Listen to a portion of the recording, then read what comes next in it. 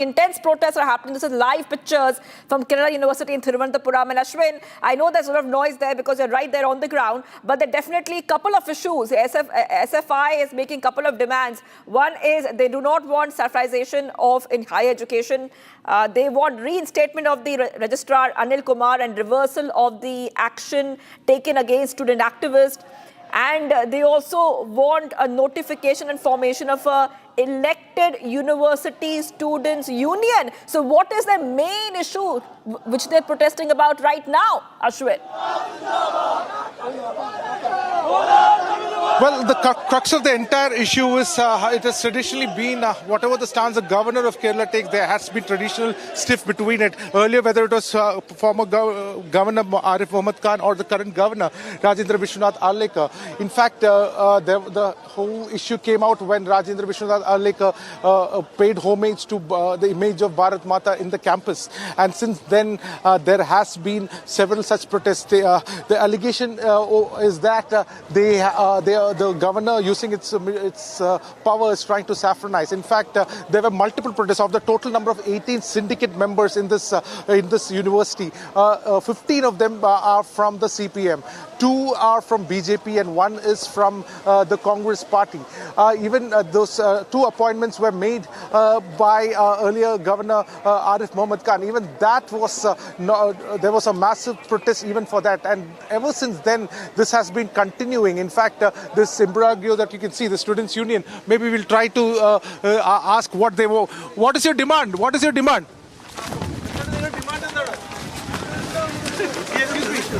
Hello. They do not want to speak, but certainly they are. There is this protest that is going on. Students are in high emotions. You can see a massive security corridor. I just want to show our viewers the kind of security. This is an educational institution. Remember, this is an educational institution. Probably no other state would have seen such kind of police deployment inside. You can see how many policemen are there right now inside at the entrance. Just look at the kind of number of policemen which are there. Video journalist Mani has to request to pan and show the number of policemen who are deployed on 2 floors. That's almost 100 plus, including women police officers. There is another 100 plus deployed. Imagine in one university. This is the kind of threat that has been assumed, and that is the kind of a protest that we are seeing right now. The SFI is also going to take out a march towards the Raj Bhavan in some time from now, is what we get to gather. That is also going to be another dramatic turn of events. Meanwhile, this governor has not given any further statement after this protest. However, the Vice Chancellor, Mohanan Kundumel, who's currently the Vice Chancellor, he had earlier ordered the registrar, KS Anil Kumar, from not to enter the campus, but that was completely kept on, that was not agreed to, and Anil Kumar did come in for duty today as per the advice of the syndicate members, which are heavily comprised of the left members. So this is the situation on the ground from the University of Kerala, Thiruvananthapuram. Yes, Ashwin, stay on with us. We are live on these pictures because obviously things are looking quite intense. The protesters have come out in huge numbers. And, I was telling our viewers that on Republic TV, we just told our viewers that this has been happening for the past few days. So the police were prepared for this kind of turnout. What is the security situation looking like on the spot? What do you see around you? In fact, the police numbers are clearly outnumbered, so there would not be going to be any kind of issue. The earlier protests that happened, the number of policemen were quite less, and that is why we could see an escalation where the students were able to enter the administration office and all that. But today, there is a heavy bandobast. In fact, a massive deployment of police force is there. So certainly, no matter how big the numbers are, they will be able to contain any kind of protest from within the walls of the university itself. And the police has deployed enough men. There are a large number of women police officers also who are deployed. Outside the gate, you can see around 100 plus, in fact, 100 plus activists of the DYFI. These are not students, remember, these are DYFI. These are the youth wing of the CPM, who is also taking out this protest in solidarity with the students. So certainly on one side, we see this massive machinery of the left being deployed to prove a point mind that any kind of attempts by anybody who do not adhere to the left ideology will not be accepted in the campus. There is the kind of a show of strength that we see in the university. Back to the studio. That is right. Ashwin keeps getting us the top details coming in. And Ashwin, we are getting some pictures right now where it looks like some of the protesters are these protesters who are talking to the press. These pictures are coming in first and exclusive Republic TV. What are they saying? They have been trying to. We'll try to just go out because we have been reporting from inside the campus because of the massive barricading. We are unable to go to the other side, but we will try to go in some time from now. But essentially, after the protest, after 2 rounds of water cannons being used, the leaders of the DYFI are giving a speech to the activists, talking to them about the way they want to take this protest ahead. So we can see that they are doing that, and meanwhile on the other side the college, the union had called out to students not to attend classes, so the entire classes have been stopped for today.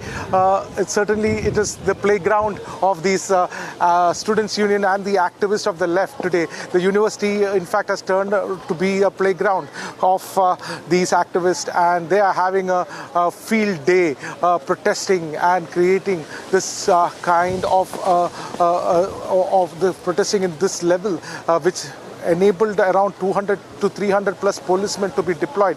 The state resources have been largely deployed to contain this kind of a protest. That is right. Well, Ashwin, so we see 2 pictures. Ashwin is inside the campus, and outside the campus, the protests are getting quite intense. Ashwin is inside the campus, and Ashwin, as we are staying on these pictures, it looks like that there are more protesters outside the campus. What are they trying to do outside the campus? Are they trying to enter the Kerala University forcibly, with force? Absolutely. They are trying to enter the Kerala University by force. There was internally ASF members had barged in, so we were following inside. And from there, from outside at the same time, the DYFI activists also marked their protest. So we are trying to go out and see if this can be done. So we'll soon bring you those visuals as well. All right, Ashwin is getting those pictures coming in. Ashwin, just hold on for a second. I want to tell our viewers what exactly is happening. We're seeing intense protests where police officials have detained these protesters.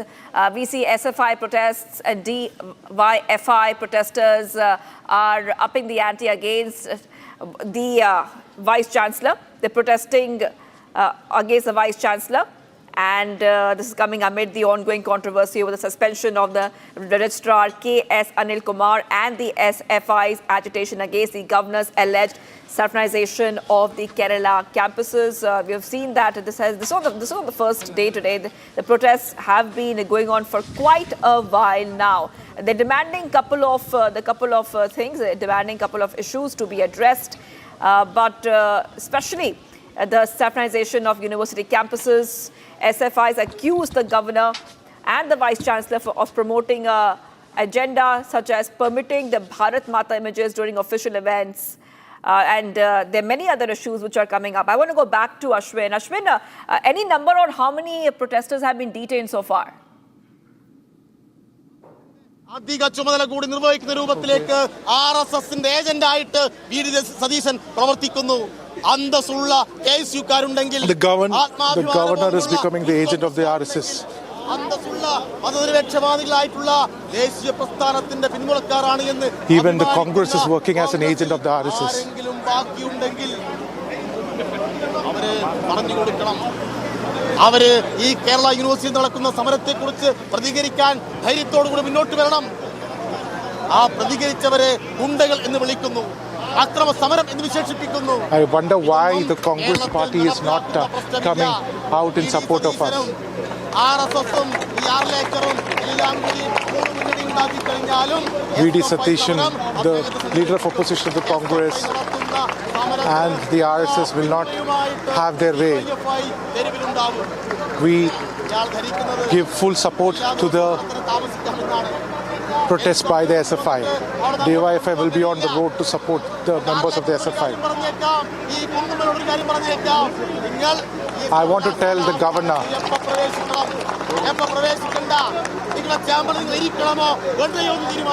I want to tell.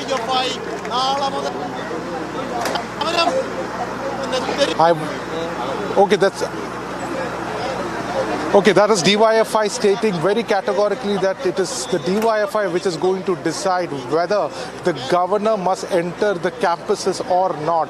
That's a straight challenge that has been posed to the governor. We are hearing that the DYFI representative is speaking, and he's saying that the DYFI will decide whether and when the governor should enter the campuses in Kerala.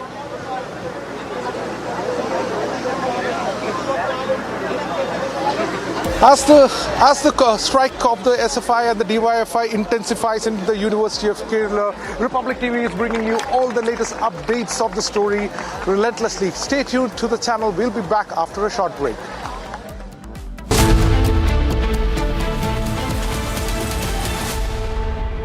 ये है secret recipe MDH का जीरा SIP जल जीरा मसाला। SIP SIP जीरा SIP MDH का जल जीरा सिप MDH का जल जीरा SIP.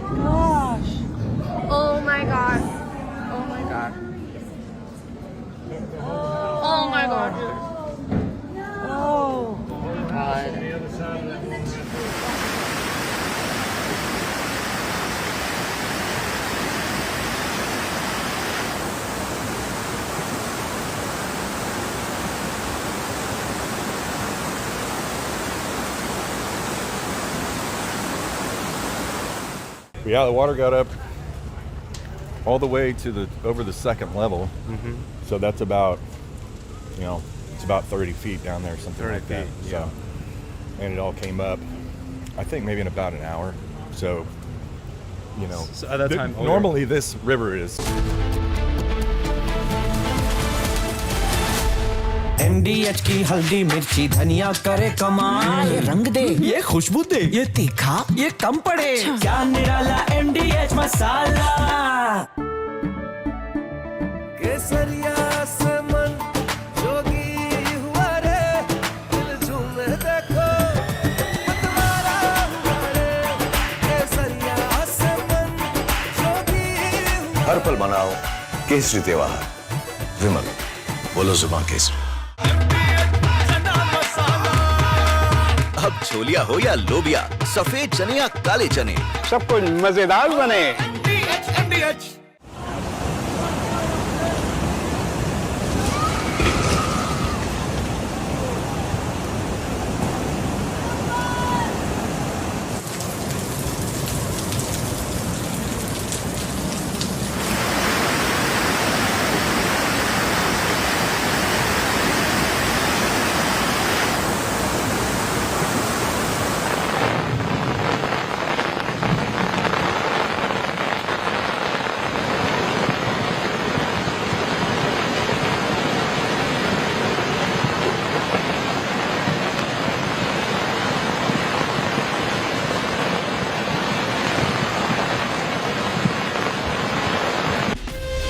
From Asia's largest news headquarters,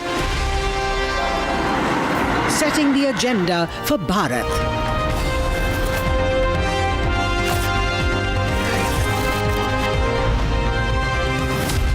You're watching Republic.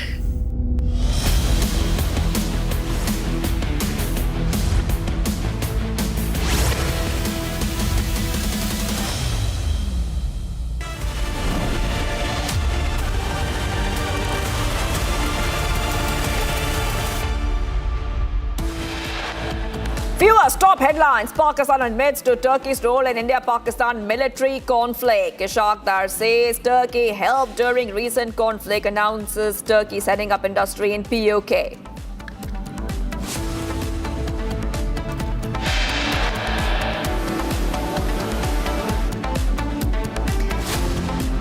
SFI members storm Kerala University campus.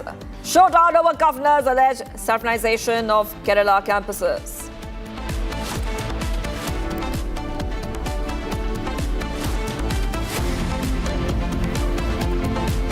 While FDA suspends license of caterers of the canteen, there has been zero action against the MLA who publicly abused and assaulted the canteen worker. Massive ruckus at Srinagar airport after being stranded for hours. SpiceJet passengers told flight delayed again.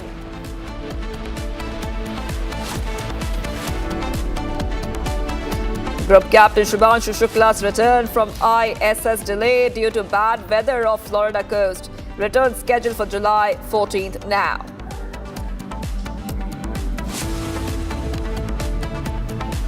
Bulldozer action against illegal conversion racket continues. Kingpin Changur Baba's illegal residence being demolished.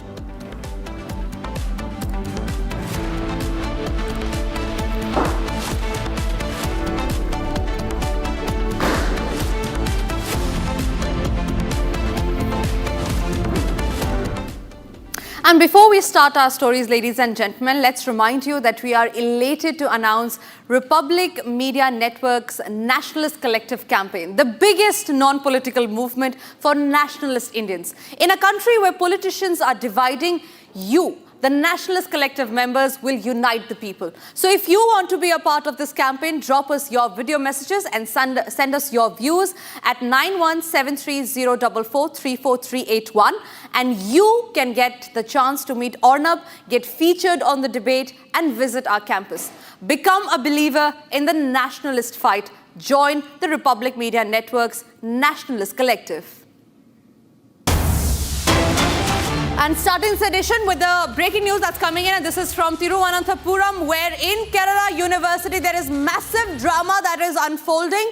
The ongoing administrative tussle has intensified, with the Vice Chancellor Caesar Thomas issuing a direct order banning suspended Registrar K.S. Anil Kumar from entering the university campus. And remember, all of this over the Bharat Mata portrait. Now we remember that the syndicate had revoked Kumar's suspension earlier this week, a move that the Vice Chancellor has refused to recognize. On Tuesday, it was the Vice Chancellor that had already instructed joint registrars to bypass Anil Kumar and send all files directly to her, signaling a full-blown standoff. We are expecting heightened tensions on the campus today. In fact, some protesters, we learn, have already been detained. These are the live visuals that we are getting in from Thiruvananthapuram. Ashwin is also joining us live from the Kerala University. Ashwin, what's happening at this point in time? I believe some protesters have also been detained.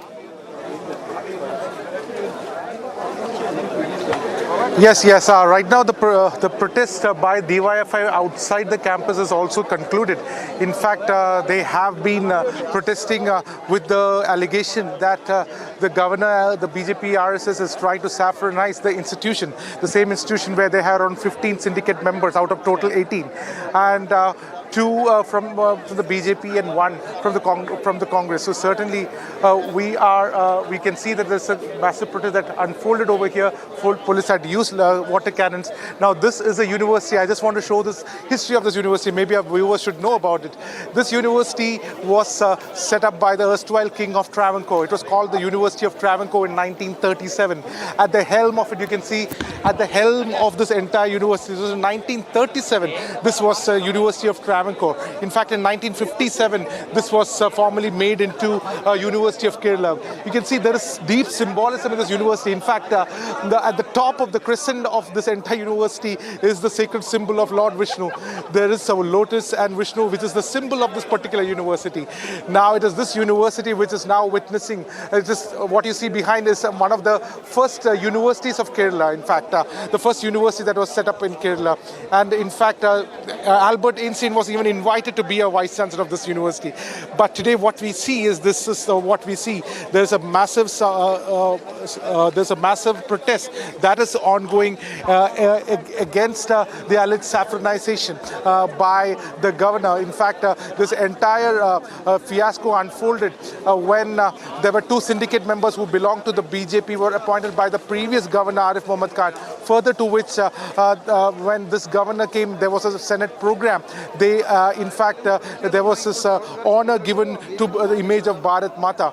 This is where the entire protest started. So maybe we'll ask some of these DYFI leaders. So, what is the reason for this kind of a protest that we are witnessing? See, we have certain demands that the SFI has put forth, and the democratically, as institution that has to be functioning democratically hasn't done the way it is supposed to do. The VC or the VC in charge both have proposed few changes that cannot be accepted in a university like Kerala, and the Students' Federation of India of Kerala State have combined themselves and come together and organized a protest against the Kerala University Vice Chancellor's decision. The registrar, who previously took a very strong stance against putting forth the image of a woman holding... You don't consider the woman as Bharat Mata? We don't consider the woman as Bharat Mata unless she holds the flag of India.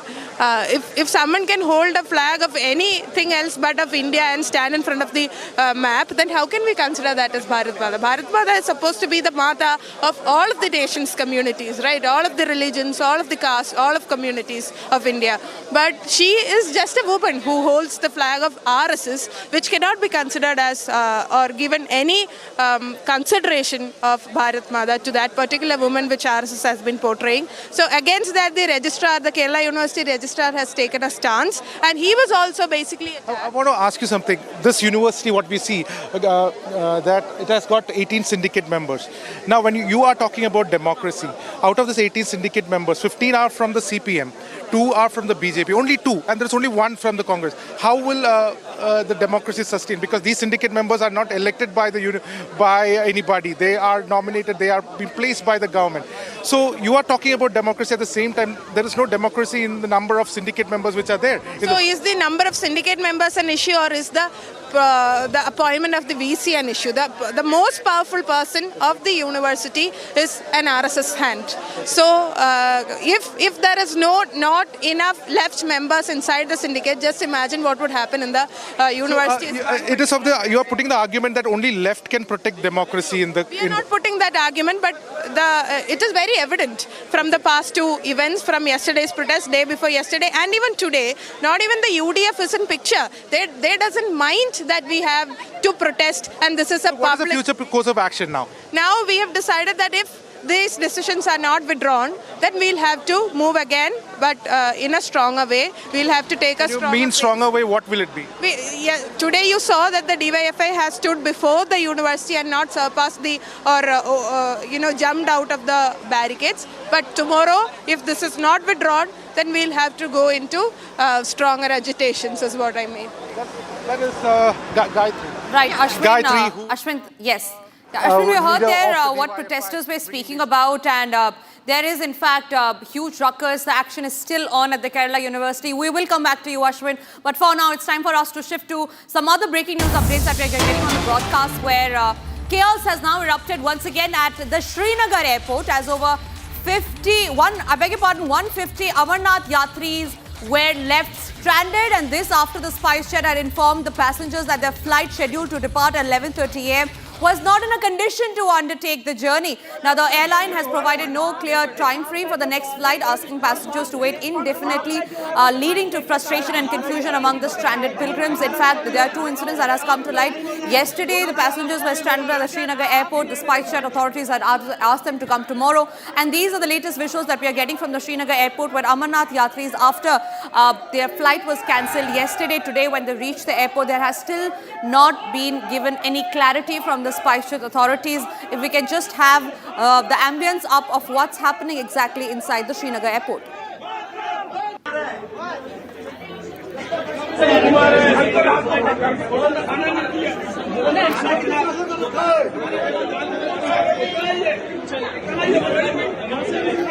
passengers stranded and utter confusion and chaos. Gusimran is joining me live from Jammu on that story. Gusimran, you broke the story into our newsrooms today. What's happening? What is the reason that the SpiceJet have stated to the passengers who are stranded at the airport till date? See, it's for the second time that the passengers were scheduled to leave for the flight. It happened yesterday evening when their flight was scheduled for 8:30. Then all of a sudden it was cancelled. There was a large-scale ruckus at the airport. Then the LG administration, the LG office has to step in, and after that, SpiceJet provided them with the accommodation, food, and also the transport. The security was catered by the Jammu and Kashmir police after the request was made to the LG office after they got to know of the incident. Today morning, when 11:30 the flight was scheduled to leave, when these passengers arrived at the airport, they were all of a sudden told that the flight is not in a condition to fly, and they are making the arrangements for an alternate flight, but it cannot be said that when it will take off. It was scheduled for 11:30, but people, they don't have the passengers, all the pilgrims of Baba Barfani, those who have come to pay obeisance, they don't know what lies next for them, and the attitude and the behavior, what they say of the staff of SpiceJet, they have even given a written complaint to the director of the Srinagar airport, and now the action is yet to be taken, but they all are agitated. They are saying that why SpiceJet is doing this, why this chaos is being created time and again, why this mess when it comes to managing the systems from the SpiceJet site, and that's why they are agitated. We have got a handful of videos from inside the Srinagar airport last evening as well as this morning, where the situation continues to remain same, that the passengers are not getting any relief. They don't know when they will reach the national capital, because see what is happening, that except SpiceJet, all the operators are operating normally. So that is also one of the triggering point for the all these pilgrims, those who are now the passengers of SpiceJet, Right. that why only SpiceJet is having issue. Yesterday it was a technical snag, today it was a snag with the flight, they are replacing it. Yes. Absolutely. Gursimran, thank you very much for sharing those details. In fact, before I move on to the next story, I'm also being joined by Zenith from Srinagar on that. Srinagar technical snag was reported yesterday. SpiceJet said that the flight is delayed today when the same passengers reach. They have not been given any clarity. We learned that in the complaint letter, the complainant had in fact also said that the airport authorities did not cooperate with them. What are you picking as far as the reactions of the passengers are concerned? The issue started yesterday when these passengers were about to board the flight of SpiceJet around 9:30. They were given a check-in, but later they were told the flight has been delayed and then it has been cancelled. So we saw a lot of videos on the social media of these passengers shared on the social media, that how the administration is, the staff of the airport is behaving. In fact, they had given a written complaint to the technical manager of the SpiceJet, though the manager has said that they can also lodge the complaint on the Air Seva portal of the SpiceJet. But there had been a lot of ruckus at the Srinagar airport because they were told that they will board the flight in some time from now. Later, the passengers around 12 o'clock, they had to leave the airport after the Badgam police intervened, and also the accommodation and another arrangements, the food and the other basic facilities were given to the passengers. Today morning, once again, these passengers reached to the airport, and again, they had to go through the same kind of drill, that this time the flight cannot take off because of some issues for which the airport staff is looking into. Again, they started raising the sloganing was witnessed at the Srinagar airport. They tried to disrupt the passengers of the other flights as well, the other staff of the Indigo and the Air India. They too also witnessed a lot of verbal brawl between the staff, the airport staff and the passengers. The SpiceJet is not giving the clarity, although this is not the first time when the passengers are facing the issues, especially with the SpiceJet. For the last 1 year, there have been multiple videos on the social media platforms where the passengers have been raising the issues about the SpiceJet. Last time in the month of May, on the 1st of June rather, one of the flights from Delhi to Srinagar at 7:30 in the morning again was cancelled, and which took off then 2:40 from the Delhi. That time also there was a ruckus at the Delhi airport why it got cancelled, but that time the flight had informed the passengers a day before. This time, without providing any intimation to the passengers at the airport have been told that they cannot take off. Right Yes. now, there is a lot of meddling coming from the LG administration, the district administration. Yes. But gum in this, but as of now, the passengers are still lying at the airport for Right, the Zenith, yes. The main cause of concern remains that it's the passengers in the end who have to suffer. Remains to be seen on what action will the DGCA take in the case. In fact, Gursimran, Zenith, you're getting us those details. The latest info that we have is that the passengers who were there at the airport still remain stranded. There has been given no clarity by the airport authorities in Srinagar or in fact the SpiceJet authorities who are there at the airport. The only thing that the passengers have been told right now is that the flight has been delayed due to a technical snag. The passengers have no details on whether the next flight will be. And what we're talking about here are not normal passengers. These are Amarnath Yatris who are looking forward to head to the Amarnath Yatra. And with that, we are getting some more breaking news that's coming in. And this is in regard with the 1998 Coimbatore serial blast case with the most wanted Al-Ulma operative. Taylor Raja has been arrested after 26 long years. He was the key supplier of bombs that were linked to multiple murders. So a huge breakthrough that has come. However, the breakthrough has come after 26 long years, and this is in regard with the Coimbatore blast probe, where the prime accused, his name, ladies and gentlemen, is Taylor Raja, the Al-Ulma operative who has been arrested after 26 long years. And what's the role of Taylor Raja is that he was the key supplier of bombs that were linked to the multiple murders in the case.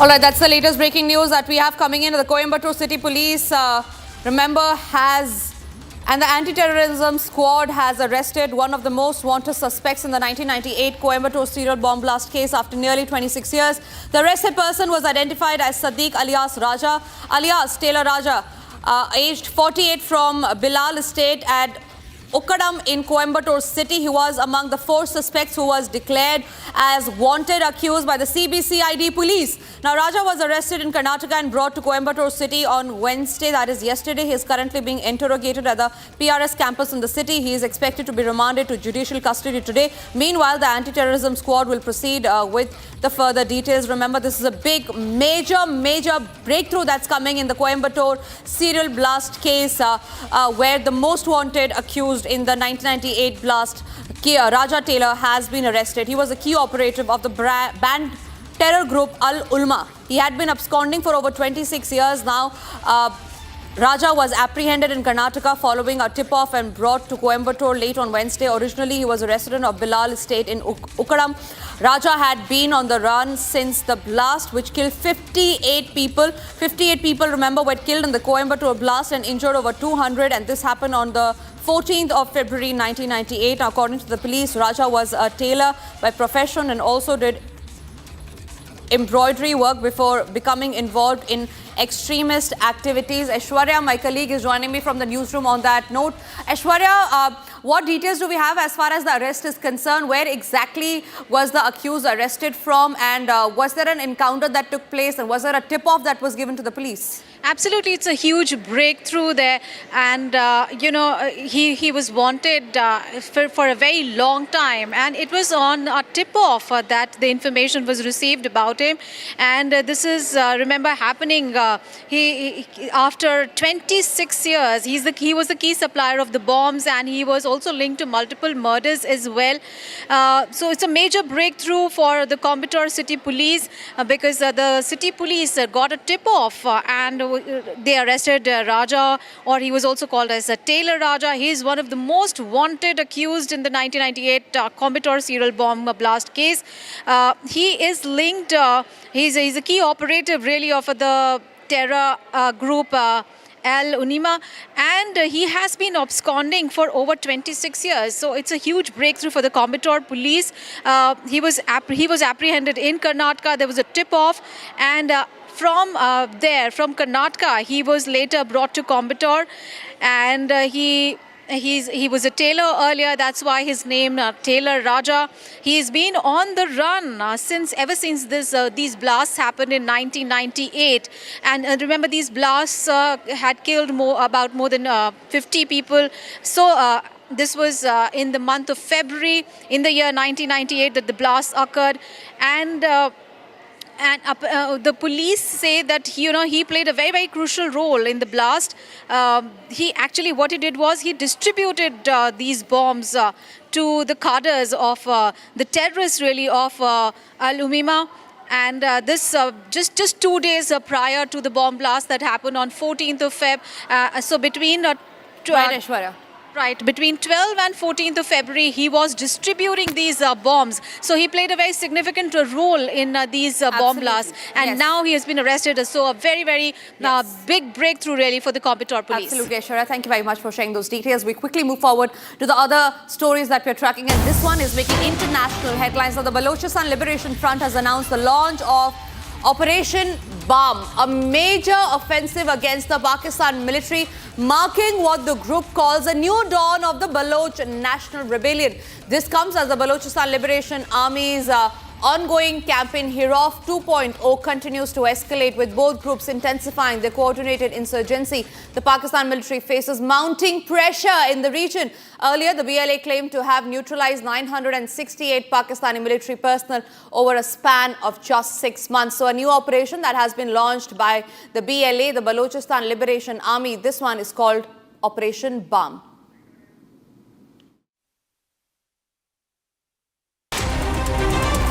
Bharat 1 Minute brought to you by Canara Bank. Together we can. And a quick check of those stories that we're tracking in Bharat in 1 minute. Restoration work is underway on the Rudraprayag to Badrinath route in Uttarakhand after a landslide occurred in the area yesterday. Heavy rainfall in the area has caused landslides to occur in parts of Uttarakhand, which has disrupted traffic in the affected areas. SDRF teams have arrived at the site of the collapsed Gambhira Bridge in the Padra of Gujarat. SDRF teams have geared up to resume the rescue and relief operations on the second day of the incident. According to reports, 11 bodies have been recovered so far. The Calcutta High Court has ordered a CBI probe into the 2019 incident wherein 3 BJP workers, Pradeep Mondal, Devdas Mondal and Sukanta Mondal, were allegedly murdered and mutilated in Sandesh Khali, North 24 Parganas of Calcutta. A 7-member CBI team has arrived at the residence of one of the deceased workers to carry out the investigation.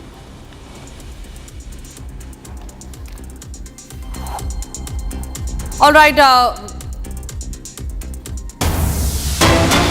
moving across to some more breaking news that's coming in, and this is from the Kerala University in Thiruvananthapuram, where the SFI workers are staging a protest. Remember, this is about a Bharat Mata portrait that was removed, and the SFI is saying that they do not believe in the portrait and that it should have been removed. There was massive ruckus, the tussle between the Vice Chancellor and the SFI protesters. Visuals of the same are on your screens right now, live from the Kerala University in Thiruvananthapuram. We'll try and see if we can get across to Ashwin, who's outside the Kerala University campus. Ashwin is with us on the phone line with outside the Kerala University campus. Ashwin, how is it? What's the situation on ground right now? What are the protesters demanding? Well, you can see the AIYF activists, All India Youth Federation activists, are right now taking out the protest against the same act against the governor. They're going to be detained now by the police right now. They're going to be taken away. In fact, we see a fresh round of protests that is taken. First it was the DYFI, then at the same time it was the AISF, that All India Students Federation, that took out a protest. Now it is AIYF which has come out to register their protest. In some time outside the Raj Bhavan also, the SFI is also going to be taking out a protest. So we see a series of similar protests that is happening in the campus of the University of Kerala, where the major demand is, major allegation that they are putting out is that the governor, the RSS and his missionaries is trying to saffronize the institutions. In an institution like University of Kerala, where there are 18 syndicate members. Out of these 18 syndicate members, 15 are from the left and 2 are from the BJP. The syndicate members are stating that the appointment made by the governor, that is the Vice Chancellor, is in fact is an agent of the RSS. and that he is trying to implement policies that are pro-saffronization.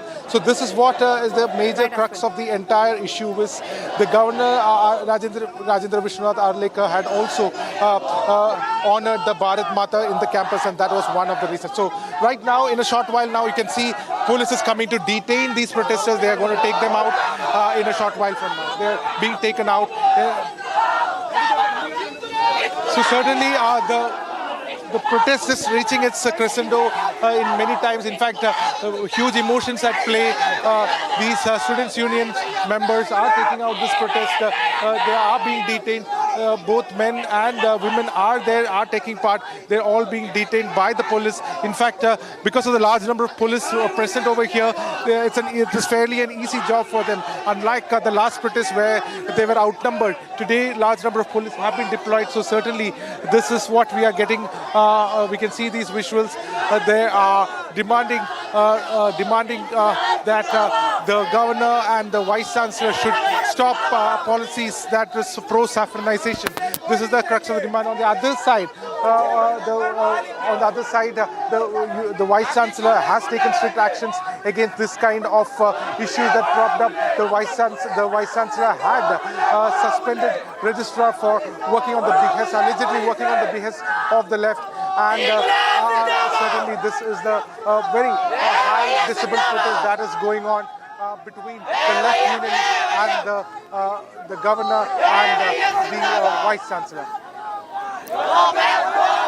Right. Ashwin, we will come back to you, but for now it's time for us to slip into a short break. But ladies and gentlemen, before we hit the break, let's remind you that yesterday we asked for a nationalist collective view on FATF's finding last night, and we received some fantastic responses from the nationalist collective members. Here's what Arpit Tiwari from Mumbai sent in voicing the nationalist collective view. Listen in. I really don't know the Pakistan's things. It was formed as an Islamic nation, and from that time till date, 75 years or whatever it is, their job is nothing other than against India. Whereas India keeps growing, it's doing its own business, especially last 10, 12 years. They have nothing else. They have to ask a question to themselves. What have they got in the last 75 years? Just telling Kashmir, Kashmir, Kashmir. This has really pulled them to the lowest, situation in economy and everything else, in terrorism and exporting it. And this use this double thing to keep check on India. They have been, supporting Pakistan. Even the recent that Munir Ahmad Mullah, whatever it is terrible. So it's very clear. Nobody support us. Nobody, in favor of us. We have to grow ourselves. Keep these guys at bay. Like nuclear, they don't have anything. It's just a joke what they have is. And Turkey, China and Pakistan. See, I have been watching your show right from those, last 20 years. Even when you were in Chennai, just before starting the Republic, we were with you. It's time for us to now slip into a short break, but after the break, we'll get you all the live action that's happening in Balrampur in Uttar Pradesh with Yogi's Bulldozer justice on Changur Baba, responsible for the conversion racket. Also after the break are details of why the AX4 crew return has been delayed.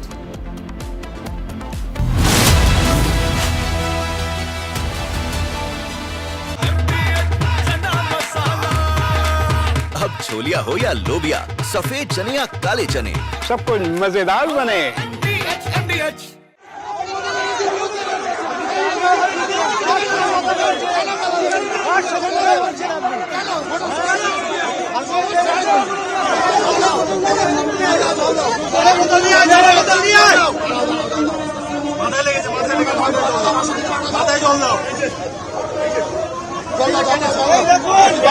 বিজেপির বিরুদ্ধে আন্দোলনে তৃণমূলের বাধা কেন? বিজেপিকে বাধা চায় Trinamool.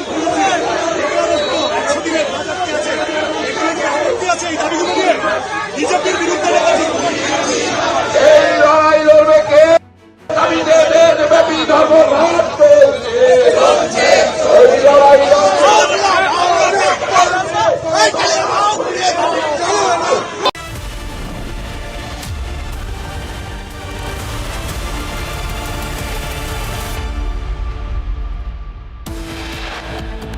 Let's have a look at the headlines that we are tracking at 12:30 p.m.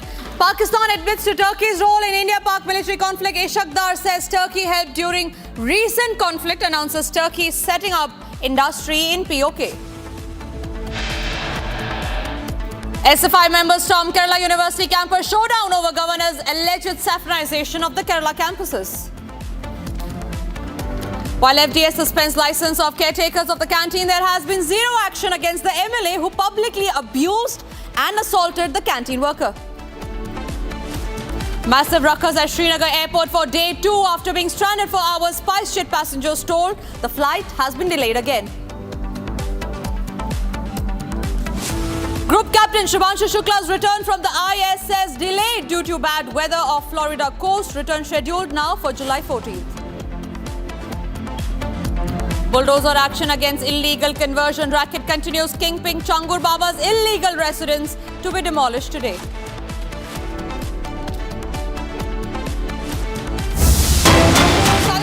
Some breaking news coming in where we learn that the Hyderabad Cricket Association President Jagan Mohan Rao has been arrested following a vigilance report highlighting serious irregularities within the association. The Telangana Vigilance Commission found that Rao and other Hyderabad Cricket Association office bearers exerted undue pressure on IPL franchisee Sunrisers Hyderabad for additional tickets beyond the agreed 10%, allegedly including tickets for personal sale. In one incident, the HCA members reportedly looked a corporate box during a match to coerce SRH into conceding more tickets. The CID has since registered a case and initiated further investigation.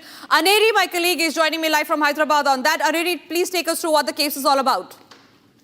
Well, what we see is that now the CID officials have registered a case based on basically it's a forgery of documents, and also at the same time the CID has booked the HCA President, Hyderabad Cricket Association President Jagan Mohan Rao, and also some of the members of HCA including the CEO and the General Secretary over the forgery of documents. They had forged some of the documents and showed it. Basically, they had applied it as an original document and submitted there, whereas now we see that the CID will be investigating into this matter.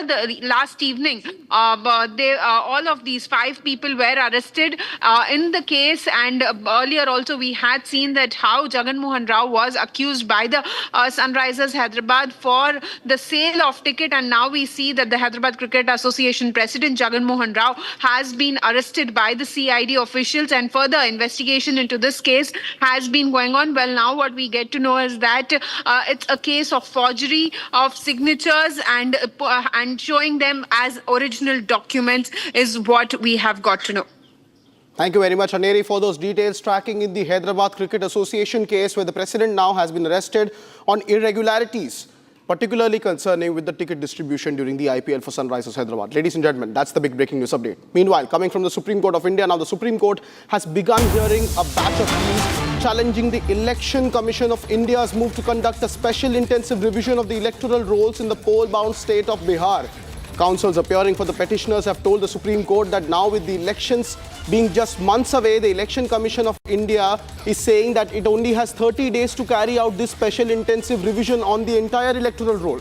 Supreme Court has asked the Election Commission of India why it has only started this special intensive revision exercise of the electoral rolls in Bihar so late, right ahead of the elections. The Supreme Court is also saying that there is nothing wrong with the special intensive revision exercise, but it should also have been done months before the ensuing elections in the state. That's the big political battle of Bihar, which has now reached the courts and the doors of the Supreme Court of India. The Supreme Court of India has come down heavily on the Election Commission, asking it why it has taken such a long time to only go in for the special intensive revision right ahead of the Bihar elections. However, it has also questioned the petitioners in the case, saying that there is nothing wrong with the special intensive revision. My colleague Aditya joins us live on the broadcast with more details. Aditya, what's the latest from the Supreme Court on the special intensive revision of the electoral rolls in Bihar?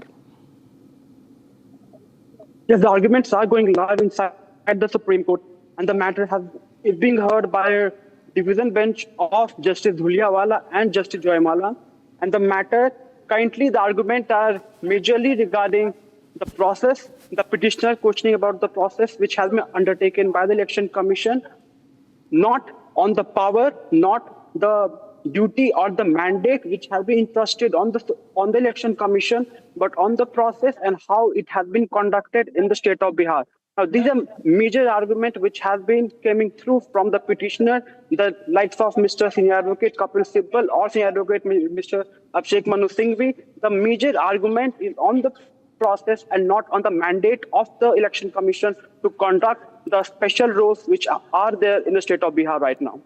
Thank you very much, Aditya, for tracking those details on this story. As the Supreme Court of India not questioning ECI's authority on carrying out the special intensive revision of the electoral rolls, however, questioning the ECI on the timeline on how it is being executed. Thank you very much for those details. Meanwhile, ladies and gentlemen, let's move on to another breaking news update that is coming in from Maharashtra, where a young girl was stripped for a period check in a school in Thane.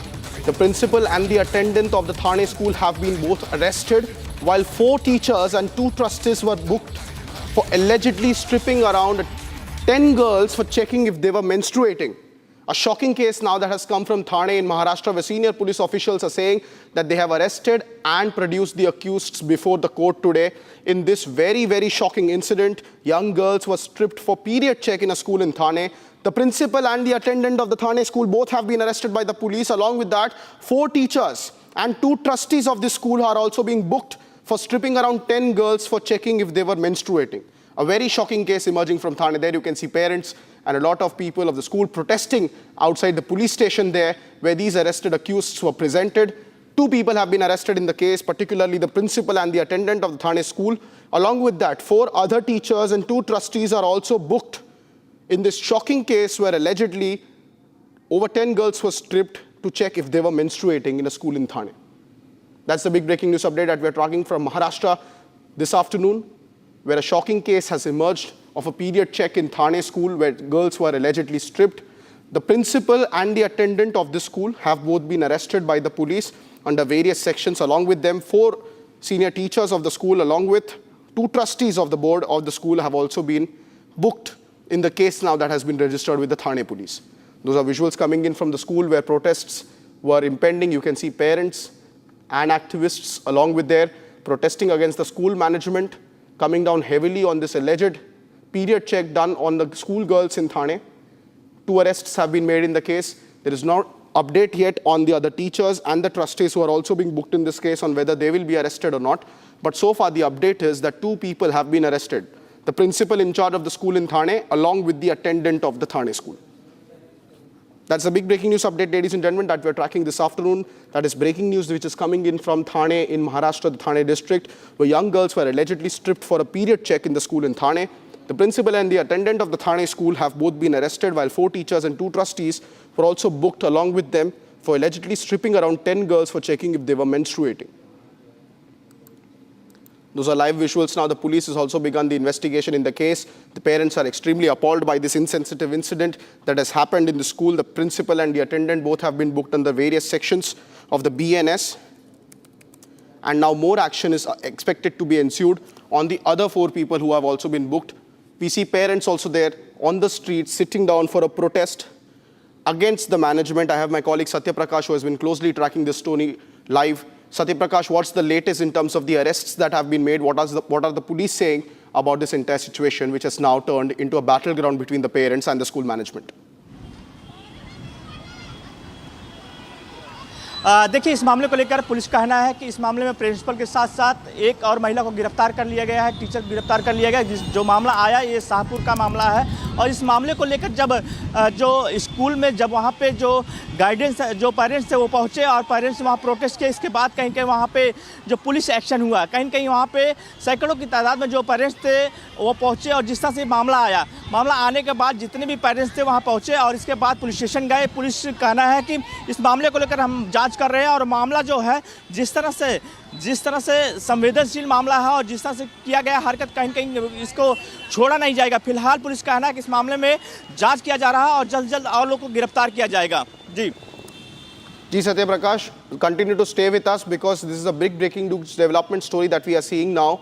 And more breaking news update that is also coming from Maharashtra. Now, the FDA has suspended the license of the contractor of the MLA canteen following alleged allegations being made by the Shinde Sena MLA Sanjay Gaikwad. Food samples were collected from the canteen when they were sent for testing, and the FDA is expected to submit a report within 2 weeks. Meanwhile, there has also been no action against the Shinde Sena MLA Sanjay Gaikwad after he slapped, assaulted and punched the canteen staff over food yesterday. Those were the visuals that we saw from the MLA's canteen in Maharashtra, where the MLA Sanjay Gaikwad was seen punching and slapping the contractor of a canteen with impunity over alleged allegations of the food that he was served was spoiled and of subpar quality. Satya Prakash continues to remain with us on this story. Satya Prakash, what is the latest in terms of the action taken against the contractor, and also why no action so far on the Shinde Sena MLA Sanjay Gaikwad? देखिए FDA ने जो licence है canteen का रद्द कर दिया है और उनका कहना है कि जो हम सैंपल ले गए हैं प्राथमिक जांच में कहीं न कहीं वो हमें मिला हुआ है कि वो जो खाना था गलत था, ख़राब था। फिलहाल एफडीए के कहना है, लेकिन जिस तरह से इस मामले को लेकर शिवसेना शिंदे गुट के नेता संजय गायकवाड़ के ऊपर अभी तक फिलहाल कार्रवाई नहीं हुआ है। लगातार महाराष्ट्र के मुख्यमंत्री और जो डिप्टी सीएम है एकनाथ शिंदे ने कहा कि इस मामले को लेकर जिस तरह से संजय गायकवाड़ ने एक काम किया, गलत हरकत किया है, कहीं न कहीं उनके ऊपर एक्शन होना चाहिए। लेकिन जिस तरह से कैंटीन के मैनेजर और जो स्टाफ थे, जब हमने पूछा कि क्या आप इनके खिलाफ कार्रवाई की मांग करेंगे या कंप्लेन करेंगे, तो उन्होंने कहीं दबाव में दिखाए और साफ तौर से कहा कि उनकी सरकार, उनके लोग हैं, कैसे हम कर सकते हैं। तो फिलहाल जो है कैंटीन के मैनेजर और कैंटीन के ऊपर कार्रवाई हो गई, लेकिन शिवसेना शिंदे गुट के जो एमएलए हैं संजय गायकवाड़ के ऊपर अभी कार्रवाई नहीं हुआ है। Ji Satya Prakash, thank you for those updates. Meanwhile, ladies and gentlemen, let me also take you through the confrontation that Republic carried out with Shinde Sena MLA Sanjay Gaikwad last evening when he was seen abusing and assaulting the canteen staff members. We asked him on why he did what he did, and he remained brazen and refused to apologize. Just listen into this confrontation that Republic had with Sanjay Gaikwad, the Shinde Sena MLA, who went on a rampage spree. Sanjay ji, आप माफ़ी मांगेंगे जिस तरह से आपने किया था, hostel में घुस के वहाँ स्टाफ को मारा था? मेरा माफ़ी मांगने का क्या सवाल है? माफ़ी मांगने का क्या सवाल है? मैं क्यों माफ़ी मांगूं? जब मुझे कोई जहर खिला रहा है तो उससे माफ़ी मांगूं मैं? क्यों? एक स्टाफ को मारा आपने? स्टाफ को नहीं, मैनेजर को मारा है।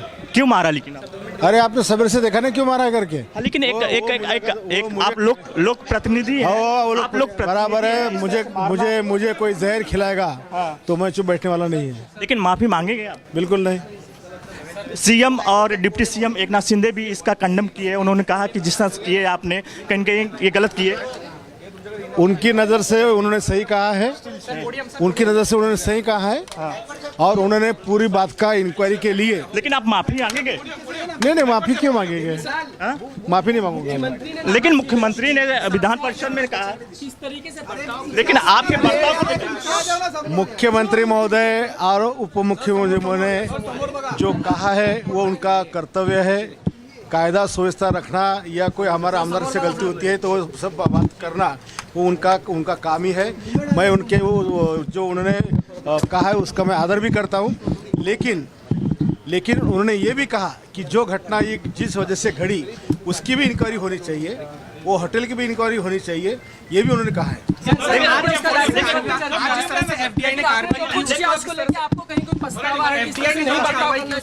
नहीं, कोई पछतावा नहीं है। मैं जहर खाने वाला था, बाकी लोग ये समझ नहीं सकते, इसलिए मैंने जो किया है उसमें मुझे कोई पछतावा नहीं है। क्या पार्टी आपके साथ है? मुझे ये करने के लिए कोई पार्टी ने नहीं बोला है, कोई पार्टी के नेता नहीं बोला है, इसलिए पार्टी साथ में होने का सवाल नहीं आता। ये मेरा वैयक्तिक डिसीजन है।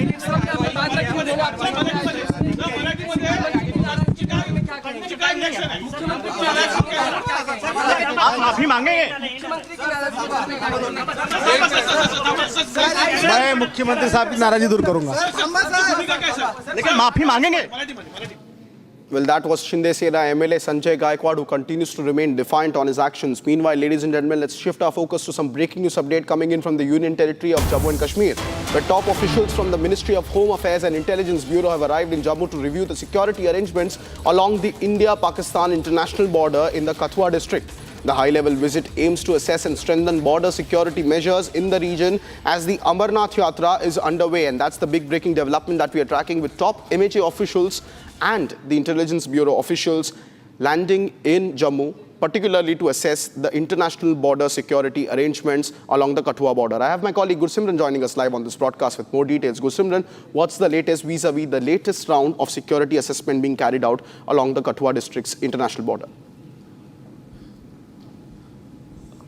Yes, as we speak, the top officials from the Ministry of Home Affairs as well as from the Intelligence Bureau, they are at the Indo-Pakistan international border in Kathua. Early this morning, Joint Secretary in the Ministry of Home Affairs, who looks after the Jammu and Kashmir and Ladakh affairs, Prashant Lokhande, arrived in Jammu along with the Special Director of the Intelligence Bureau, Mahesh Dikshit, and they accompanied with the IG Jammu Zone, Bhimsen Tuti, and the IG BSF Shashank Anand. They left early morning for the Kathua international border. We are told that they are going to have a threadbare assessment of the security situation, and also very important is the anti-terror grid that has been put in place, especially in the international border area, because there are regular inputs that in the past also and now also desperate attempts are being made from the Pakistani side to push in more and more terrorists of Jaish-e-Mohammed into the Indian territory using the international border. And that's why this visit is very important, significantly coming at a time when Amarnath Yatra is underway, and the area where they are reviewing the security, the national highway from where Amarnath Yatra passes, that is roughly a 10 to 15 kilometers distance. So keeping that in view, the threat perception, the team of the MHA headed by Prashant Lokhande, the Joint Secretary in the MHA J&K Affairs, and the Special Director of the Intelligence Bureau, Mahesh Dikshit, have arrived at Jammu. And now as we speak, they are at the Kathua international border, wherein they are reviewing the security. We are told that they have been briefed by the local commander as well as the Deputy Inspector General of the Border Security Force with regards to the situation that is prevailing and also the counter-infiltration measures that have been put in place. This is significant because one of the top officials from the IB is also part of this. So it is believed that soon after this meeting, there will be a report that will be submitted to the Ministry of Home Affairs with regards to the prevailing situation, especially in the international border area, with regards to the BSF's anti-infiltration and the anti-terror grid. Thank you very much, Gursimran, for tracking those details along the international border as the Amarnath Yatra is now underway and security remains to be of paramount significance.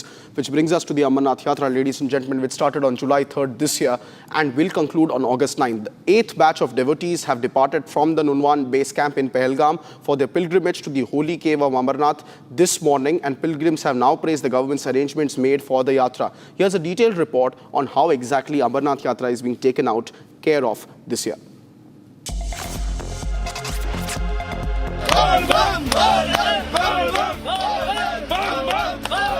The 38-day annual Amarnath pilgrimage to the 3,880-meter high Holy Cave Shrine, situated in South Kashmir, started on July 3rd and will go until August the 9th. The 8th batch of devotees departed from Pahalgam's Nunwan base camp for their pilgrimage to the Holy Cave of Amarnath this morning. Surinder, a devotee from Jaipur, shared that he's visiting the Amarnath Yatra for the 3rd time.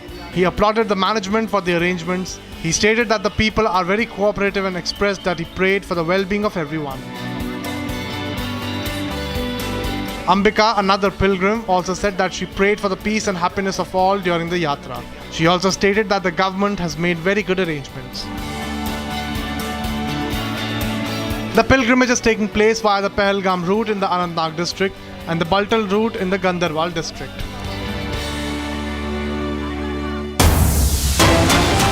Ladies and gentlemen, more breaking news coming in. Pakistan has reacted strongly after Balochistan Liberation Front announced launch of Operation Bomb, with the group claiming responsibility for targeting multiple military checkpoints and installations just hours after the announcement.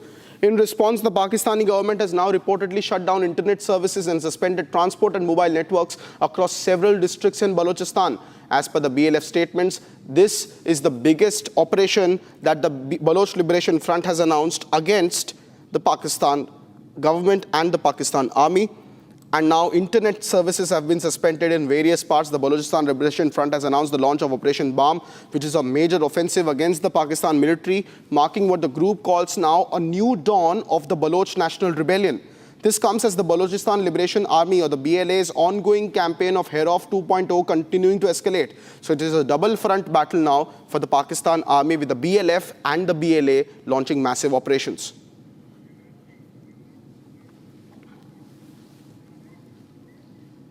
Meanwhile, ladies and gentlemen, the National Center of Seismology has confirmed that an earthquake of magnitude of 4.4 struck Haryana's Jhajjar district this morning. Strong tremors were felt in Delhi, Noida and Gurugram, as well as Faridabad and the adjoining areas. The earthquake struck Jhajjar at about 9:04 a.m. at the depth of about 10 kilometers. And here's more on the story. An earthquake of magnitude 4.4 struck Haryana's Jhajjar district at 9:04 a.m. this morning. The earthquake struck at a depth of 10 kilometers, where the information has been confirmed by the National Center for Seismology. The earthquake's tremors were felt in the Delhi NCR region and adjoining areas. People in Haryana shared that they felt strong tremors from the earthquake. मैं तो छज्जे पे अपना कुछ साफ कर रही थी बैठी बैठी, कुर्सी छज्जा ऐसे गुड़ गुड़ गुड़ गुड़ गुड़ हल रहा। ऐसा भूकंप कभी नहीं देखा, ऐसा तो कभी नहीं देखा। पूरे बच्चा एक टॉयलेट में बैठा था तो उसका भागना मुश्किल हो गया। मैं कहाँ जाऊँ? ऐसा भूकंप तो कभी नहीं देखा, पहली बार देखा। भूकंप तो खूब देखे पर इतना तेज नहीं देखा। मैं तो बेड पर बैठा था, बेड टीवी सब कमे लिया, खड़ा भाग भी नहीं सकता। देखो जी, एकदम मैं अंदर बैठा था नीचे की पार्किंग में, तो एकदम से गड़गड़ की आवाज आके, और इतना लंबा हमने भूकंप कभी नहीं देखा, इतनी उम्र होली, इतना लंबा, और सारी बिल्डिंग भी नहीं इस तरह हली, बेड भी हल गया एकदम से। A Delhi local who was travelling on the Delhi metro at the time when the earthquake hit shared his experience. बहुत तेज झटके थे उसके, बहुत तेज रफ्तार थी भूकंप की उसकी। आप उस टाइम कहाँ थे? उस टाइम में दुकान पर खड़ा हुआ था, दुकान में ऐसा लग रहा था कोई हिला रहा है दुकान को पकड़ के। और लोग भी थे कुछ? और लोग भी थे, वो कह रहे थे कि जमीन क्यों हिल रही है ये। While a man from Ghaziabad shared that he experienced a strong jolt. तो जस्ट बेड से उठे थे और एकदम से हिलने लगा था, तो हमें बड़ा मतलब डर गए। फिर अभी कुछ दिन पहले भी आया था, तो उसमें भी काफ़ी मतलब डर से गए। तो भूकंप के झटके तो एनसीआर में आते ही रहते हैं, तो इसके लिए हमें मॉक ड्रिल वगैरह करके रेडी रहना चाहिए।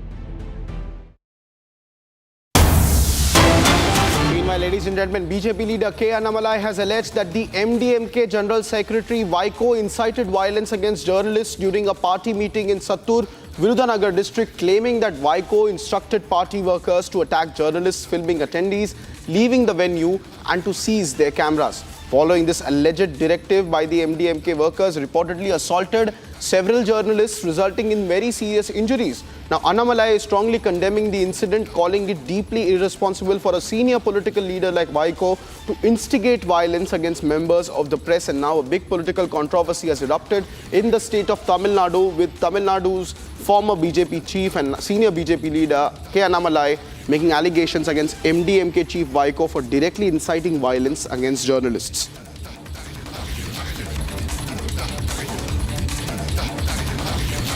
Meanwhile, ladies and gentlemen, news is coming in from Balrampur in Uttar Pradesh, where bulldozer action continues on Changur Baba's empire for a third consecutive day. Several bulldozers reached the spot once again, and visuals now on your screen will show you the continuing bulldozer action, which is one of the biggest in the Uttar Pradesh government. Till date, this 40-roomed mega mansion palace-like structure of Changur has come under severe bulldozer action for the last 2 days. Now for a third day, there has been bulldozer action. Let's take you on where Republic is reporting live. एक तरफ उतरौला में साम्राज्य bulldozer चल रहा है। आप देख सकते हैं कि जो काला साम्राज्य काली कमाई से अर्जित की गई थी, उस पर योगी आदित्यनाथ का बुलडोजर चल रहा है। और इस बुलडोजर के बीच में आप दूसरी ओर देखिए तो मजार के ऊपर मजार, एक बहुत बड़ी मजार बनी है। पहले ही वो बड़ी मजार थी और उसके ऊपर एक मजार बनी है। कहा जा रहा है कि ये चांद बाबा की मजार है, जो छांगुर का गुरु था। कभी छांगुर इसी मजार में रहता था और यही मजार से होकर वह जाता था महाराष्ट्र अंगूठियों के पत्थर को बेचने के लिए। लेकिन आज उसने एक बहुत बड़ा साम्राज्य खड़ा कर लिया। अब देखिए कि बुलडोजर के बीच में यहाँ पुलिस भी है, अधिकारी भी हैं, प्रशासन भी है, राजस्व की टीमें हैं, लेकिन इस मजार को पुताई का, इस मजार की पुताई का ठेका किसने दिया, किसने पैसे दिए, किसने मजदूर भेजे, किसी को कोई डर नहीं है। और यहाँ पर लगातार आप देख सकते हैं कि जो चांद बाबा की जो मजार है उसका रंगाई पुताई जारी है। दूसरे एंगल से मैं आपको दिखाने की कोशिश करता हूँ कि आप देखिए ये कितना इसका हाइट है, कितनी इसकी ऊंचाई है कि आप देख के अंदाज़ा लगा सकते हैं कि छांगुर बाबा अपने गुरु की मजार को एक भव्य रूप देना चाहता था, एक विराट रूप देना चाहता था, जिससे वो अपने साम्राज्य को उतरौला में यह बता सके कि उसका रसूख क्या है, उसकी ताकत क्या है, इस मजार से पता चल सकता है। आप देख सकते हैं कि बुलडोजर कार्रवाई के बीच में मजार की पुताई हो रही है, मजार के ऊपर मजार बनाया जा रहा है। ये चांद बाबा का मजार है। कभी छांगुर बाबा इसी मजार से निकलकर अंगूठियों को बेचते हुए एक काला साम्राज्य खड़ा किया है। और आप देख सकते हैं कि लाइव तस्वीरें हैं, यहाँ पर जो कारीगर हैं, यहाँ पर जो मजदूर हैं, पेंटर हैं, वो देखिए काम कर रहे हैं, किस तरह से अपने आप को शरीर में एक रस्सी बांध करके पुताई का काम कर रहे हैं। ये लगातार इस पे व्हाइट वॉश कर रहे हैं। तो आप देख सकते हैं कि यह एक नया नज़ारा दिख रहा है कि जिनको डर भी नहीं है कि आखिर इसका ठेका किसने दिया है, पैसे किसने दिए हैं, आदेश किसने दिए हैं। चूंकि ये पूरा साम्राज्य छांगुर बाबा का है, छांगुर बाबा का पीछे यहीं पे मदरसा है, कई छोटी मोटी और भी मजारें हैं, और यह चांद बाबा की मजार है जिस पर लगातार पुताई का कार्य। Coming up next on Live and Breaking, Pakistan admits to Turkey's role in India-Pakistan military conflict. Ishaq Dar says Turkey helped during the recent conflict and announces that Turkey is setting up industry in POK. Also coming up, SFI members storm Kerala University campus as the showdown between the governor and the students continues over alleged allegations of saffronization on Kerala's campuses. More detailed breaking news updates coming up right next on Live and Breaking. Do not go anywhere.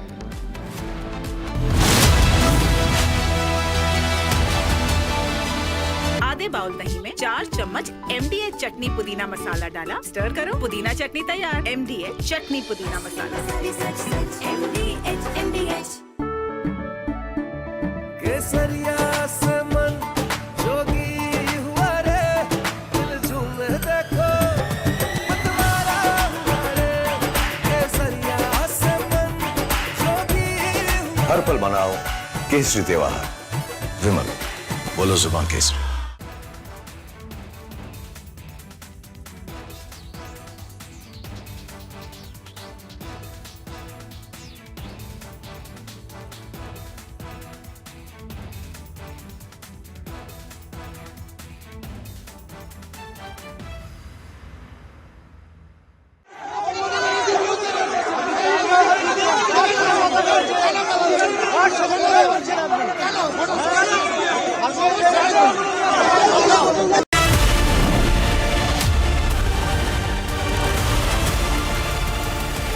Amity has been ranked amongst the top 3% universities globally, a testimony to Amity's globally benchmarked quality. Fresh in. The roof, but different. The grill, but different. The alloys, but different. The seats, but different. Different is in the XUV 3XO Rev X series, starting at rupees 8.94 lakh. Hey, careful, huh? My daddy got it from abroad. Hey, disaster! How will you pay for the loss now? In stock market, you should take risk as per your capacity and knowledge. Trade in options very carefully. Wow, Dikra! Absolutely perfect. Take risk with full understanding. सोच कर, समझ कर, invest कर। Amity has been ranked amongst the top 3% universities globally, a testimony to Amity's globally benchmarked quality.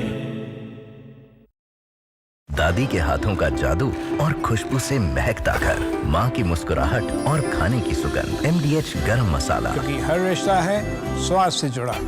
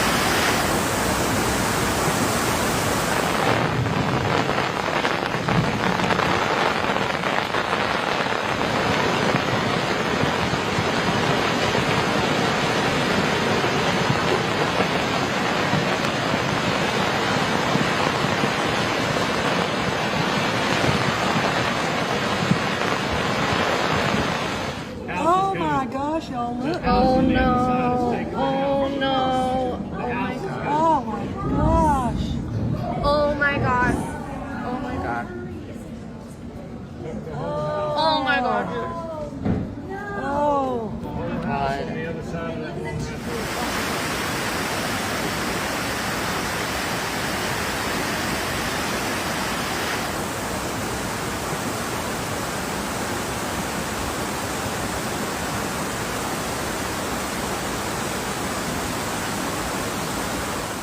Yeah, the water got up all the way.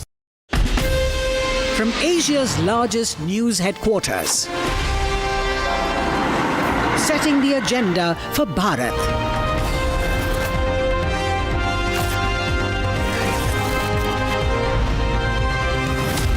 You're watching Republic.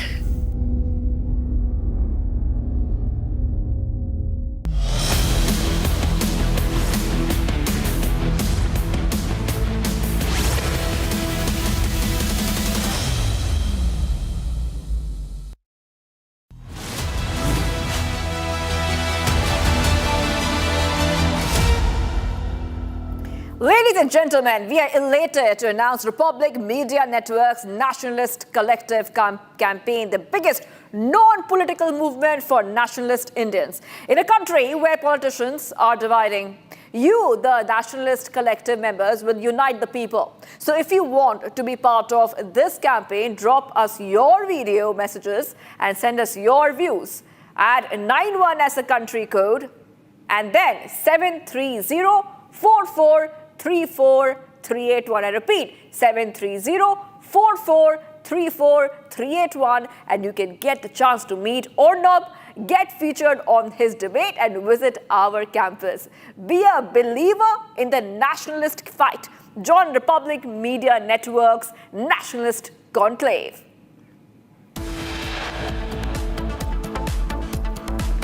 Pakistan admits to Turkey's role in India-Pakistan military conflict. Ishaq Dar says Turkey helped during recent conflict, announces Turkey setting up industry in POK.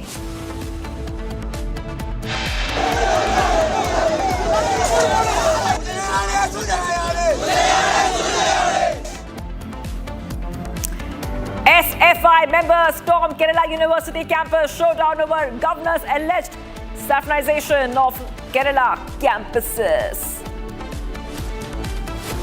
While FDA suspends license of caterers of the canteen, there has been zero action against the MLA who publicly abused and assaulted the canteen worker. Massive ruckus at Srinagar airport after being stranded for hours. SpiceJet passengers told flight delayed again. Group Captain Shubhanshu Shukla's return from ISS delayed due to bad weather off Florida coast. Return scheduled for July 14th now. Bulldozer action against illegal conversion racket continues. Kingpin Changur Baba's illegal residence being demolished.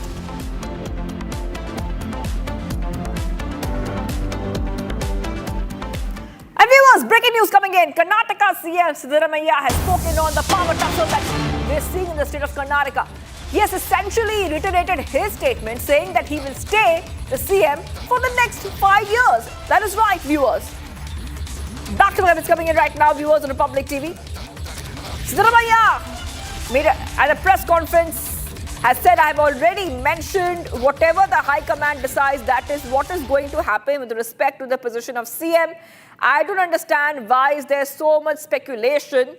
And he has said very clearly that he is the one who's going to be remaining the CM. And I want to go across to Abhishek, who's joining us live from Bengaluru. All right, Siddharamaiah is saying that I've already mentioned that I'm going to be the CM for the next 5 years. So this was coming at the backdrop of a lot of buzz and speculation that perhaps the CM is going to change there, given the fact the kind of issues Karnataka Congress is witnessing and even an inner rebellion within the Karnataka Congress. Yes, but what does Siddharamaiah mean by saying that he will stay for 5 years?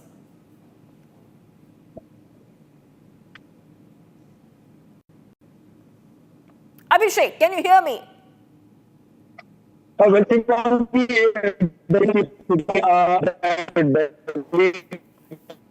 I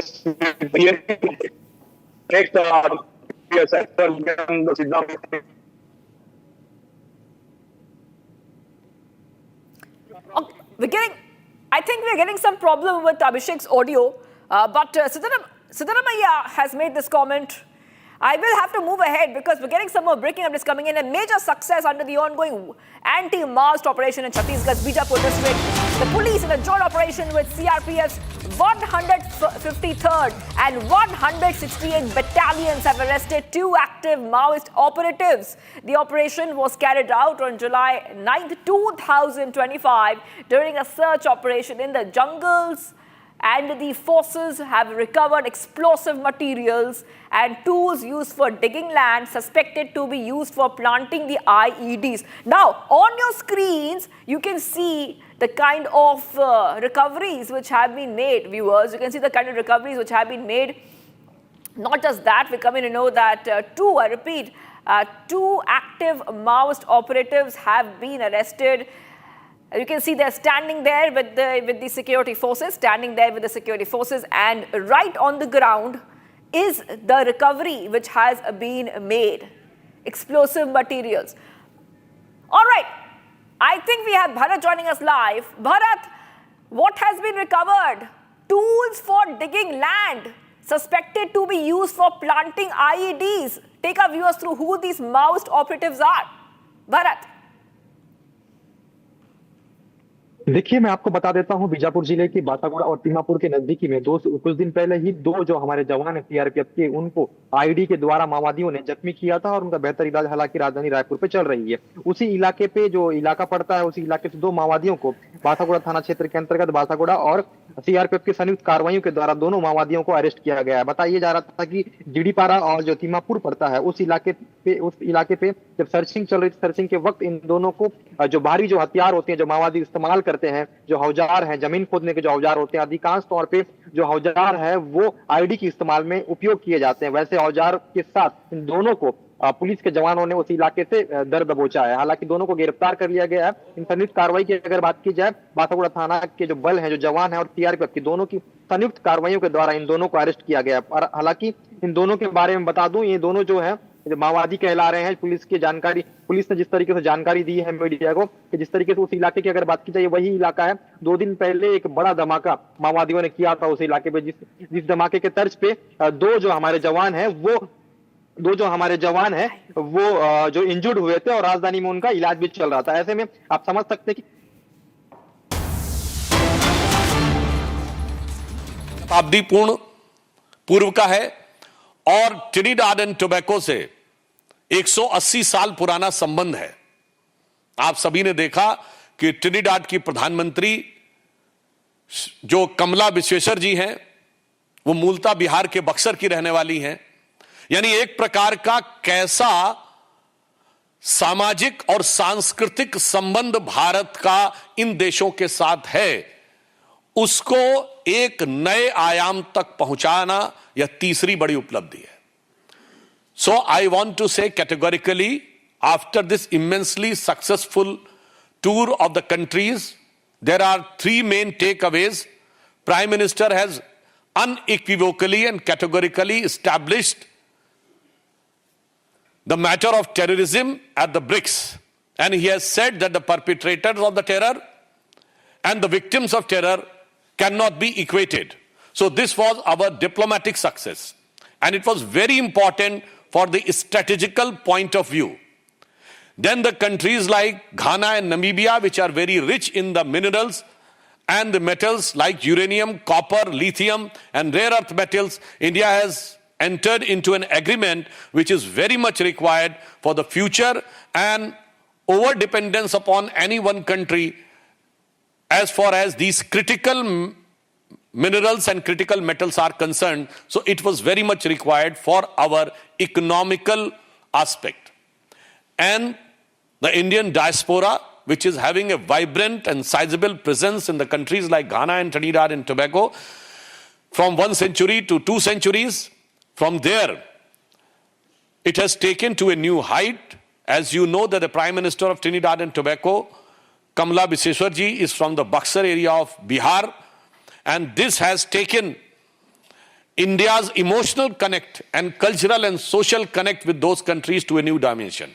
So, strategically, economically, and culturally, this visit of Prime Minister has set up a new era in India's role at the international level with cooperation of the African and southern countries.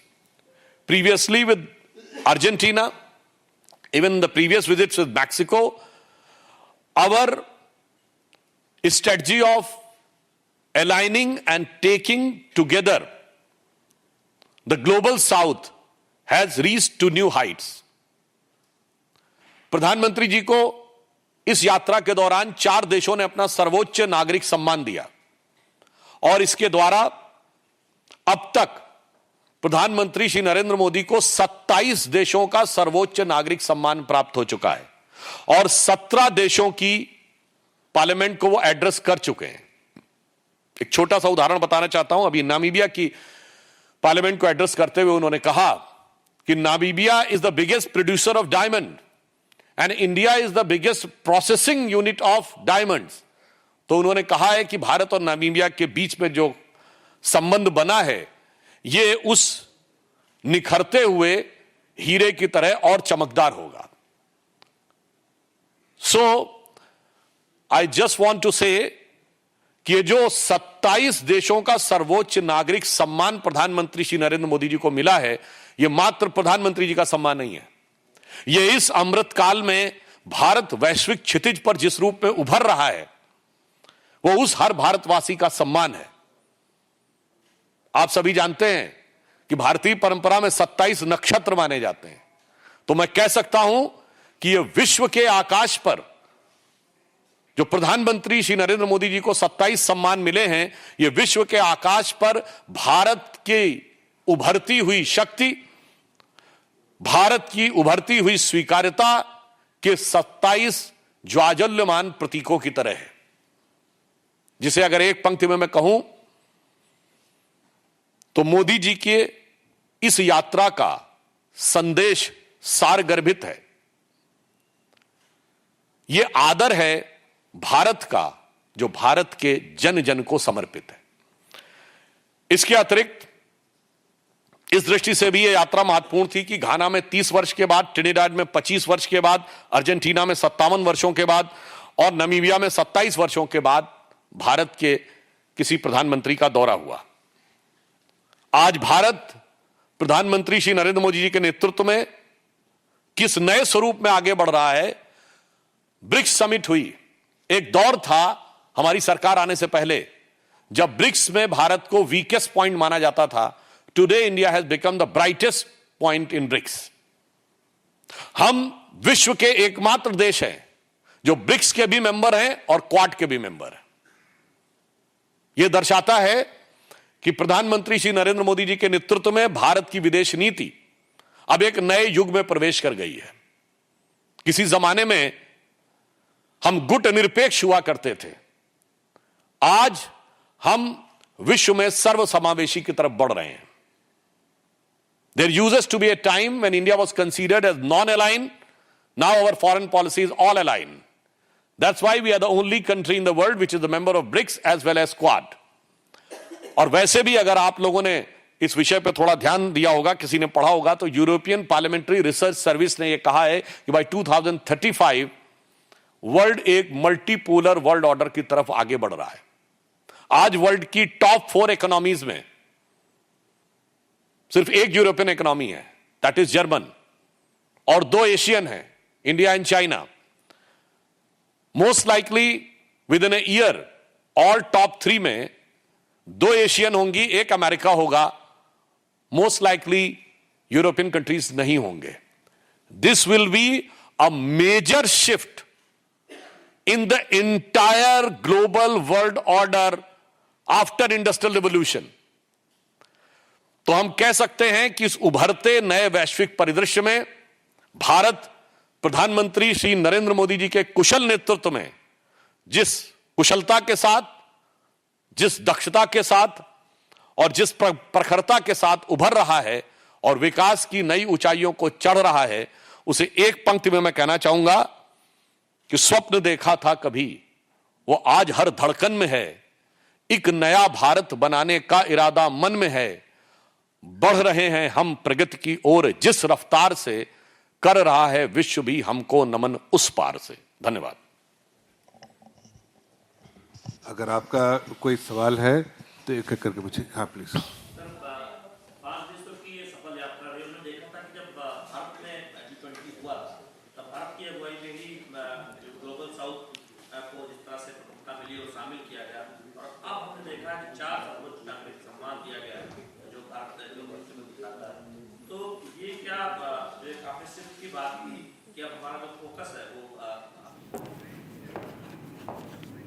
All right, BJP press conference speaking about India and at the BRICS summit where Prime Minister Modi has concluded the trip, the visit, the 5-nation tour, and has made very important remarks when it comes to terrorism.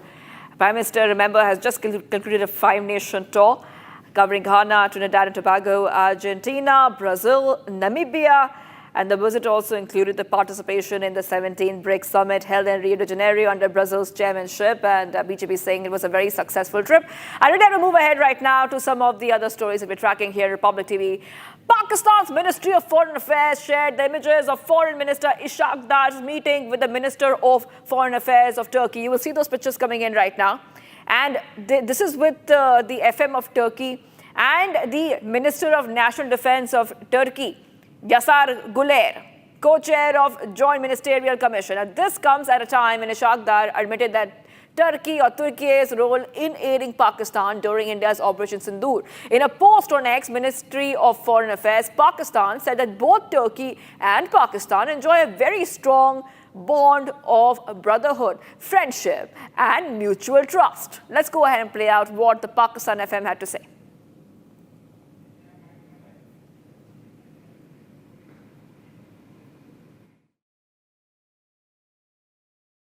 Pakistan considers Turkey a trusted friend and a reliable brother, a nation that has always stood by us.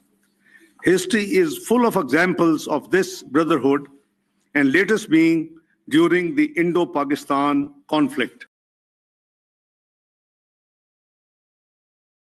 Pakistan considers Turkey a trusted friend and a reliable brother, a nation that has always stood by us. History is full of examples of this brotherhood, and latest being during the Indo-Pakistan conflict. And viewers, we asked for the Nationalist Collective's view on the FATF's finding on terror funding last night. And we received some fantastic responses from the Nationalist Collective members. Here's what Himangini from Nagpur sent in voicing the Nationalist Collective view. Listen in. Abdul Samad Yaqub did the great job. He has come out with all the truth. We don't need to unearth more truth than this. This is the ultimate truth we have received from him. And now there is no doubt left that Pakistan is a terrorist nation. And it is a terrorist hub. So that was a great debate. I really enjoyed. Otherwise also, debates with Pakistans are hilarious, and you hammer all the unrighteous people, and that was really fun. And nothing more to say. Everything is proved in the debate, and nothing more to prove for us. No tension. Now it's all proved. Thank you. Viewers, the National Center for Seismology has confirmed that an earthquake of magnitude 4.4 struck Haryana's Jhajjar district this morning. Strong tremors were felt in Delhi and Noida, Gurugram, Faridabad, as well as adjoining areas. The earthquake struck Jhajjar at 9:04 a.m. at a depth of 10 kilometers. Here's more on the story.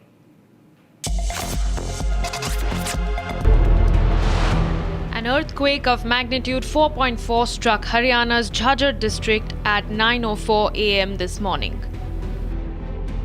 The earthquake struck at a depth of 10 kilometers, with the information has been confirmed by the National Center for Seismology. The earthquake's tremors were felt in the Delhi NCR region and adjoining areas. People in Haryana shared that they felt strong tremors from the earthquake. मैं तो छज्जे पे अपना कुछ साफ कर रही थी बैठी बैठी, कुर्सी छज्जा ऐसे गुड़ गुड़ गुड़ गुड़ गुड़ हल रहा। ऐसा भूकंप कभी नहीं देखा, ऐसा तो कभी नहीं देखा। पूरे बच्चा एक टॉयलेट में बैठा था तो उसका भागना मुश्किल हो गया। मैं कहाँ जाऊँ? ऐसा भूकंप तो कभी नहीं देखा, पहली बार देखा। भूकंप तो खूब देखे पर इतना तेज नहीं देखा। मैं तो बेड पर बैठा था, बेड टीवी सब कमे लिया, खड़ा भाग भी नहीं सकता। देखो जी, एकदम मैं अंदर बैठा था नीचे की पार्किंग में, तो एकदम से गड़गड़ की आवाज़ आके, और इतना लंबा हमने भूकंप कभी नहीं देखा, इतनी मरोली, इतना लंबा, और सारी बिल्डिंग भी नहीं इस तरह हली, बेड भी हल गया एकदम से। A Delhi local who was travelling on the Delhi metro at the time when the earthquake hit shared his experience. बहुत तेज झटके थे उसके, बहुत तेज रफ्तार थी भूकंप की उसकी। आप उस टाइम कहाँ थे? उस टाइम में दुकान पर खड़ा हुआ था, दुकान में ऐसा लग रहा था कोई हिला रहा है दुकान को पकड़ के। और लोग भी थे कुछ? और लोग भी थे, वो कह रहे कि आज जमीन क्यों हिल रही है ये। While a man from Ghaziabad shared that he experienced a strong jolt. तो जस्ट बेड से उठे थे और एकदम से हिलने लगा था, तो हमें बड़ा मतलब डर गए। फिर अभी कुछ दिन पहले भी आया था, तो उसमें भी काफ़ी मतलब डर से गए। तो भूकंप के झटके तो एनसीआर में आते ही रहते हैं, तो इसके लिए हमें मॉक ड्रिल वगैरह करके रेडी रहना चाहिए। And viewers, let's see what else is happening in our next segment, Bharat in 1 minute. Let's get started. Bharat 1 minute brought to you by Canara Bank. Together we can. Members of the Democratic Youth Federation of India, DYFI, and All India Students Federation, AISF, protest outside the Kerala University against the Kerala governor and alleging that an attempt to saffronize state-funded universities by the governor. The Kerala police used water cannons to disperse protesting members of CPM student wing climbing the gates of the Kerala University.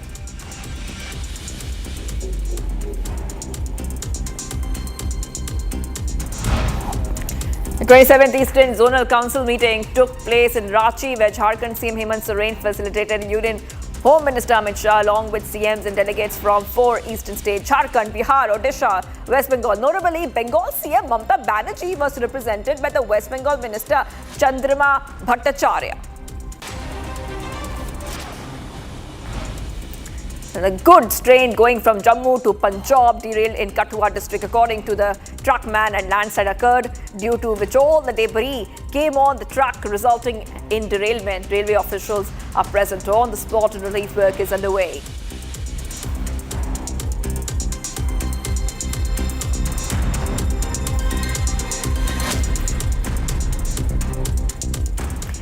And viewers, news coming in from Balrampur in Uttar Pradesh, where bulldozer action continues on Changur Baba's empire for the third consecutive day now. Many bulldozers are reaching the spot, viewers.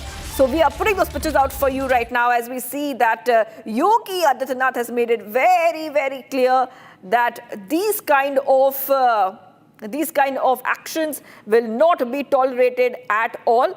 And not only that, bulldozer action has been ordered when it comes to Changur Baba. This is a mass conversion racket which is busted.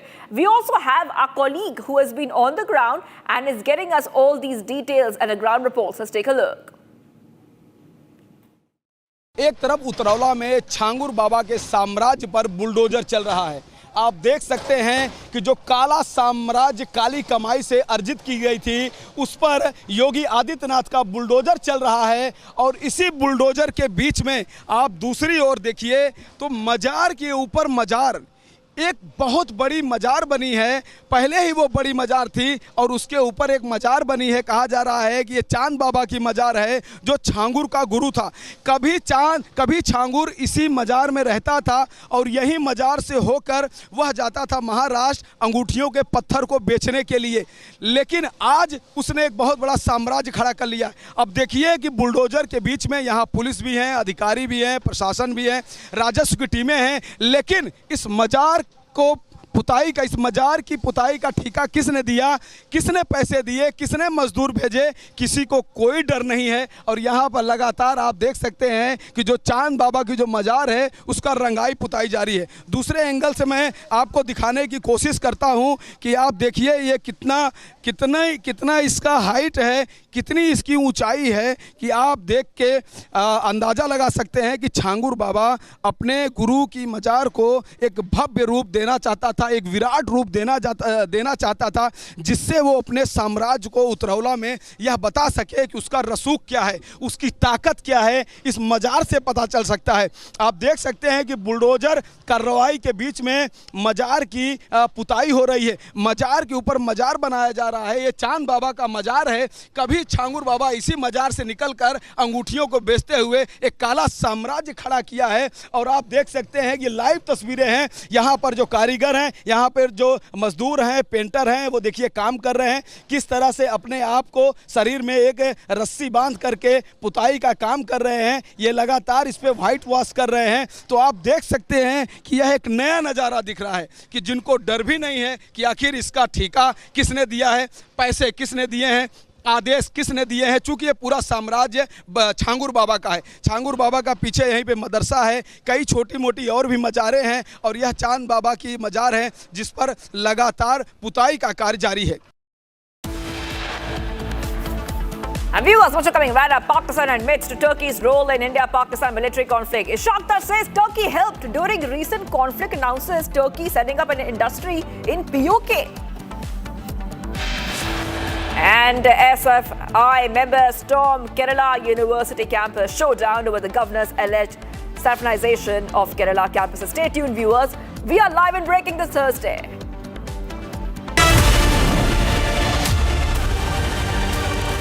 MDH की हल्दी मिर्ची धनिया करे कमाल, ये रंग दे, ये खुशबू दे, ये तीखा, ये कम पड़े, क्या निराला MDH masala.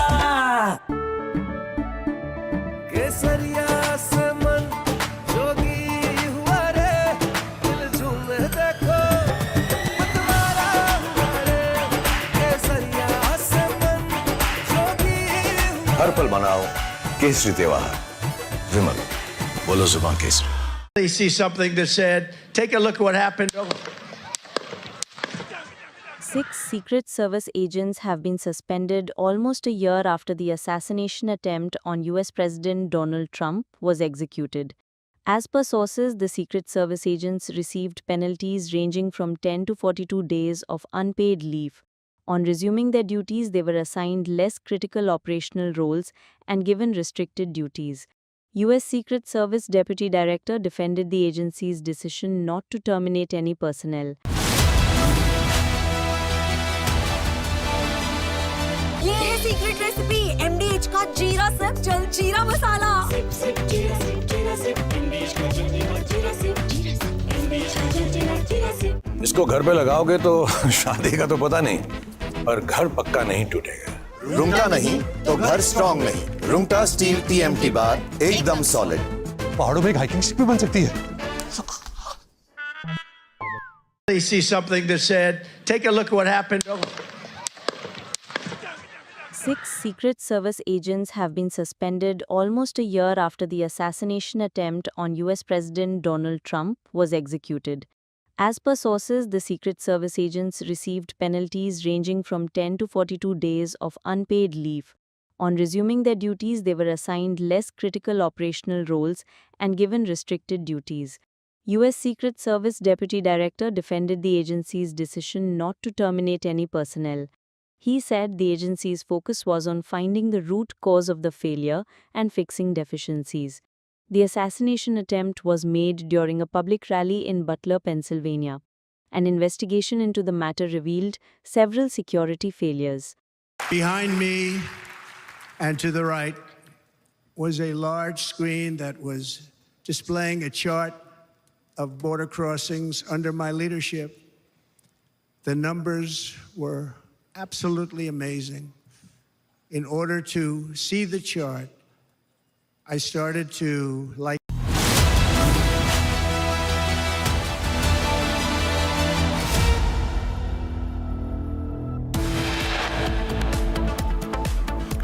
Viewers, top headlines. Delhi High Court reserves order on Sharjeel Imam Umar Khalid's pleas in the 2020 riots case.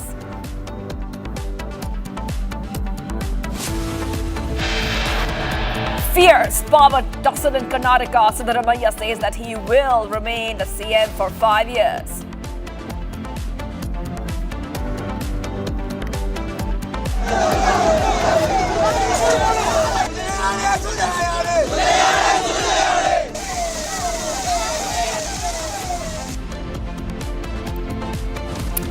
SFI members stormed Kerala University campus. Showdown over governor's alleged saffronization of Kerala campuses.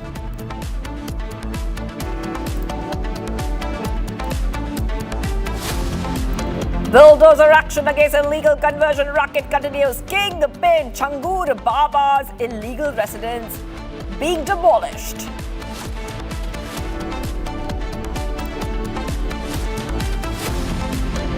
Group Captain Shubhanshu Shukla's return from ISS delayed due to bad weather off Florida coast. Return scheduled for July 14th.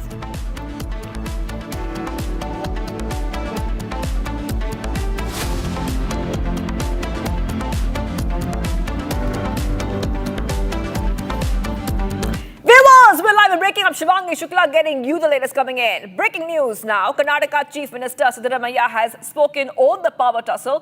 He has essentially reiterated his statement saying that he will stay the CM for the next 5 years. Remember, this is coming in as there was a lot of speculation about a change when it comes to the CM's post. The Karnataka Congress is seeing a lot of inner rebellion. It's seeing a lot of issues, a lot of scams, a lot of issues within the Karnataka Congress, and that really had gone ahead and led to some speculations about a change in leadership at the top. But at the same time, Siddaramaiah has spoken at a press conference. Let's go ahead and play out what Siddaramaiah has to say. That is what V.K. Shivakumar said it, and I am also said the same.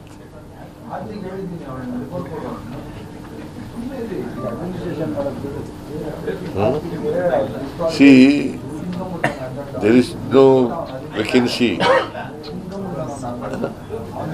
Is there any vacancy of chief ministership? I'm very much here before you.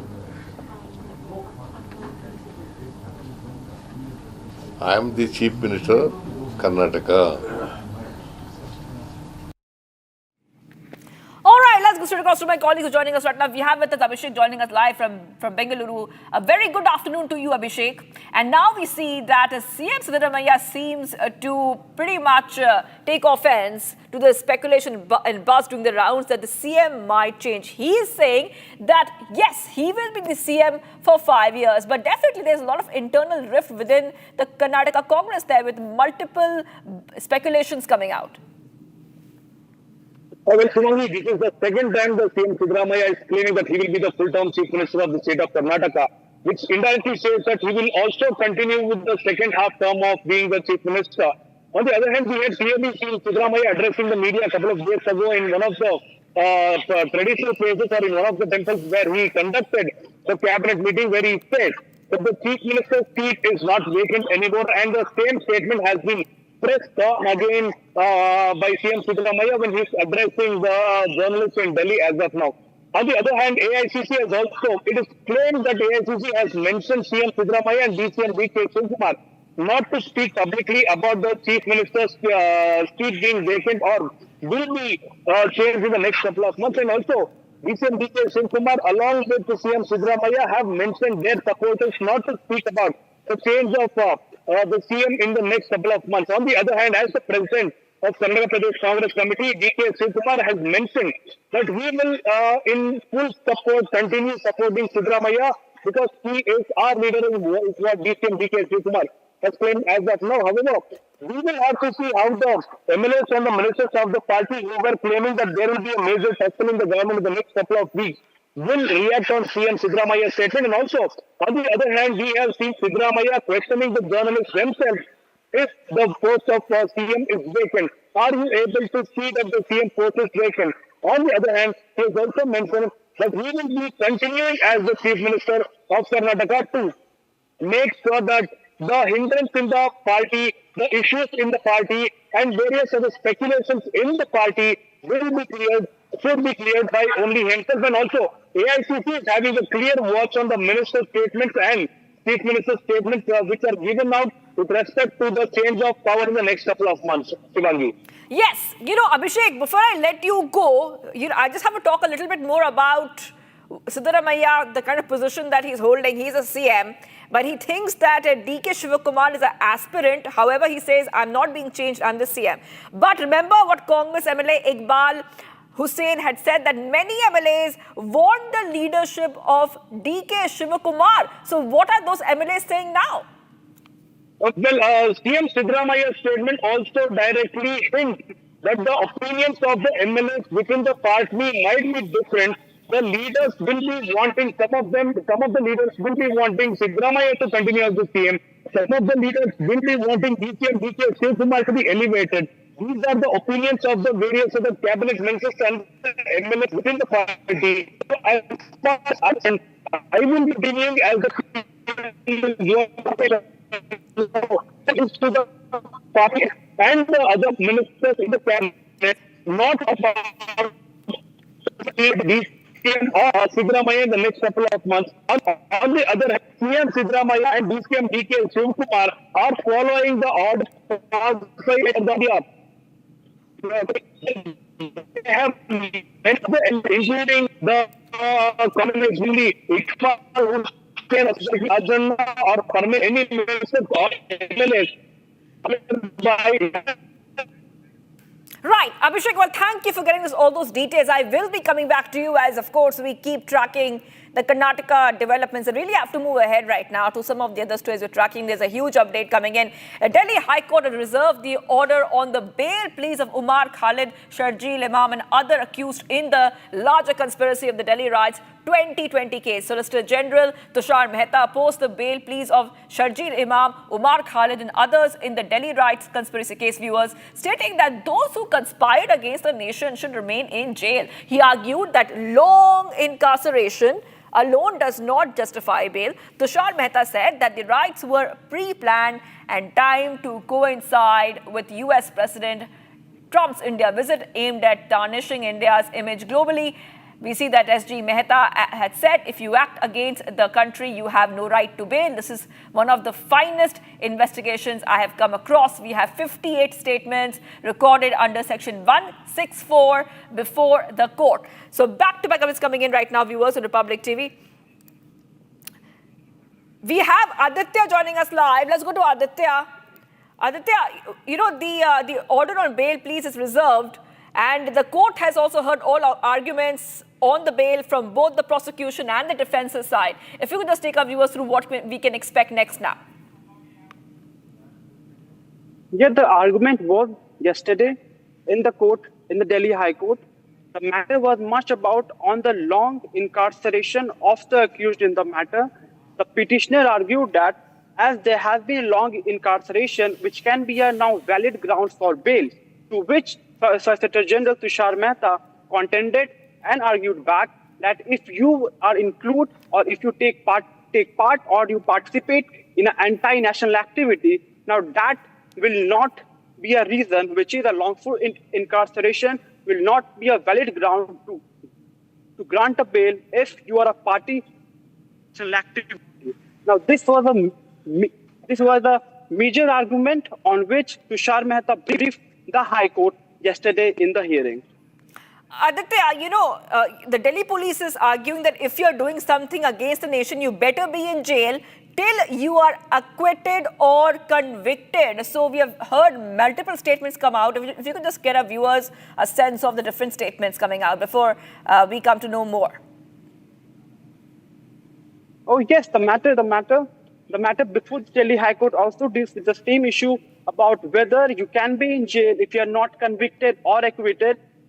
The prosecution has very clearly stated that if you are participated to anti-national activity, better be in jail rather than going out on a bail. Okay, Aditya, I will be coming back to you. Let's tell our viewers that the charge is under UAPA and the IPC, alleged conspiracy in the 2020 Northeast Delhi riots case. I will be coming back to our viewers.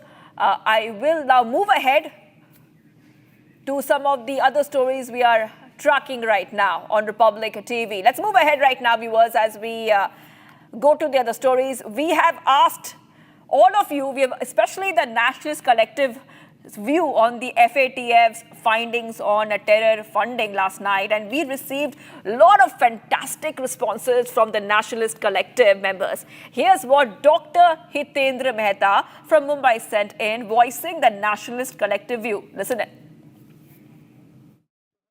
In my view, inclusion of Pakistan in FATF grey list is long overdue, primarily for 4 reasons. Number 1, Pakistan is still having terror training camps and terror launching pads, which itself is a proof of direct funding of terror activities by Pakistan state. Second, Pakistan has been on FATF grey list multiple times.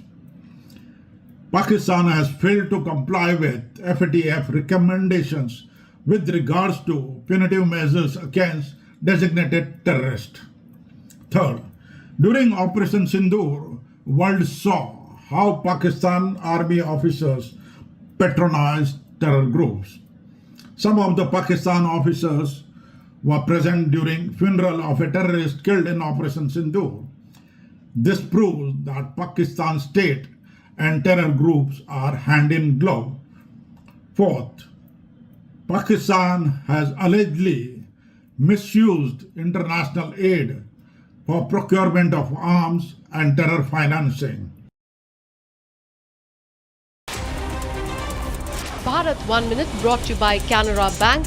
Together we can. And viewers, getting you some more updates coming in. Members of the Democratic Youth Federation of India, DYFI, and the All India Students Federation, AISF, protest outside the Kerala University against the Kerala governor, alleging their attempt to saffronize state-funded universities by the governor. The Kerala police used water cannons to disperse protesting members of the CPM student wing climbing the gates of the Kerala University.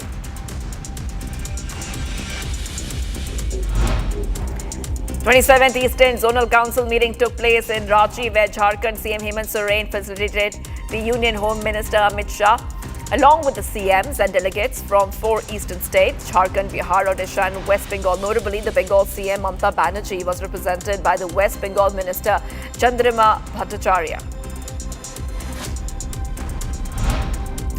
A goods train going from Jammu to Punjab derailed in Kathua district, according to the trackman. A landslide occurred, due to which all the debris came on the track, resulting in derailment.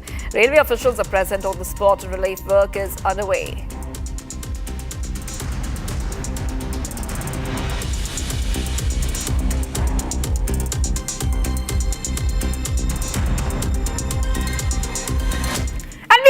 Breaking news coming in. ED has registered a case against 29 celebrities. That is right, big names including Vijay Deverakonda, Rana Daggubati, Manchu Lakshmi, Prakash Raj, Nidhi Agrawal, Ananya Nagala and Srimukhi for their alleged involvement in a betting app scam. Viewers, back-to-back updates coming in right now on Republic TV, where 29 celebrities are facing the heat, the ED heat, viewers, this is a betting app scam case, and lot of big names are included, including top actors.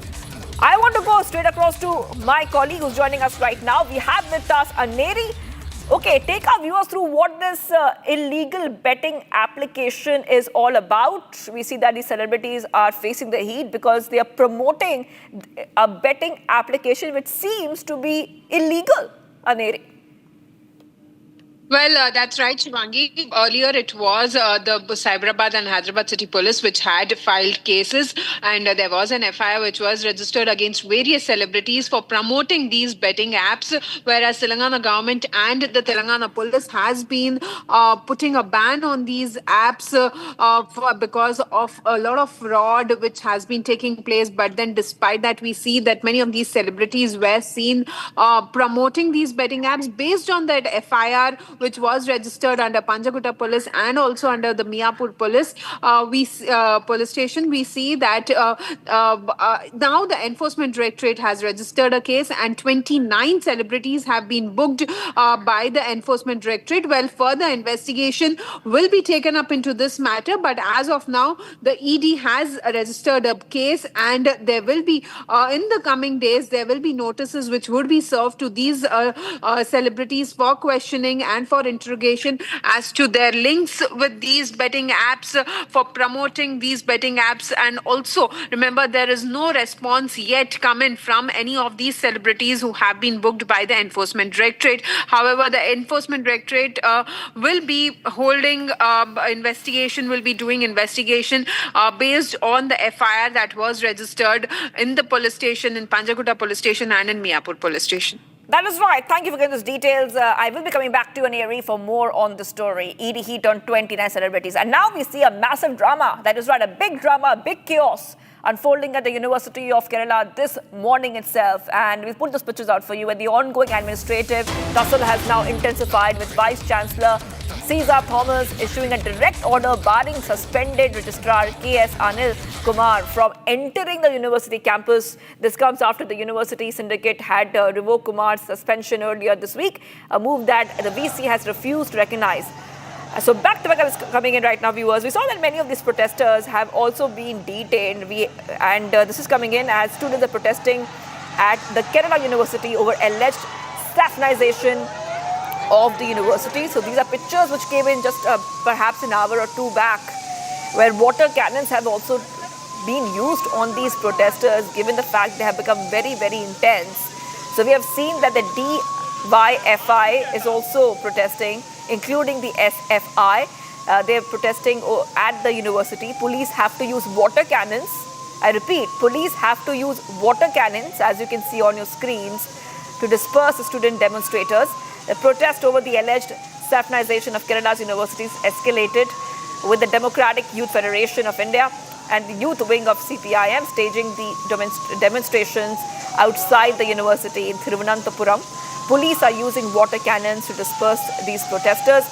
The Students' Federation of India, that is the SFI, also the student arm of CPIM, has been leading these protests, and they are accusing the governor of pushing saffronization in the campuses. That is right. They have many demands which they are making at this point of time, viewers.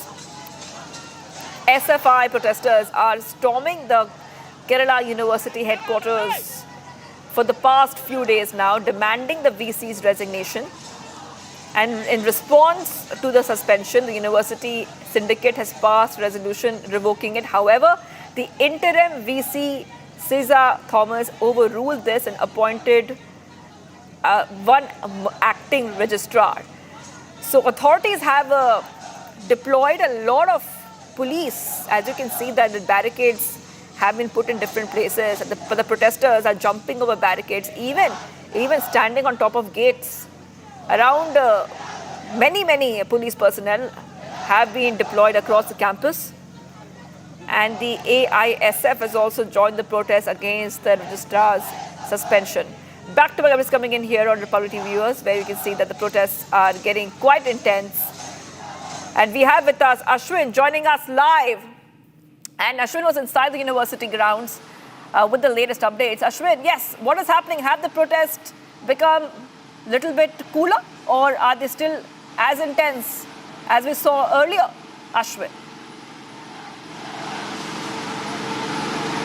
All right, we'll go to Ashwin in a short while from now, but we'll try to get a update from Ashwin as to how intense are these protests, because early in the day we have seen so much of protests, but right now it looks like the water cannons have been used on these protesters to cool down the protests.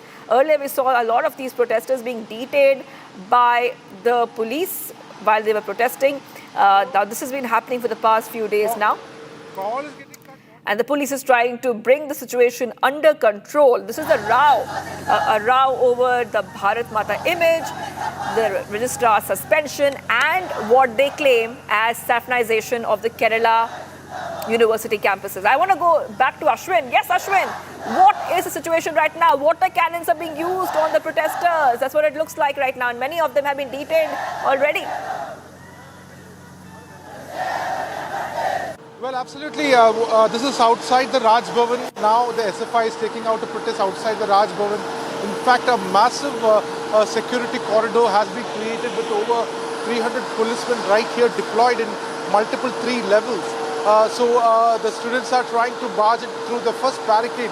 They're trying to break the first barricade and then enter. But even if they enter, there are 2 more levels before they can even reach the gate of the Raj Bhavan. So certainly this protest has now gone onto the streets, causing heavy inconveniences to the public at large. This entire road, the approach road to Raj Bhavan, one of the main roads connecting the city, has been completely blocked. Around 200 plus policemen are already here. On the other side, the protesters, around 100-150 protesters are there taking out this protest, demanding that the governor must not get, where they are stating that the governor is trying to saffronize the university campuses, and against this protest has begun. Now what you see is the first level of the first barricade. Students are trying to enter the first barricade and go past it, and certainly a massive build-up has been put over here. The SFI Students Union are taking out these protests outside the Raj Bhavan, and 3 rounds of water cannons have been used already. If need be, they will be using tear gas if it is required. But there are 3 levels of barricading that is already done over here. It is unlikely that these students will be able to cross even the first one. Back to the studio. That is right. That is right. So you're saying that the protesters are now moving towards Raj Bhavan. Is that correct? What is the plan now? Correct. The water cannons visuals that we are witnessing now is just outside the Raj Bhavan. Now it's a 4th round of water cannon that is being used right now. You can clearly see that the police is using water cannons to disperse the students from continuing their protest over here. They are trying to cut across the barricade and move in towards the Raj Bhavan, which is being stopped, and it is a mighty force of the police which is trying to hold this using water cannons so that the students will stop pulling this barricade. In fact, the entire effort of these SFI students is to break this barricade open and then go to the next, go nearer to the gate of the Raj Bhavan. So this protest has now got onto the streets. It is a direct confrontation which the students are doing in front of the Raj Bhavan in Kerala. That is right. Okay, so the protesters are now moving towards Raj Bhavan as part of the campaign against the governor, whom they accuse. It's going ahead and pushing the saffronization in Kerala campuses. Okay, let's move ahead right now. Viewers, to some of the other stories we're tracking. Yogi model now in action as Operation Langra continues in Uttar Pradesh. 3 encounters in Hapur, Noida and Jhansi, and multiple criminals were arrested. Here is a report, viewers, as Operation Langra continues.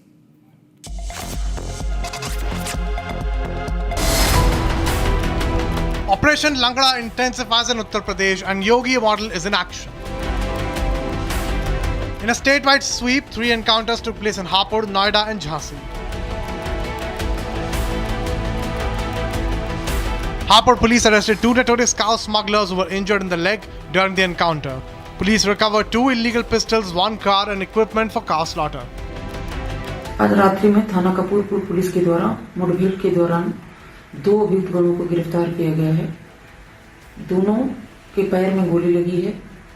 इन लोगों से पूछताछ करने पर एक ने अपना नाम हसीब उर्फ चूजा पुत्र इकरार जो कि संभल का निवासी है तथा दूसरे ने अपना नाम मेराजुद्दीन पुत्र अलाउद्दीन जोया जिला अमरोहा का निवासी है। इन दोनों के पास से एक तमंचा, एक जिंदा कारतूस, एक खोखा कारतूस और इनके पास से बरामद स्विफ्ट गाड़ी में गोकशी के उपकरण बरामद हुए हैं। In Noida, an encounter took place between police and criminals. The criminals opened fire at the police. In retaliation, one of the criminals got injured. Total 5 criminals were arrested in the encounter. The police seized illegal weapons, stolen cables, stolen car from possession of the 5 criminals. Meanwhile, in Jhansi, a joint team of police arrested 3 accused, including 1 juvenile related to the robbery incident. आज स्वाट team प्रभारी तथा थानाध्यक्ष बरुआ सागर को मुखबिर से सूचना मिली कि जिन अपराधियों ने घटना की है, इस सूचना पर स्वाट टीम प्रभारी तथा थानाध्यक्ष बरुआ सागर की टीम के द्वारा इनकी घेराबंदी की गई। पुलिस टीम पर जान मारने की नीयत से फायर किए। जवाबी फायरिंग में इन 2 अपराधियों के पैर में गोली लगी। 2 accused were injured during the encounter, while legal action is being taken against the 3 accused.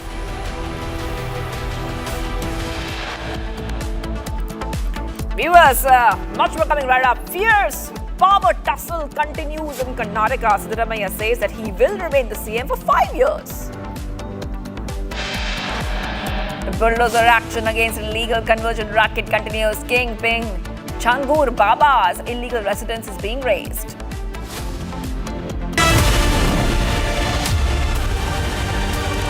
Amity has been ranked amongst the top 3% universities globally, a testimony to Amity's globally benchmarked quality.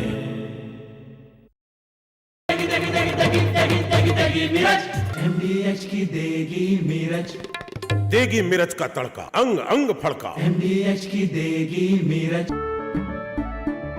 केसरिया से मन जोगी हुआ रे, दिल झूमे देखो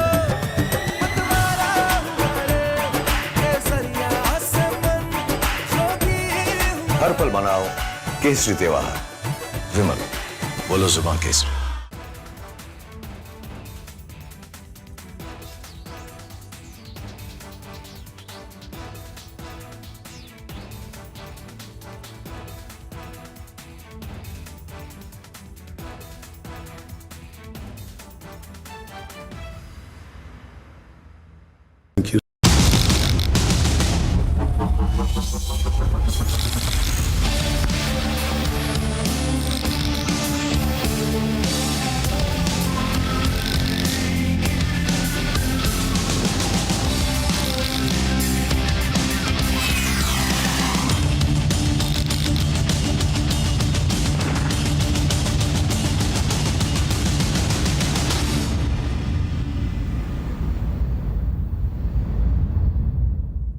secret recipe MDH का जीरा SIP जल जीरा मसाला। सिप सिप जीरा सिप MDH का जल जीरा सिप MDH का जल जीरा सिप। केसरिया से मन जोगी हुआ रे, दिल झूमे देखो मतवारा हुआ रे।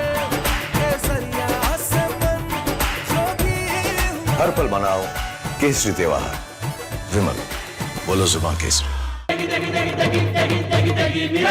MDH की देगी मिर्च, देगी मिर्च का तड़का, अंग अंग फड़का। MDH की देगी मिर्च।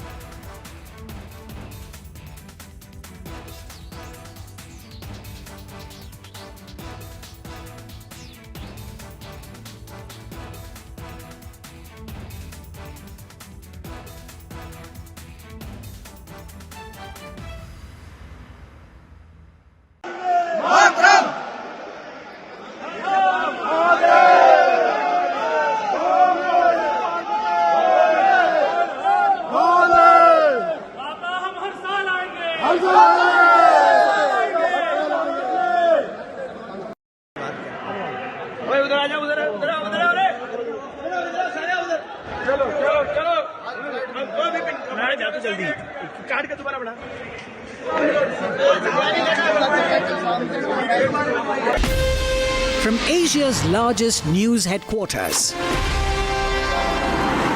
setting the agenda for Bharat.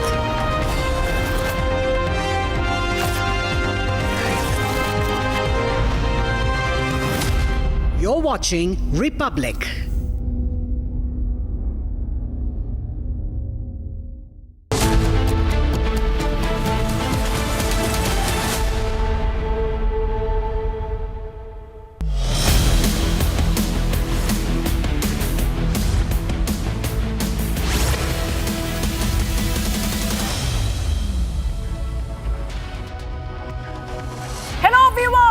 We are live and breaking. I'm Shivangi Shukla getting you the latest coming in. So, a lot lined up for you in this show, from the ruckus at Kerala University to the power tussle in Karnataka, and much more breakings coming in.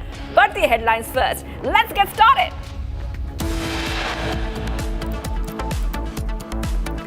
Delhi High Court reserves order on Sharjeel Imam Omar Khalid's pleas in 2020 riots case.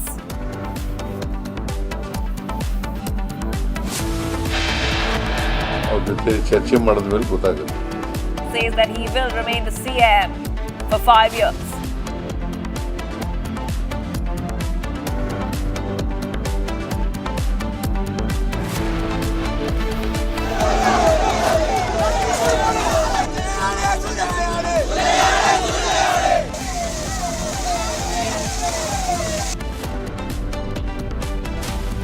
SFI members storm Kerala University campus, showdown over governor's alleged saffronization of Kerala campuses. Bulldozer action against illegal conversion racket continues. Kingpin Changur Baba's illegal residence will be demolished. ED files case against 29 actors, including Prakash Raj, Vijay Deverakonda, Rana Daggubati in the betting app scam case.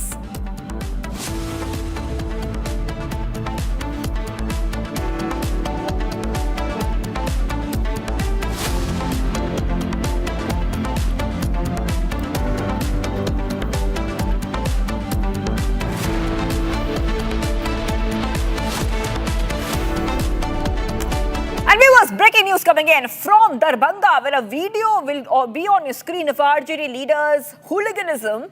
And this is coming in as from the state highway 56 is going viral on social media. In this video, you will see a person carrying a patient in an ambulance had to pay a heavy price for requesting the RJD leaders who were blocking the road to let the ambulance go. So RJD leaders threatened him by pushing him and shoving him, saying that if it was Lalu's rule of 1990, he would have been thrown down from the top. The video is going viral on social media. In the video, RJD leader Baldev Ram is seen threatening the people in the ambulance stuck in the jam, and who started pushing and shoving him when they requested them to let the ambulance go. He's seen saying to the person in front that if the rule of 1990 comes back, they will throw you down from the top. While saying this, the RJD leader is saying, go and sit in your car. The RJD workers pushed him and asked him to run away. After that, they abused him and said that the 1990 wave will come. We will abuse you. Okay, so let's go and play out the entire sequence, viewers.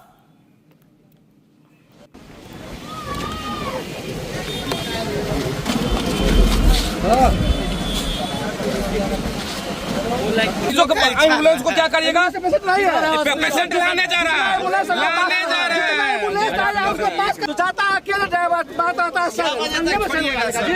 5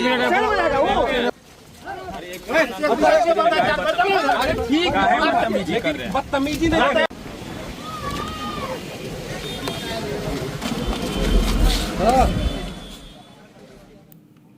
And we have with us Prakash joining us right now. Prakash, what we see is that the RJD leaders are not giving way to an ambulance while participating in the Bharat Bandh in Darbhanga city of Bihar. And then we see hooliganism out in the open. If you could just take our viewers through these viral clips, what we saw, what happened, what was the reality on the ground? Well, this incident took place in Benipur area of Darbhanga district. As we can see in the visuals that RJD leaders have blocked the road with bamboo sticks and they're not allowing the vehicles to pass through that area to the national highway. And we can see pictures of an ambulance and a person requesting the RJD leaders to let the ambulance go. But the RJD leader is very enthusiastically, in fact, very confidently saying that had it been the Lalu rule of 1990, you would have been thrown out. Yes, that's what the BJP leaders and the NDA leaders allege, that it was the Jungle Raj of 1990, and also the High Court has given a name that Lalu's era was Jungle Raj in 1990 when Lalu Yadav became the Chief Minister of Bihar. And this video symbolizes the same fact, same evidence, and it cannot be a better testimony than this, that an ambulance ferrying a patient is not being allowed despite repeated requests. And not only this, but after some time the RJD leader stands up, abuses the person concerned, and also takes away his mobile phone, which has a camera, which was shooting the entire sequence. So yes, it is unpardonable, and also goes to show the insensitiveness of the RJD leaders. And if Tejasvi Yadav is watching this video, he should definitely take some action, because if he feels that his party is really a changed version of what it was in 1990, then he should certainly take some action. Back to you. Yes, Prakash. That was Prakash, editor, Special Projects. And Prakash, I just want our viewers to once again see the entire sequence of this RJD leader blocking an ambulance and making threats.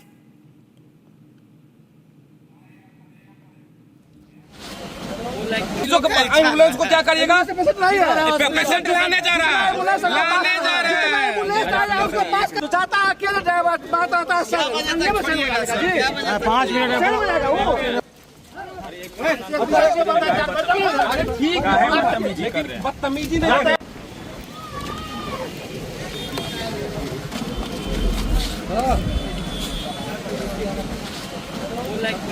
Ambulance को क्या करिएगा? Patient लाने जा रहा है, लाने जा रहे हैं। उसको पास तो जाता अकेले ड्राइवर बात आता है 5 minute.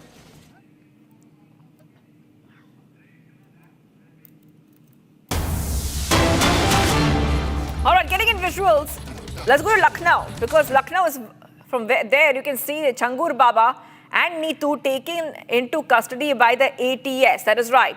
Now, this is the Uttar Pradesh anti-terrorism squad had secured a week-long custody of Jalaluddin alias Changur Baba, the alleged mastermind of a religious conversion racket.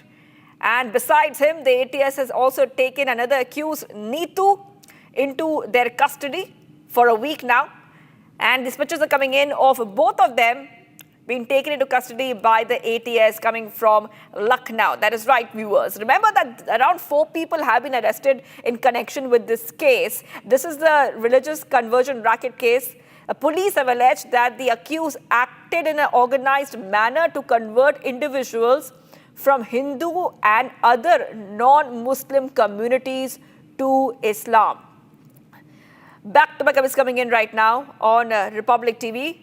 And according to the statement released by the Uttar Pradesh police, the ATS has obtained the custody of Changur Baba and Neetu from July 10th to July 16th after approaching an NIA court. Both were arrested from a village in Balrampur district on July 5th.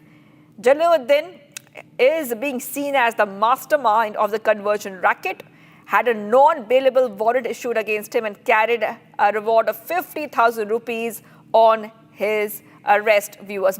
Initially, both of them were sent to the Lucknow district jail, and right now, these pictures are showing us of Changur Baba and Neetu being taken into custody by the ATS. The case was registered at the ATS police station in Gomti Nagar, Lucknow, including charges under BNS section 121A, 153A, 417, 420 and provisions of the Uttar Pradesh Prohibition of Unlawful Religious Conversion Act 2021. So investigation is continuing right now, viewers, on Republic TV. Also, we showed you pictures a short while back of the Balrampur district administration continuing the demolition of the lavish mansion linked to Changur Baba, who's the alleged mastermind of this religious conversion syndicate operating in Uttar Pradesh. And this has been happening for the past 3 days now. Back to web is coming in right now, viewers, on Republic TV. And we see that as the demolition is continuing, and Yogi Adityanath has made it very clear that this kind of racket will not be tolerated at all and strict action will be taken. So we saw bulldozer action, and now Changur Baba is in the custody of the ATS. They secured a week-long custody of Changur Baba and his aide Neetu. So the custody is it's around a week long. Meanwhile, Changur Baba's residence is being demolished in Balrampur in Uttar Pradesh. My colleague Raghavendra has filed a report from there. Let's have a look.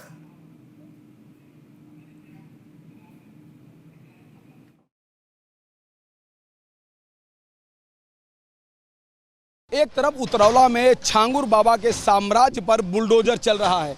आप देख सकते हैं कि जो काला साम्राज्य काली कमाई से अर्जित की गई थी, उस पर योगी आदित्यनाथ का बुलडोजर चल रहा है। और इसी बुलडोजर के बीच में आप दूसरी ओर देखिए तो मजार के ऊपर मजार, एक बहुत बड़ी मजार बनी है। पहले ही वो बड़ी मजार थी और उसके ऊपर एक मजार बनी है। कहा जा रहा है कि ये चांद बाबा की मजार है, जो छांगुर का गुरु था।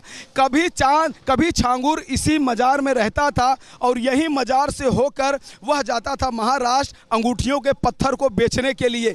लेकिन आज उसने एक बहुत बड़ा साम्राज्य खड़ा कर लिया। अब देखिए कि बुलडोजर के बीच में यहाँ पुलिस भी है, अधिकारी भी हैं, प्रशासन भी है, राजस्व की टीमें हैं। लेकिन इस मजार को पुताई का, इस मजार की पुताई का ठेका किसने दिया, किसने पैसे दिए, किसने मजदूर भेजे, किसी को कोई डर नहीं है। और यहाँ पर लगातार आप देख सकते हैं कि जो चांद बाबा की जो मजार है उसका रंगाई पुताई जारी है। दूसरे एंगल से मैं आपको दिखाने की कोशिश करता हूँ कि आप देखिए ये कितना इसका हाइट है, कितनी इसकी ऊंचाई है कि आप देख के अंदाज़ा लगा सकते हैं कि छांगुर बाबा अपने गुरु की मजार को एक भव्य रूप देना चाहता था, एक विराट रूप देना चाहता था, जिससे वो अपने साम्राज्य को उतरौला में यह बता सके कि उसका रसूख क्या है, उसकी ताकत क्या है। इस मजार से पता चल सकता है। आप देख सकते हैं कि बुलडोजर कार्रवाई के बीच में मजार की पुताई हो रही है। मजार के ऊपर मजार बनाया जा रहा है। ये चांद बाबा का मजार है। कभी छांगुर बाबा इसी मजार से निकलकर अंगूठियों को बेचते हुए एक काला साम्राज्य खड़ा किया है। और आप देख सकते हैं कि लाइव तस्वीरें हैं। यहाँ पर जो कारीगर हैं, यहाँ पर जो मजदूर हैं, पेंटर हैं, वो देखिए काम कर रहे हैं, किस तरह से अपने आप को शरीर में एक रस्सी बांध करके पुताई का काम कर रहे हैं। ये लगातार इस पे व्हाइट वॉश कर रहे हैं। तो आप देख सकते हैं कि यह एक नया नज़ारा दिख रहा है कि जिनको डर भी नहीं है कि आखिर इसका ठेका किसने दिया है, पैसे किसने दिए हैं, आदेश किसने दिए हैं। चूंकि ये पूरा साम्राज्य छांगुर बाबा का है। छांगुर बाबा का पीछे यहीं पे मदरसा है, कई छोटी मोटी और भी मजारें हैं और यह चांद बाबा की मजार है जिस पर लगातार पुताई का कार्य जारी है। थान के घर के सामने मौजूद हूँ और हमारे साथ इसी गांव के यानी कि नया नगर जो उतरौला में गांव है, यानी कि मोहम्मद अहमद का जो गांव है, मैं उसी गांव में आया हूँ। और हमारे साथ रब्बानी के ये बेटे हैं, इनके पास कुछ महत्वपूर्ण कागजात हैं। आप क्या कहेंगे? चूँकि अभी जब मेरी वाइस से बात हो रही थी फ़ोन से, तो मोहम्मद अहमद खान ने रब्बानी यानी वकील साहब का नाम लिया था। बोले कि मैं पीड़ित हूँ और ये लोग हमारे ऊपर गलत कर रहे हैं, ऐसा कुछ उन्होंने बोला। क्या है कहानी? मैं ये आपको देना चाह रहा हूँ कि जो मैटर चल रहा है ये FIR है, पेज संख्या 8 में आप देखिए एसटीएफ द्वारा जो मुकदमा दर्ज किया गया, जिस पे कार्रवाई चल रही है माननीय मुख्यमंत्री जी के जरिए, जो भी है XYZ, मैंने मीडिया के द्वारा सुना। मेरा ये कहना है कि इस मुकदमे में जो डेटा दिया गया उसका पूरा ट्रांजैक्शन डिटेल है मेरे पास। मैंने ये कई मीडिया में देखा, इंटरनेशनल लेवल पे चल रहा है। उसने कल इस बात को दबा करके डाइवर्ट कर रहा है कि वो हो गया, डाइवर्ट कर, जो भी डाइवर्ट कर रहा है वो। मुकदमे के बारे में उसने बोला था। तो मुकदमा तो ऑलरेडी ये देखिए उच्च न्यायालय में चल रहा है, ये इंदिरा नगर में चल रहा है, उसके खिलाफ करोड़ों मुकदमा, मोहम्मद अहमद के खिलाफ 4 सीटेड मुकदमा है। आप मीडिया वाले यहाँ पूरा डेटा निकाल लीजिए। इंदिरा नगर में ये 2018 से चल रहा है, करोड़ों रुपए का 0435। इतने गंभीर मामले हैं, वो अपने आप को पीड़ित बता रहा है, क्यों ऐसा कह रहा है? वो पीड़ित झूठ बोल रहा है, पीड़ित तो मैं हूँ। झूठ बोल रहा है। मास्टर माइंड उसको इसीलिए कहा गया है सर, कि वो अच्छों के आंख में धूल झोंक देगा। वो मास्टरमाइंड है, वो है। मैं सामने क्यों नहीं आ रहा है? वो सामने क्यों नहीं आ रहा? भाग सही होता तो सामने आ जाता। अच्छा, वो सही नहीं है सर। ये देखिए एक मुकदमा ये चल रहा है। अच्छा, ये भी एक मुकदमा, 2 मुकदमे हो गए। और जो उसने कल बोला था कि सब क्लोज हो गया है, सब उसने जो बोला था हमने सुना था। ये ट्रांजैक्शन है। अब एक चीज ये बताइए, मोहम्मद अहमद खान इंडसइंड बैंक में 20 लाख रुपए गया है जी। अच्छा, 20 लाख रुपए। ये फर्जी पेपर है? नहीं, ये फर्जी नहीं, तो ट्रांजैक्शन का, ये ट्रांजैक्शन का रिकॉर्ड है, ये आरटीजीएस हुआ है। जी। अब हमारा ये कहना है कि एक दूसरा देख लीजिए। ये कितने का है? ये 9 लाख का है। अच्छा, मोहम्मद अहमद खान के खाते में गया है, सेविंग अकाउंट में गया, लिखा है मोहम्मद अहमद खान। नहीं, पूरी तरह से लिखा है, पूरी तरह से लिखा है। ये देखिए एनबीडब्ल्यू की जो बात कर रहा था, कहाँ है? ये एनबीडब्ल्यू पेपर है। ये अभी कोर्ट में हाजिर होकर के इसने रिकॉल कराया है। लेकिन एनबीडब्ल्यू कई बार हो चुका है इस मुकदमे में। ये भाग जाता है, फिर रिकॉल कराएगा, फिर भागेगा। कोर्ट में प्रॉपर ये हाजिर नहीं होगा कि प्रोसीडिंग चल सके। ये एक महबूद रजा करके हैं, जो इनके मित्र हैं। ये भी मित्र हैं। इनके भी खाते में करीब 27 लाख रुपए गए हैं। 40 लाख रुपए भी एक जगह इनके खाते में गया है। ये एक मुकदमा चल रहा है जो जिला जज के यहाँ विचाराधीन है, 0095 मोहम्मद अहमद के खिलाफ। ये जो इस मुकदमे को बता रहे थे कि मेरे फेवर में आर्डर हो गया है, ये मुकदमा हाई कोर्ट में चल रहा है। आप इसको जूम करके दिखा दीजिए कि ये चल रहा है कि नहीं चल रहा है। ये फर्जी आर्डर है हाई कोर्ट का। ये सारे मुकदमे चल रहे हैं उनके खिलाफ। अच्छा, ये आर्डर है 24/4/2024 का। हाँ, ये देखिए, इनको तलब किया गया है कोर्ट में।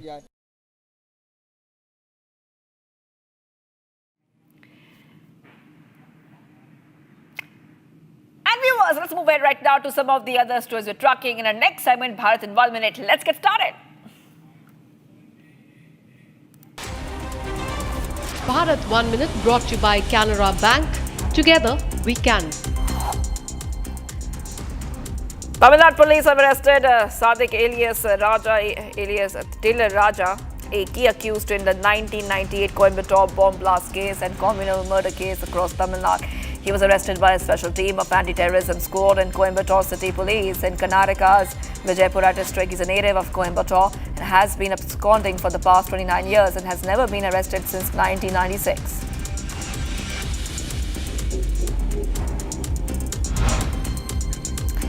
Passenger bus skidded off the road near Highway School and overturned close to the road in Ramnagar Tehsil of Udhampur district, injuring at least 6 to 7 people. As per the official, all passengers sustained minor injuries are in now stable condition. A major success under the ongoing anti-masked operation in Chhattisgarh, Bijapur district. Police in a joint operation with the CRPF's 153rd and 168th battalions have arrested 2 active Maoist operatives. Forces recovered explosive materials and tools used for digging land, suspected to be used for planting IEDs. Arrested Maoists have been identified as Undam Lakshman and Madkam Hidwa.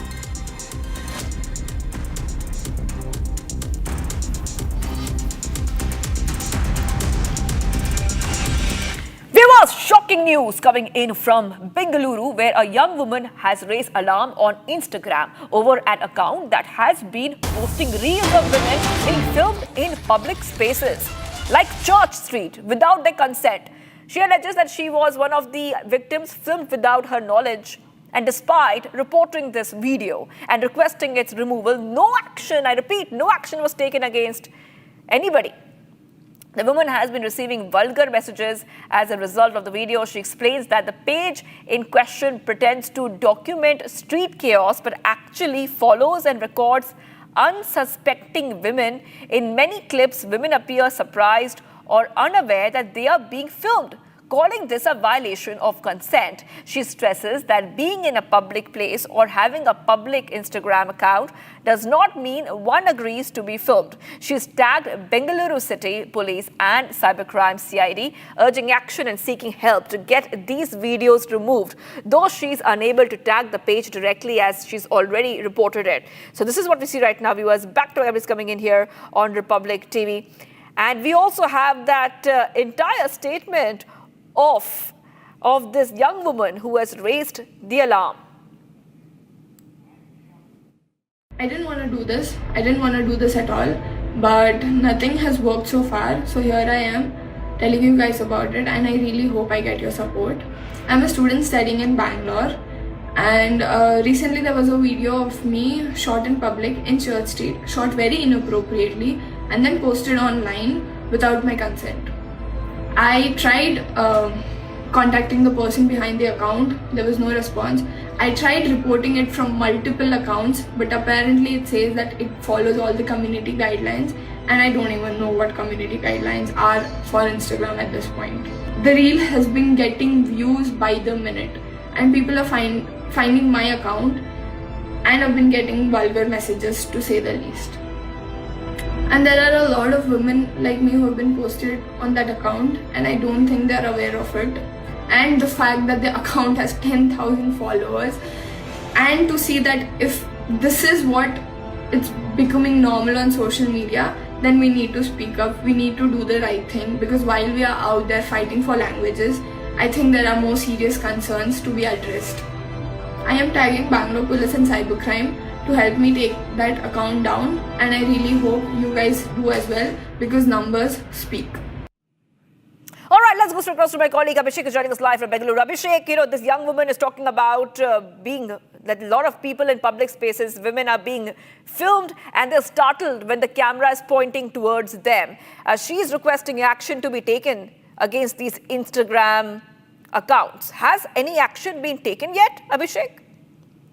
Well, as of now, Shivangi, the person who has been accused in this case has been taken into custody, and the Instagram page has been asked to be deleted, and the content in the Instagram page has been deleted as of now is what we clearly have seen until now. However, with respect to the incident that the various other women in the city are facing hasn't come to a full stop because of the Social Media Act or the Internet Act that has to be taken into consideration as of now. And on the other hand, we have clearly seen only one youth complaining about some people without the consent of the person, videographing them. However, this is not just one incident. In the entire city of Bangalore, various other commuters have complained, even in the PMRCL and various other public transportation system, that they have been videographed without their consent, and these videos have been put on social media, after which they also try to morph the images to make sure that they get some money from the person who is involved in this. So we will have to see how the Bangalore City Police reacts on this and how Home Minister G. Parmeshwara reacts on this. On the other hand, DCP Salgar has mentioned that the Instagram page has been brought down, and also the content within them has also been deleted as of now. And also, on the other hand, he claims that the accused has been taken into custody as of now. Right, Abhishek, thank you for giving those details. I will be coming back to you, as this young woman has filed a complaint and talked about being filmed in public spaces without any consent. I have to move ahead right now, viewers. Something happened early in the day in the national capital NCR region. The National Center for Seismology has confirmed that an earthquake of magnitude 4.4 struck Haryana's Jhajjar district this morning itself. Strong tremors were felt in Delhi, in Noida and Gurugram, Faridabad, as well as adjoining areas. The earthquake struck Jhajjar at 9:04 a.m. at a depth of 10 kilometers. Here's more on the story.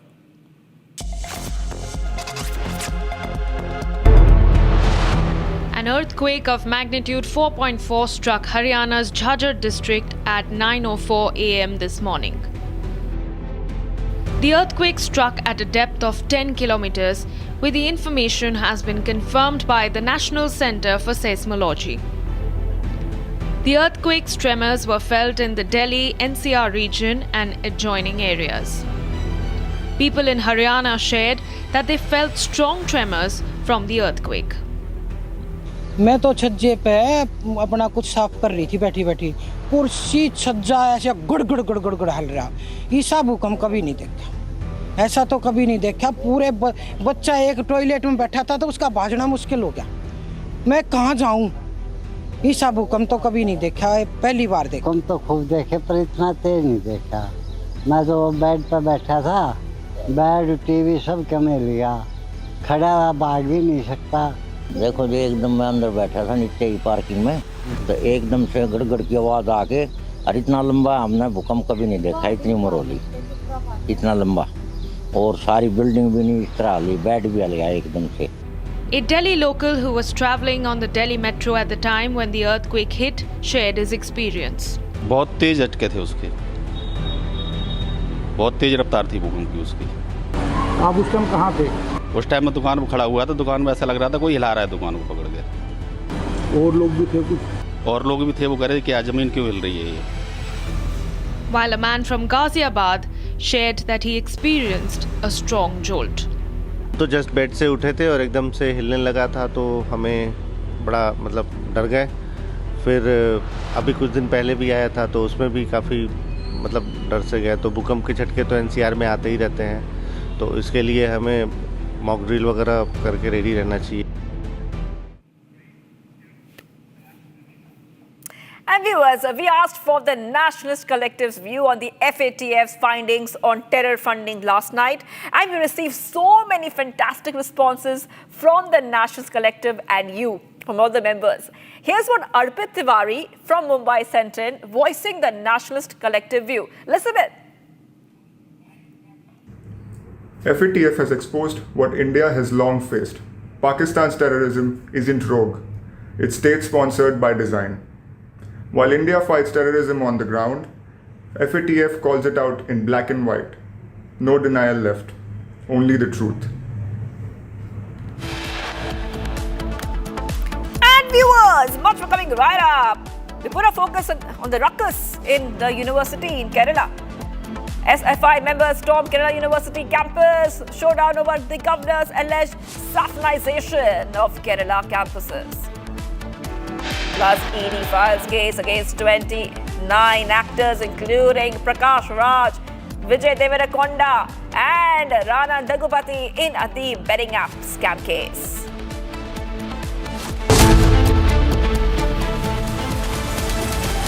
Amity has been ranked amongst the top 3% universities globally, a testimony to Amity's globally benchmarked quality. MDH की हल्दी मिर्ची धनिया करे कमाल, ये रंग दे, ये खुशबू दे, ये तीखा, ये कम पड़े, क्या निराला MDH मसाला।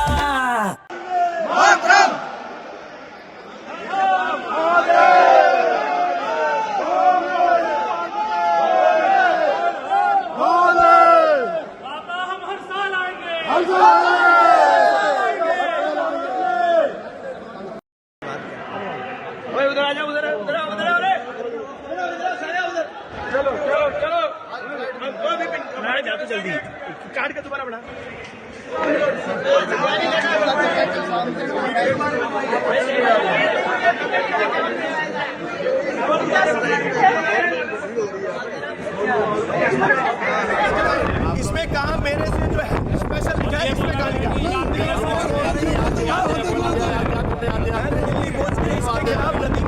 जीरो FIR कराऊंगा, सड़क पर घसीट के लाऊंगा। क्या समझता है ये किसी पे भी नहीं लिखा।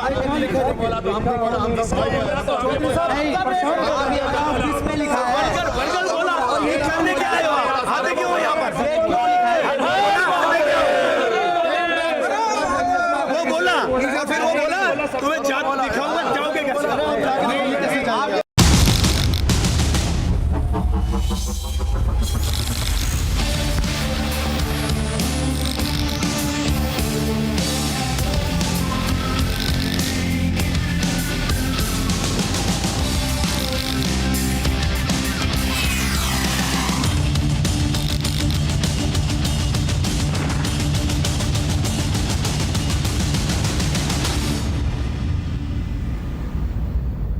दादी के हाथों का जादू और खुशबू से महकता घर, माँ की मुस्कुराहट और खाने की सुगंध। MDH गरम मसाला, क्योंकि हर रिश्ता है स्वाद से जुड़ा।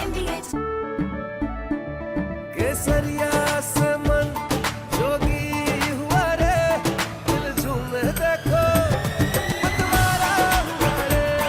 केसरिया से मन सफल बनाओ केसरी त्योहार। विमल, बोलो जुबान केसरी।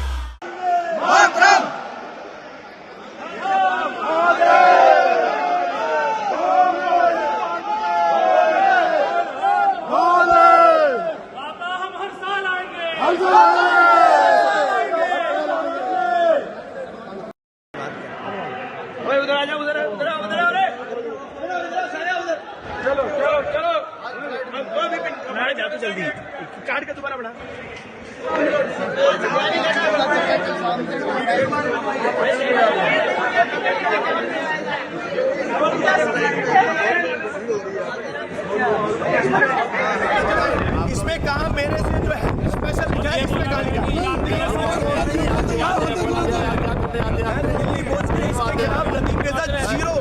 जीरो FIR कराऊंगा, सड़क पर छीन के लाऊंगा। क्या समझते हैं?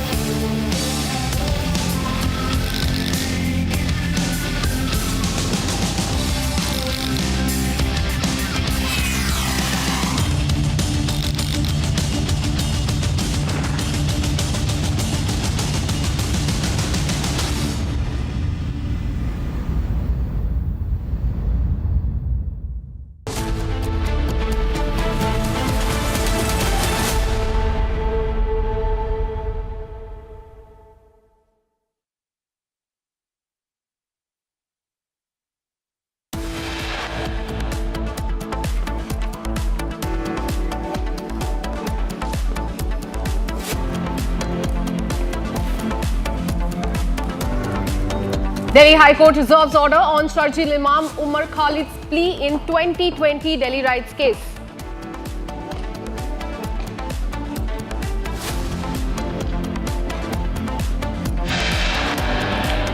Fierce power tussle in Karnataka.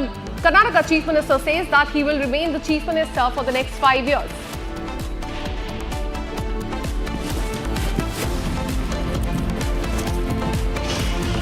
SFI members storm Kerala University campus, showdown over governors, saffronization of the campuses.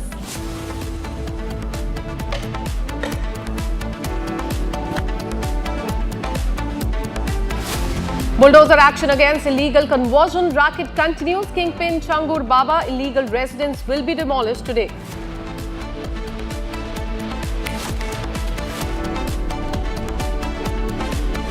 ED files case against 29 actors, including Prakash Raj, in the betting app scam case.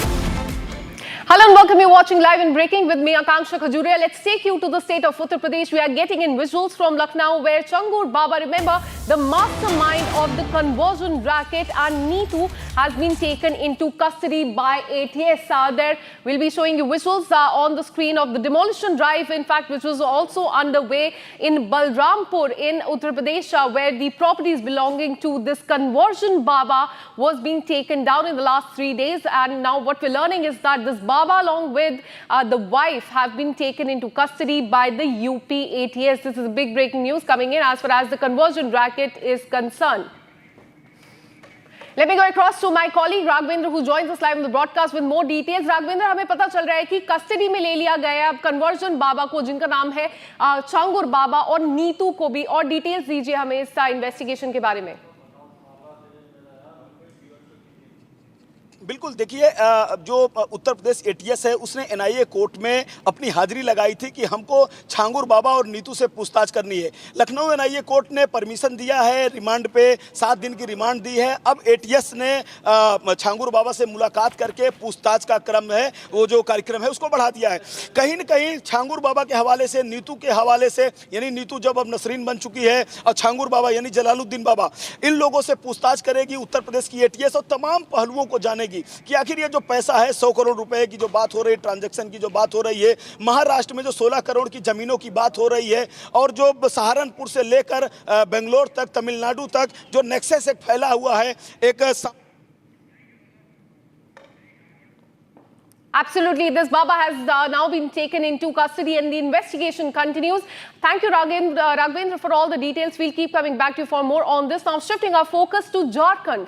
After, remember, yesterday's Vadodara bridge accident, now another dangerous bridge video is going viral on social media. Horrifying pictures have come to the fore from Jharkhand's Kunti district, where children are seen climbing a bamboo ladder on a fallen bridge to reach the school. Very shocking news coming in from Jharkhand, as you can see in these visuals. Horrifying pictures coming to the fore from Jharkhand's Kunti district, where you can see those are the children in a uniform there trying to climb a bamboo ladder on a fallen bridge to reach their school. It remains to be seen what the present government there has to say about this, but this is what kids there have to do to study to reach their school, and these are the horrifying images that we are getting you from the state of Jharkhand. The day after there was a bridge collapse in Gujarat, that because of which 14 people lost their lives. Now you can see there in the visuals as well, those school children trying to climb onto a bamboo ladder to reach the school. Now, shifting our focus to the state of Karnataka, we have a breaking news coming in for you. Karnataka Chief Minister has spoken on the power tussle.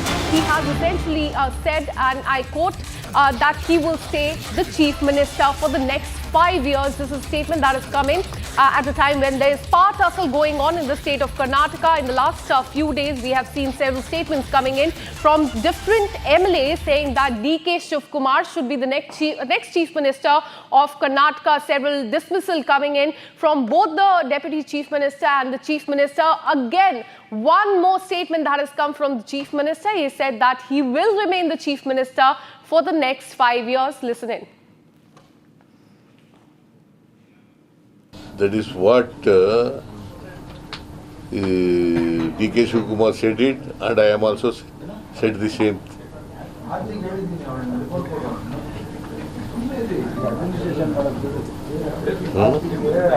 See, there is no vacancy. Is there any vacancy of Chief Ministership? I am very much here before you.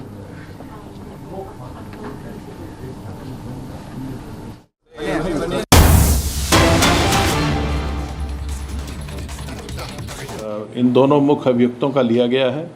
इनसे इस gang के सभी गतिविधियों, इनके money trail, इनके द्वारा अर्जित अवैध संपत्तियां इत्यादि की जानकारी की जाएगी।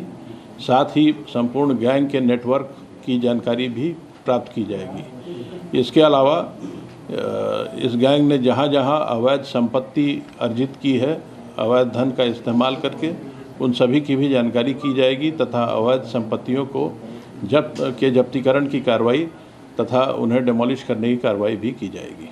सर, क्या अभी तक जो जितनी भी आगे पहले जांच पड़ताल हुई है, क्या इस बात की कोई जानकारी अब तक कितने लोगों का अवैध धर्मांतरण कराया होगा, कितनी महिलाएं होंगी, कितने पुरुष होंगे, कोई आइडिया? इस संबंध में अभी कोई गैस करना उचित नहीं है, क्योंकि एटीएस इस पूरे प्रकरण की विस्तृत जानकारी कर रही है, उसमें गहन विवेचना कर रही है। लेकिन ये इस बात की जानकारी हुई है कि लगभग 15 वर्षों से यह गैंग वहाँ कार्य कर रहा था और इस दौरान इसने काफ़ी बड़ी संख्या में धर्मांतरण कराए हैं। सर, जो FIR एटीएस की है उसमें जमालुद्दीन के भतीजे का भी नाम है, सबरोज का, और इसका भांजा है शहाबुद्दीन, एक नागपुर का ईदुल इस्लाम भी है। 9 नामजद आरोपी हैं, मात्र 4 गिरफ्तार हैं। 5 की गिरफ्तारी कब होगी? इस प्रकरण में जब प्रत्येक मुलजिम के विरुद्ध साक्ष्य संकलन की कार्रवाई पूरी हो जाती है, उसके बाद ही गिरफ्तारी की जाती है।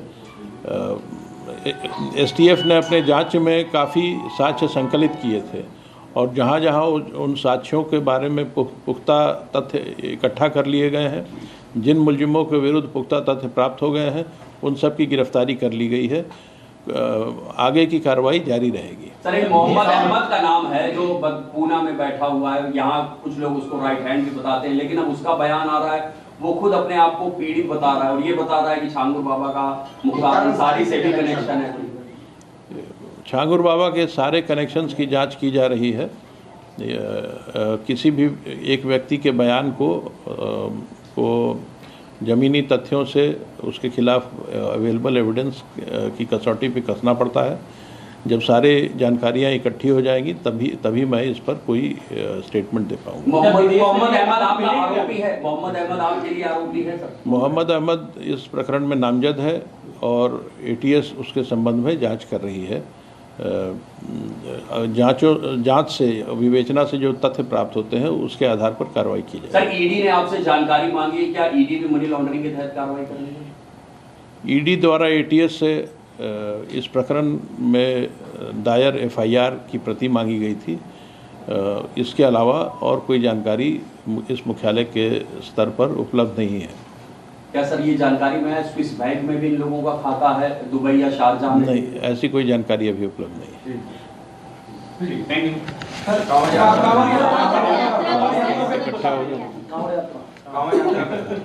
इसको चलाइए भाई।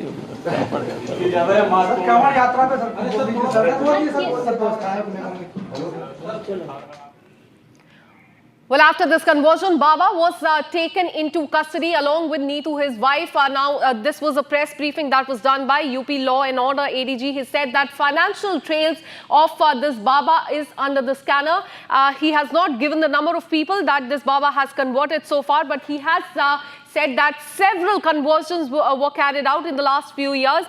And very important point is that Enforcement Directorate, as the police officer there pointed out, has also asked for the details of the case. So the aspect of the money laundering is also under the scanner. It remains to be seen whether the case under Prevention of Money Laundering Act will be registered against this Baba and others who have been nabbed by ATS or not. But definitely the financial transactions are done by them, the conversions that have been done in the last few years will definitely be under scanner. On the left hand side, you can see those are the visuals of the demolition drive that is currently underway in Balrampur in Uttar Pradesh. In fact, it is being carried out in the last 3 days. Several structures belonging to this Baba have been demolished by the police there.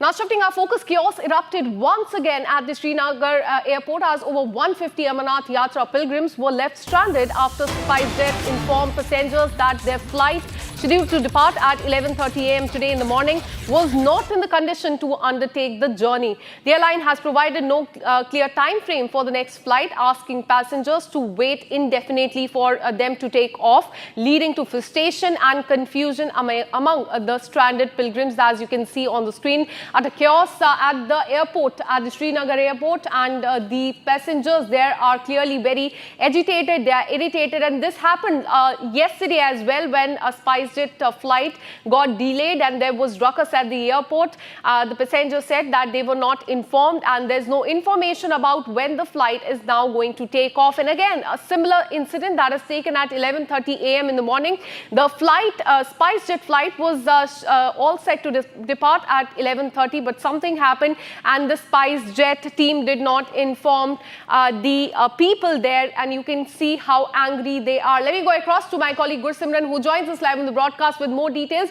Gursimran, tell us about this incident, because this is the second incident that has come to the fore in the last 24 hours. What are the passengers saying? Because these are the passengers who have come after doing the Amarnath Yatra. They must be really tired after that.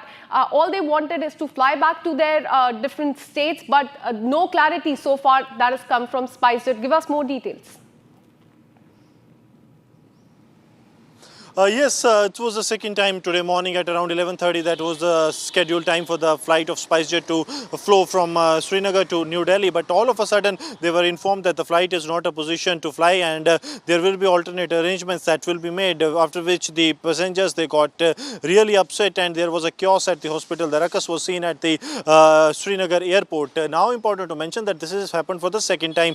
Last time it was around 8:30 was the timing when the flight was to leave, but it was cancelled cancelled, and the passengers were left with no option but to leave the airport. There were no arrangements for the accommodation, food and transport by the SpiceJet. Though after the intervention at around 11:30 by the Lieutenant Governor's office, they directed the authorities, the airport authorities as well as SpiceJet to do the management, and after that the SpiceJet decided that they will be providing accommodation as well as the transport. Under the security cover of the J&K police, they were taken to the nearby facility where they were kept, and today morning again same thing happened, but it was for 60 long minutes when the flight was changed, and then the SpiceJet flight they flew to the national capital. But the way this SpiceJet handled the situation, the airport authority was also given a written complaint by the passengers that is being looked into. Absolutely. It's shocking how this has happened for the second time in the last 24 hours. Keep tracking those details, Gulsimran. We'll keep coming back to you for more on this. And we asked for the nationalist collective view on FATF findings last night, and we received some fantastic responses from the national collective members as well. Here's what D. Krishnamurthy from Chennai sent in voiding the nationalist collective view. Have a look. I really don't know the Pakistan's things. It was formed as an Islamic nation, and from that time till date, 75 years or whatever it is, their job is nothing other than against India. Whereas India keeps growing, it's doing its own business, especially last 10-12 years. They have nothing else. They have to ask a question to themselves. What have they got in the last 75 years? Just telling Kashmir, Kashmir, Kashmir. This has really pulled them to the lowest, situation in economy and everything else, in terrorism and exporting it. And this US is double thing. To keep check on India, they have been, supporting Pakistan. Even the recent that Munir Ahmad Mullah, whatever it is terrible. So it's very clear, nobody support us, nobody, in favor of us. We have to grow ourselves, keep these guys at bay. Like nuclear, they don't have anything. It's just a joke what they have is. And Turkey, China and Pakistan. See, I have been watching your show right from those, last 20 years. Even when you were in Chennai, just before starting the Republic, you were with you. Now shifting our focus, the Indian Army will induct its first regiment of indigenous advanced towed artillery gun ATAGS by Feb 2027, developed by DRDO with Tata and Bharat Forge. The 155mm 52 caliber gun has a range of over 45 kilometers and over 80% of the content. The government approved the purchase of 307 ATAGS and 327 towing vehicles in March 2025 under 6,900 crore deal, marking a major boost for the self-reliant defense and modernizing India's capabilities.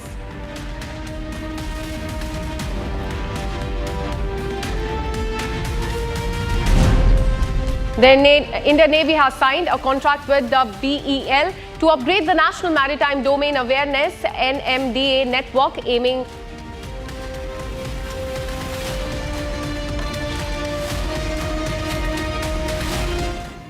Well, ladies and gentlemen, Yogi Adityanath, UP Chief Minister's model is in action as Operation Langra continues in Uttar Pradesh. 3 encounters in Hapur, Noida and Jhansi, and multiple criminals were arrested. Here's the report.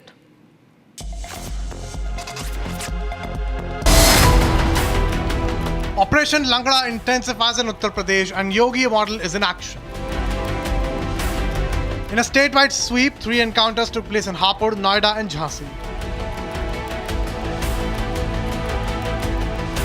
Hapur police arrested 2 notorious cow smugglers who were injured in the leg during the encounter.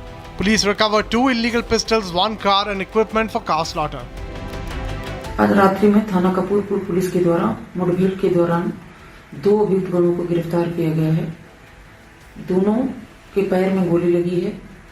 इन लोगों से पूछताछ करने पर एक ने अपना नाम हसीब उर्फ चूजा पुत्र इकरार जो कि संभल का निवासी है तथा दूसरे ने अपना नाम मेराजुद्दीन पुत्र अलाउद्दीन जोया जिला अमरोहा का निवासी है।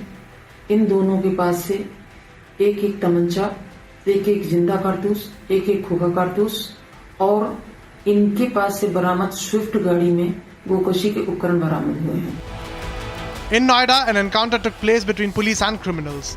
The criminals opened fire at the police. In retaliation, one of the criminals got injured. Total 5 criminals were arrested in the encounter. The police seized illegal weapons, stolen cables, stolen car from possession of the 5 criminals. Meanwhile, in Jhansi, a joint team of police arrested 3 accused, including 1 juvenile related to the robbery incident. आज स्वाट team प्रभारी तथा थानाध्यक्ष बरुआ सागर को मुखबिर से सूचना मिली कि जिन अपराधियों ने घटना की है, इस सूचना पर स्वाट टीम प्रभारी तथा थानाध्यक्ष बरुआ सागर की टीम के द्वारा इनकी घेराबंदी की गई। पुलिस टीम पर जान मारने की नीयत से फायर किए। जवाबी फायरिंग में इन 2 अपराधियों के पैर में गोली लगी।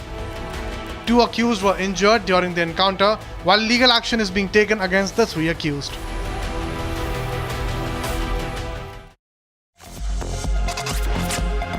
We have breaking news coming in. Karnataka Chief Minister Siddaramaiah has spoken on the power tussle. He has essentially said that he will stay the Chief Minister for the next 5 years.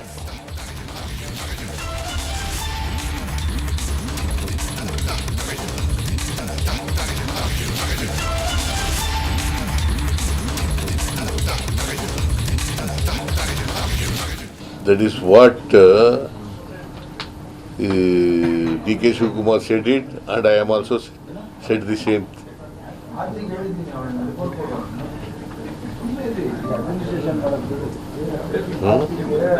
See, there is no vacancy. Is there any vacancy of Chief Ministership? I am very much here before you. I am the Chief Minister of Karnataka. Let me go across to my colleague Abhishek, who joins us for more on this. Abhishek, now the Chief Minister has clearly stated that he will remain the Chief Minister for the next 5 years. And this is coming at a time when there's a lot of demand that has come from a group of MLAs saying that Deputy Chief Minister D.K. Shivakumar should be the next Chief Minister. So what's really going on in the state of Karnataka? Akanksha, looking at the confidence or the statement made by CM Siddaramaiah in Delhi, it is very clear that he will be continuing for the second term of the first 2.5 years and the second 2.5 years as the CM of Karnataka. Whereas it was previously reiterated that AICC had come into an agreement between Siddaramaiah and D.K. Shivakumar stating that the power will be shared for the 2 terms. However, CM Siddaramaiah on the second occasion has mentioned that he will be continuing and he will be completing the full term as the Chief Minister of Karnataka. This comes after where Iqbal Hussain and various other MLAs within the party of Congress had demanded that DCM D.K. Shivakumar be elevated to the post of Chief Minister in the next couple of months. On the other hand, we had seen Satish Jarkiholy, K.N. Rajana, Parmeshwar and various other ministers belonging to the cabinet stating that there might be a tussle in the Karnataka state government in the next couple of weeks or months. On the other hand, when Randeep Singh Surjewala, who is visiting Bengaluru on a regular basis to clear the commotion between the party men or the congressmen within the party, he had also mentioned that the High Command will be taking care of the power sharing, if at all it will be into the progress. On the next approach, we will have to see how the High Command treats. We have clearly seen DCM D.K. Shivakumar when he was previously addressing the media that he will be supporting CM Siddaramaiah as the leader of the government as of now. Very clearly, DCM D.K. Shivakumar also wanted to be the Chief Minister of Karnataka based on his previous statements that have already been played in Republic TV. On the other hand, D.K. Suresh, who is the brother of DCM D.K. Shivakumar, had mentioned that the agreement will be done within the AICC and it will not be disclosed to anyone else until and unless the AICC Supreme wants to address it to the media. So we will have to see how the Congress party will take henceforth the decision of CM chair being shared between CM Siddaramaiah and DCM D.K. Shivakumar in the next couple of months. However, we have also seen none of the ministers, none of the MLAs are ordered to talk to the media about the power tussle or the DCM D.K. Shivakumar being elevated as the Chief Minister of Karnataka. Akanksha. Absolutely. But Chief Minister has made this statement in the national capital. Do tell us what the MLAs there in Karnataka are saying. You've mentioned that they're not now allowed to speak to media about the power tussle. But in the last 1 week, we have seen 2 or 3 of them coming out and batting for D.K. Shivakumar as the next Chief Minister. What are they saying now?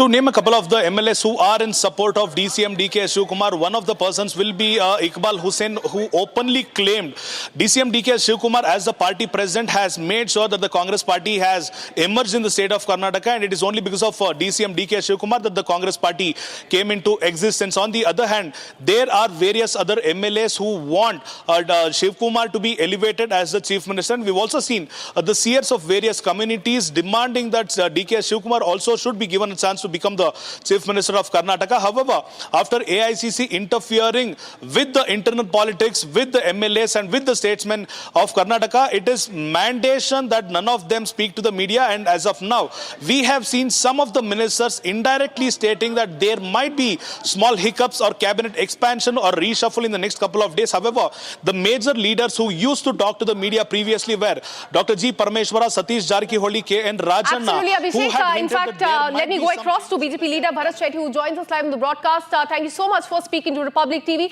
Sir, I want to ask you, how do you assess the situation? Because on one hand, DK Shivkumar is saying one thing, and now Chief Minister is saying that he will be the Chief Minister for the next 5 years. Different statements given in by the Deputy Chief Minister, the Chief Minister, the MLAs. There are a lot of confusion there in the state of Karnataka. How is the Bharatiya Janata Party looking at this? See, the confusion is among the Congress cadres. And this power struggle is having a heavy toll on the development of the Karnataka. No development has taken place in the past 2.5 years.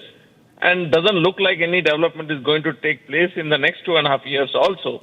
Because the Congress ministers themselves have come out and told that if you want roads, you please stop taking the guarantee schemes. This is the statement. Now, whoever becomes the CM, they have destroyed the financial situation of the state. They have destroyed it particularly. There is not, I am an MLA, I am a second-time MLA. 2.5 years, not a single work, not a single development, infrastructure work, no capital spending, nothing is happening in the state. In between, they are doing this power struggle. I don't know for what reason, what they're going to do sitting on a seat. If they come out with a white paper and tell the financial situation of the state, it will be better. This power struggle is between their one group is with DK, one group is with Sidramaya, and they are fighting to be in the seat of power and make money from the transfers or whatever they are doing right now. They are destroyed the state. Now shifting our focus to the state of Maharashtra, what we're learning, and this is the breaking news that is coming in, income tax notice has been given to Deputy Chief Minister of Maharashtra Eknath Shinde and his son MP Shrikant Shinde, and this is the breaking news update that we are getting for you. What this notice is regarding is something that remains to be seen, but this has been given by the income tax department to the Maharashtra Deputy Chief Minister and his son, who's also an MP. His name is Shrikant Shinde, and we'll get you more details about the notice that has been given to both of them. So this is breaking news update that is coming in from Maharashtra as far as the income tax notice is concerned. Income tax notice has been given to Maharashtra Deputy Chief Minister Eknath Shinde and his son. This notice has been given by the Income Tax Department. More details on what the notice is regarding is still awaited, but this is a big breaking news that we are getting you from the state of Maharashtra.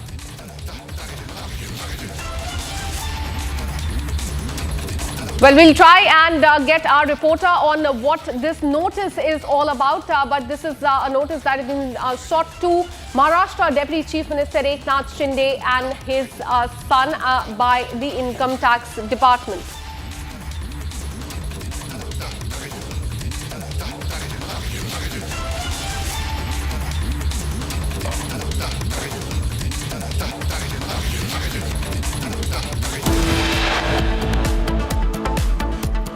And with this, we're taking a very short break. Coming up on the other side, Delhi High Court has reserved order on Sharjeel Imam and Umar Khalid's bail plea in 2020 riots case.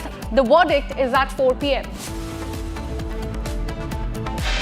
We'll also tell you how the SFI members in Kerala stormed the university campus and there was a showdown over Governor's saffronization of the campuses. There are massive ruckus there in the campus of the university. This and much more on the other side. Stay with us.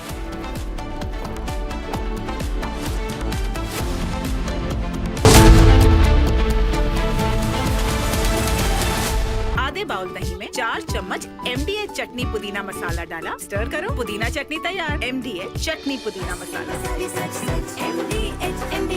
Thank you so much for this opportunity. Well, thank you. And such good English, such beautiful. Where did you learn to speak so beautifully? Where were you educated? Where? Yes, sir. In Liberia. Yes, sir. Well, that's very.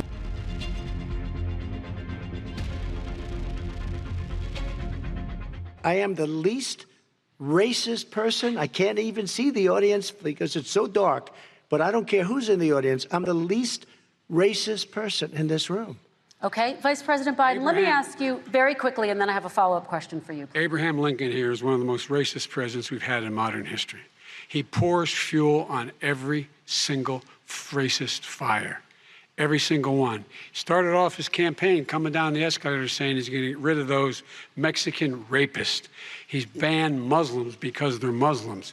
He has moved around and made everything worse across the board. He says about the poor boys, last time we were on stage here, he said, I told them to stand down and stand ready. Come on. This guy has a dog whistle about as big as a foghorn.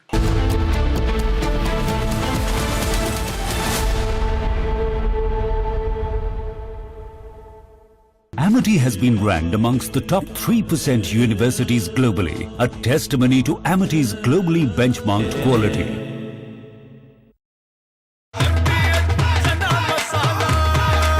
अब छोलिया हो या लोबिया, सफेद चने या काले चने, सब कुछ मजेदार बने। केसरिया से मन जोगी हुआ रे, दिल झूमे देखो मतवारा हुआ रे। केसरिया से मन जोगी हुआ। हर पल मनाओ केसरी त्योहार। विमल, बोलो जुबान Kesari.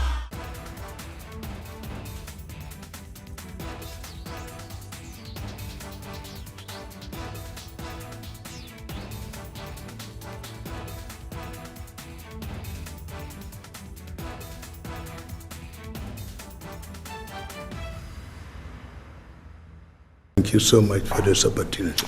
Well, thank you. And such good English, such beautiful. Where did you? From Asia's largest news headquarters, setting the agenda for Bharat.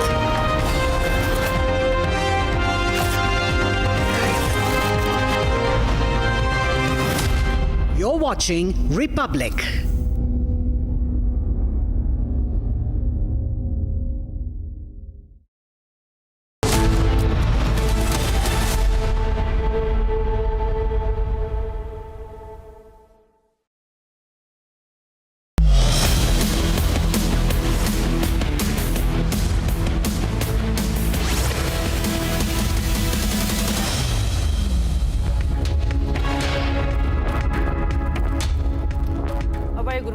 Very good afternoon, viewers. You're watching Live and Breaking, and I'm Rakshita Mishra with you. Let's get started with all the top stories of the day that we're tracking for you. Delhi High Court reserves order on Sharjeel Imam Umar Khalid's pleas in 2020 riots case.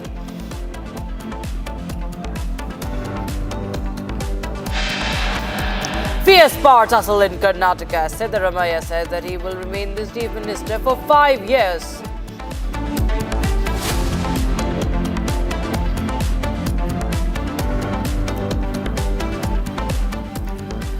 SFI members stormed Kerala University campus, showdown over governor's alleged saffronization of Kerala campuses.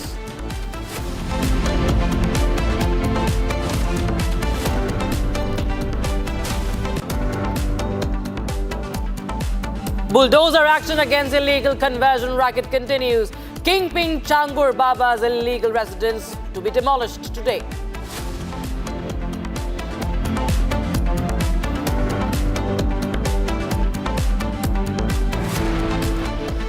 ED files case against 29 actors, including Prakash Raj, Vijay Devarakonda and Rana Daggubati in the betting app scam case.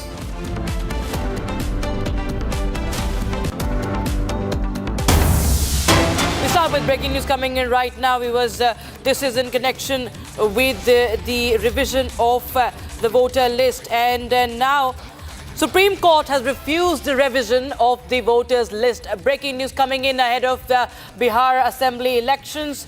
The order, I'm just reading out the order, I quote, "An important question has been raised in these bunch of petitions before this court, which goes to the very root of functioning of a republic, that is our country. The question is of the right to vote." Remember, this comes after Bihar Bandh yesterday. This is about the revision of voter list, and Supreme Court has declined to stay the Bihar voter survey. Breaking news coming in right now in connection with the revision of voter lists, and the court says, I quote, "We are of the considered view that the matter needs hearing before the appropriate court on 28th of July 2025. Meanwhile, the counter affidavit will be filed by the Election Commission within 1 week from today, and the rejoined, if any, will be filed before 28th of July 2025. So there are 3 points of challenge. All right, we have Executive Editor of Legal Affairs, Rhythm, joining us on the broadcast. Rhythm, tell us more details about the significance of this Supreme Court refusing the revision of voters list.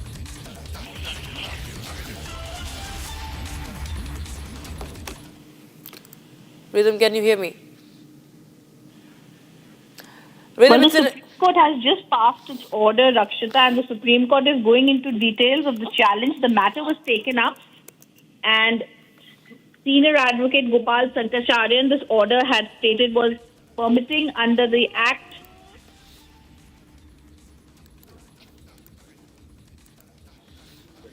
The Supreme Court had refused the revision of the voters list because the Supreme Court had been given arguments before them in which the Supreme Court had clearly been told by Gopal Sankacharyan that this kind of an activity had not been done. Passing the order, in fact, the judge had, after looking at both the sides, asked several questions to everyone appearing.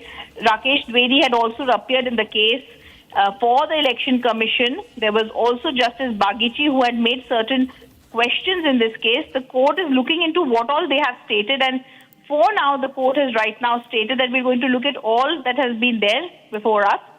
The arguments that have been given had also been there. Now an order has been passed. They've said there are 3 points of challenge. The courts have actually started off by saying an important question has been raised in these by bench of petitions before this court. The question is of the right to vote. The order the petitioners would argue in the exercise is undertaken in 2025. They've gone into details about what they're really trying to do. Then they've said, Rakesh Dwivedi had said, on the other hand, the last intensive revision took place in 2003 and now it's required under certain articles. There are 3 points of challenge the bench has given out them. The power of the Election Commission to conduct a special intensive revision, the procedure adopted by them, and the timeline. The order then says, we are of the considered view that the matter needs hearing before the appropriate court on 28th of July. Meanwhile, counter affidavits are to be filed, and that's what's going to be happening. They've also said that the Election Commission of India's counsel submits the list of 11 documents is not exhaustive. They've gone on to say that the petitioners are not pressing for an interim stay at this age, and therefore, in any case, the draft electoral roll is to be published only after August 1st. The matter is therefore listed on the 28th of July. So it's a short interim direction from the Supreme Court, I would say. The matter is going to next come up on the 28th of July. On the 1st of August is when that electoral roll is to be published. They've heard both the sides today, and they're going to take a call after all the affidavits are also submitted before that. Right. Rhythm, in fact, also importantly, Supreme Court has directed the Election Commission to consider the Aadhaar card and voter ID card and ration card for the special intensive revision, because clearly Supreme Court has said that it's in fact raised the question that why Aadhaar card has been excluded. Yes, so what the Justice Dhulia had said is, in our opinion, it would be interest of justice if the Aadhaar card, the EPIC card and the ration card should be included. They've clarified it is for the Election Commission to still decide whether it wants to take these documents or not. This is an oral observation made in the court. So the court has been told, meanwhile the petitioners were pressing earlier and trying to see what needs to further happen. But as of now, 28th of July, after affidavits have been filed, in the next date of this court hearing, we shall know what will further happen. Right. In fact, we also have my colleague Aditya joining us on the broadcast from the national capital. Aditya, tell us more about what updates are you picking up from the Supreme Court? What are the observations that have been made, and what Supreme Court exactly directed the Election Commission of India? Yeah, first of all, the matter was not about to question the mandate which has been entrusted to the Election Commission. First of all, the issue was not regarding whether the Supreme Court was to ascertain that the Election Commission has the power to actually start the roll, but the second one, which is the process, that how the process was undertaken by the Election Commission. The issue which was before the Supreme Court was about the timing. Now, the Supreme Court has asked the Election Commission Counsel, Mr. Dwivedi, about the timing, that this role could have been done, which should have been independent with the elections, but with elections in due time. Now, this becomes something which Supreme Court was about to quite ascertain, that this process should have been independent of election, whether or not. And the third one about the basic structure doctrine. The petitioner argued that this process was more about democracy, more about the right to vote, and the right to vote, if something happens with that, this might affect the basic structure doctrine, to which the Supreme Court agreed with the petitioner. And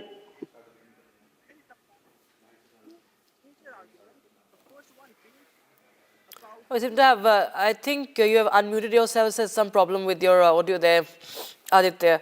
We'll just fix that, and that's the latest update we have right now. The Supreme Court refuses to put a stay on revision of voters list, and we'll try and get more updates on that. But just let me just read out what has happened today for all those tuning in. The Supreme Court has directed Election Commission of India to consider Aadhaar card, voter ID card and ration card for the special intensive revision of Bihar electoral rolls. An important question raised in these orders says that the question is of the right to vote. So there is focus on the right to vote. At the same time, this will continue. The survey will continue. That is what has been, of course, said by the court. That has been made clear. So there is no stay. So there is, it comes as a sort of a setback for the opposition who was raising questions on this very survey. But there is relief for the electoral body, for the Election Commission, as top court declines to stay the. Okay, Aditya continues to be with us. So Aditya, well, we can say that this is, of course, a sort of, a relief for the poll body, for the Election Commission, that the survey stays, the survey continues, rather. And yes, there have been just certain questions like the right of vote and the usage of Aadhaar that has been pointified by the bench. Yes, it is. The argument which was reached by the petitioner actually draws an analogy between the two. The first one about the ROPA. The ROPA is actually the Representation of People's Act, and the second was about the Citizenship Act. Now, the issue was regarding the Citizenship Act. And this process might meddle with the right to vote, because this process actually deals with the citizens about their right to having a citizenry or not. Now, this matter was actually much more deliberated in the Supreme Court issue. The first one was about right to vote, and the second was about the process, the timing. Timing was quite important on this issue. The Supreme Court remarked orally that now this is not a summary exercise. This is neither something which can be summary done, which was by the law, but more like a special intensive role. Now, which is actually a part of question that whether the Election Commission was in their power to enroll it with this process, though the Dwivedi did contend and did present his fact that as per the law, Election Commission is truly having an obligation, a duty to maintain a role and to maintain a rule. They must check the voters or the citizens of India to ensure the democratic right, the democracy is prevailed in the election process.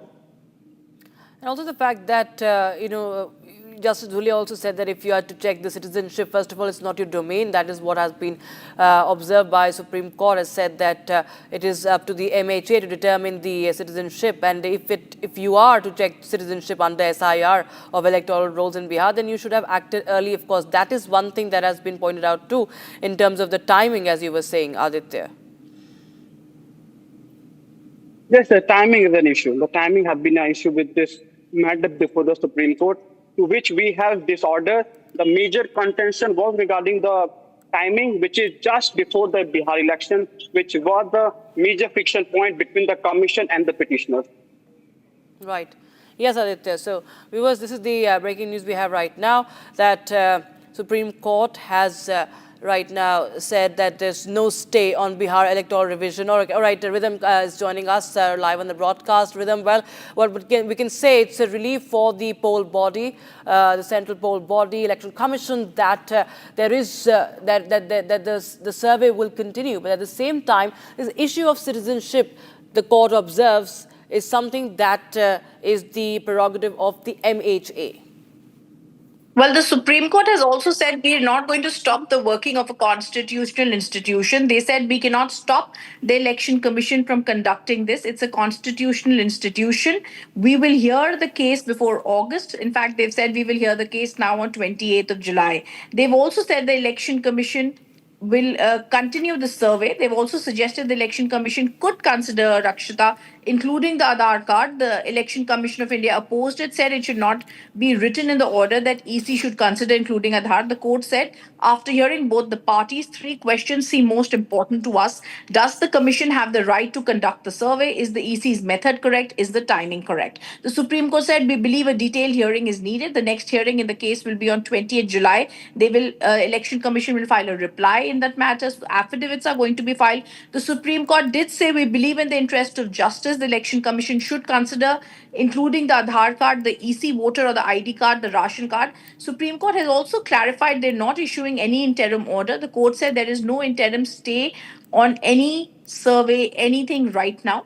They've also said that the process will continue. They've also said it's for the Election Commission to decide whether to include these 3 documents, which is the Aadhaar, the ration card, which they asked. They also said that if the Commission does not include these documents, then the basis for that will also have to be told in the next hearing.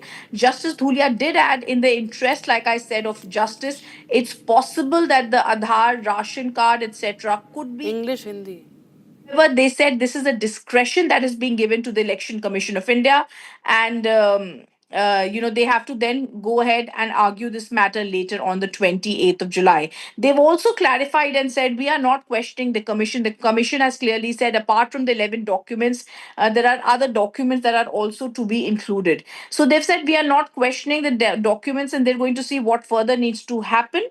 They've also said that the list of 11 documents is not exhaustive. As the order of June indicates, it is our view Election Commission will also consider the following documents if they wish to do so. Right.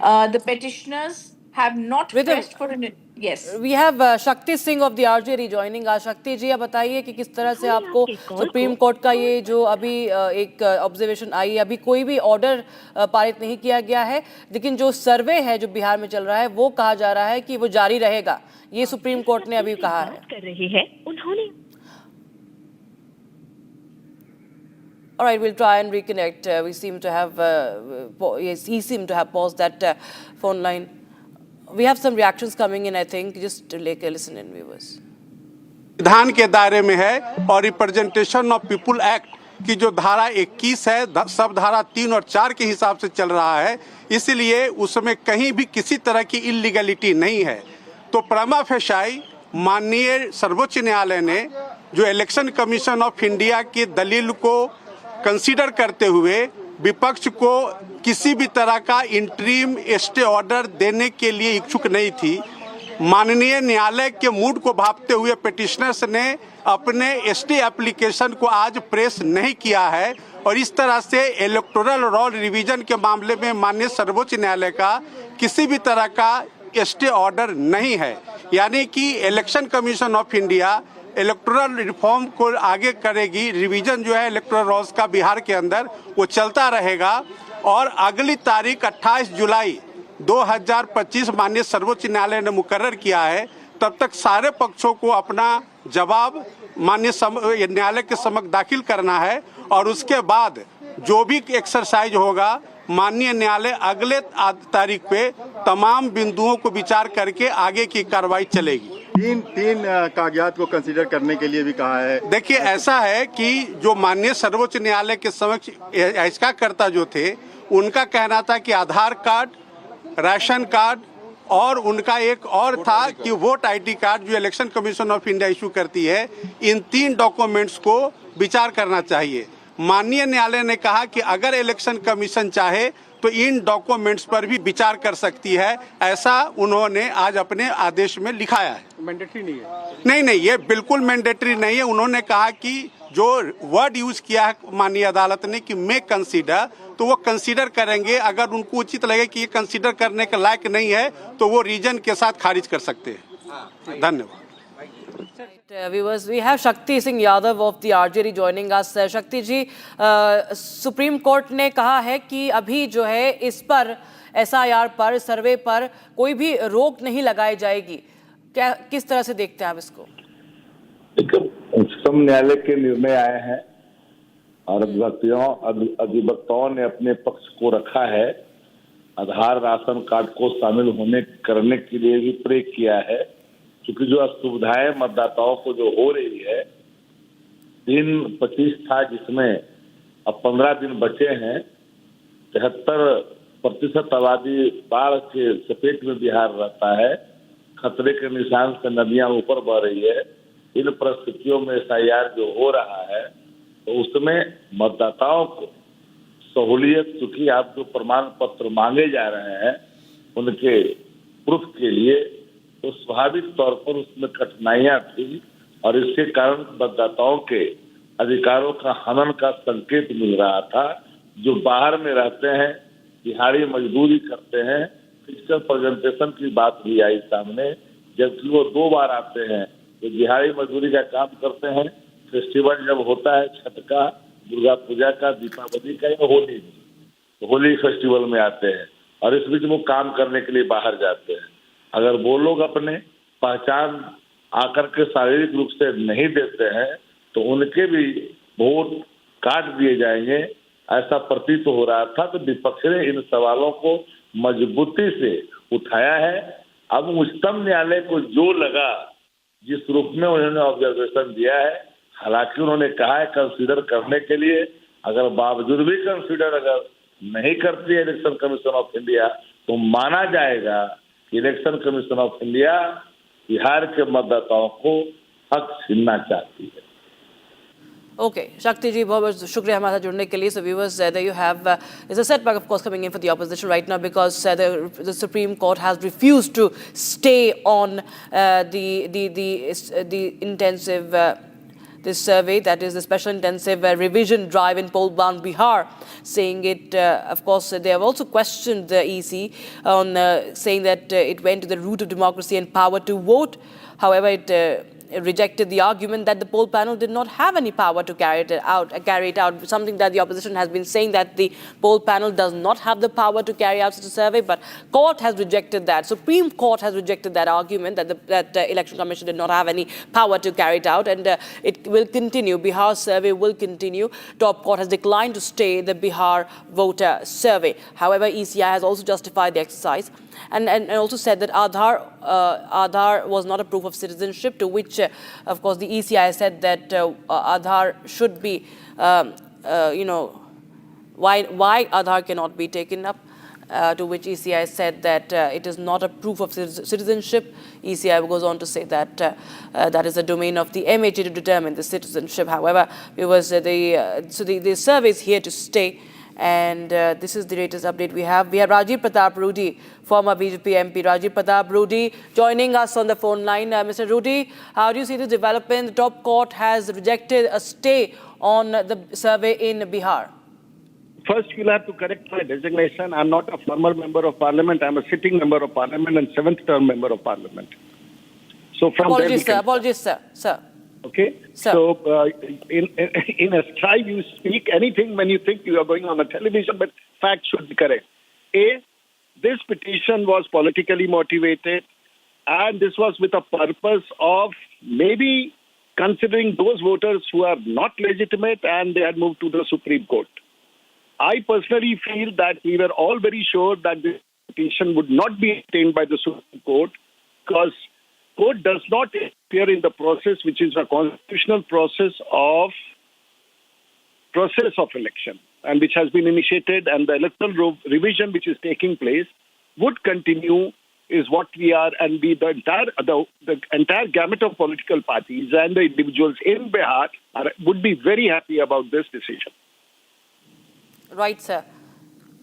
Thank you. Bye. Right, sir. Thank you so much. Thanks so much, Rajiv Rudy there is a former minister and current MP from Saran in Bihar, sitting MP. And viewers, this is, of course, a setback for the India Alliance coming in as they were demanding that the survey be stopped. There should be a stay on the Bihar survey. Aditya, my colleague, continues to join us from outside the court in the national capital.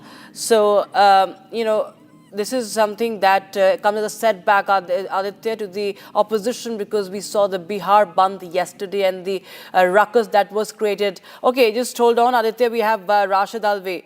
Rashid Alvi joining us on the broadcast for more. Rashid Alvi, the Congress says, we saw the Bihar Bandh yesterday. And today, I mean, your party is demanding that this survey cannot go forward, but the Supreme Court has said that has rejected that claim, and this survey in Bihar will continue. So how do you see this? We welcome have the respect for the judgment given by the Supreme Court. But important thing is, this is the basic responsibility of Election Commission to hold free and fair election. But for a very long time, there are so many questions being raised against the Election Commission. Even the appointment of Election Commission, earlier, as you know it very well, that the committee which used to appoint Election Commission consists of the Prime Minister, Leader of Opposition, and Chief Justice of India, his nominee. But now, Chief Justice of India has been removed from this committee. A cabinet minister and Prime Minister, they both can decide, because there are 3 members committee, so LOP has no role. So it shows itself, it is the proof that Election Commission cannot hold free and fair election. So for a long time, this question is being raised.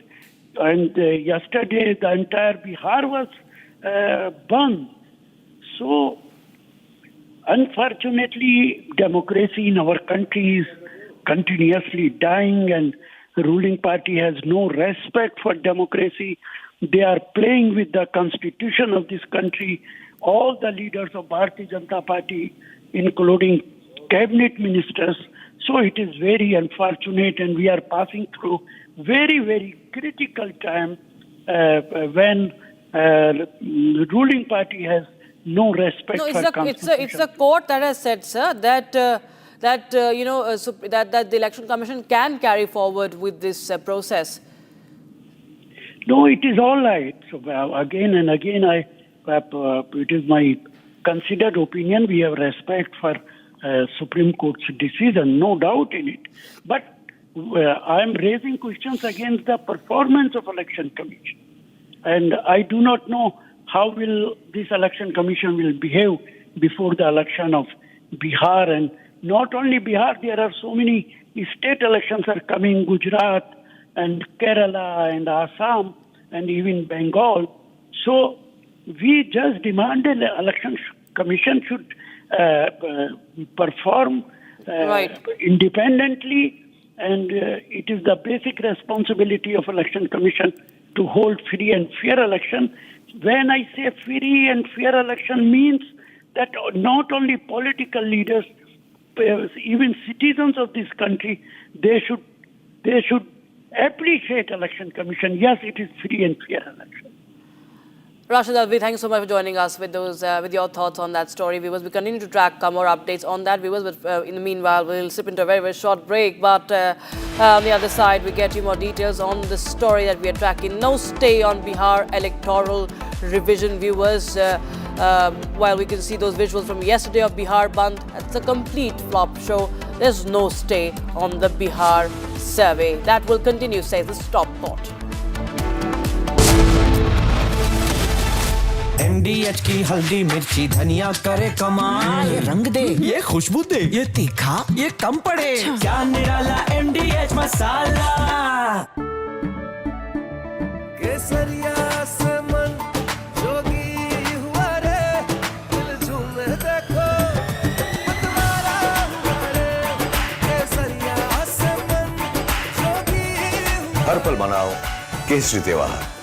विमल, बोलो जुबान केसरी। अब छोलिया हो या लोबिया, सफेद चने या काले चने, सब कुछ मजेदार बने।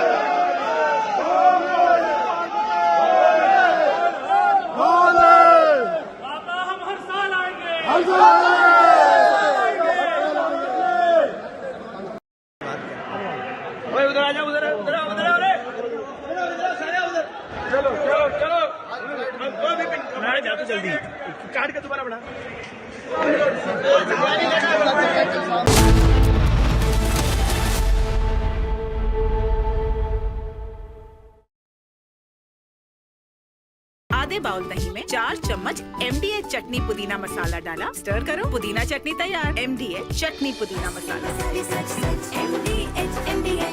इसको घर पे लगाओगे तो शादी का तो पता नहीं, पर घर पक्का नहीं टूटेगा। रुंगटा नहीं तो घर स्ट्रॉन्ग नहीं। रुंगटा स्टील TMT बार एकदम सॉलिड। पहाड़ों में एक हाइकिंग स्टिक भी बन सकती है।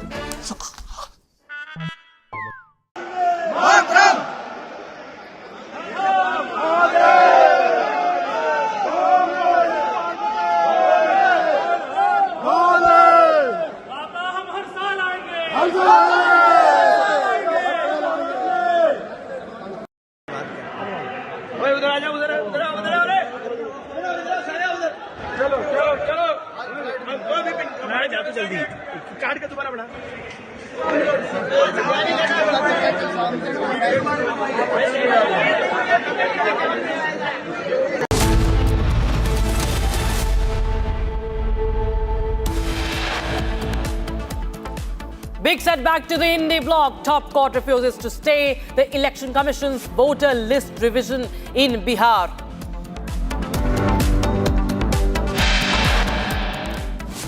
Fierce power tussle in Karnataka. Siddaramaiah says that he will remain the chief minister for 5 years.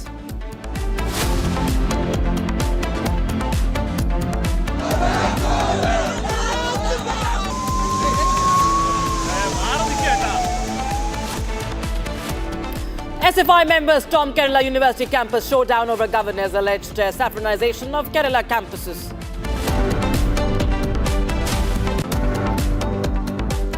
Bulldozer action against illegal conversion racket continues. Kingpin Changur Baba's illegal residence to be demolished today.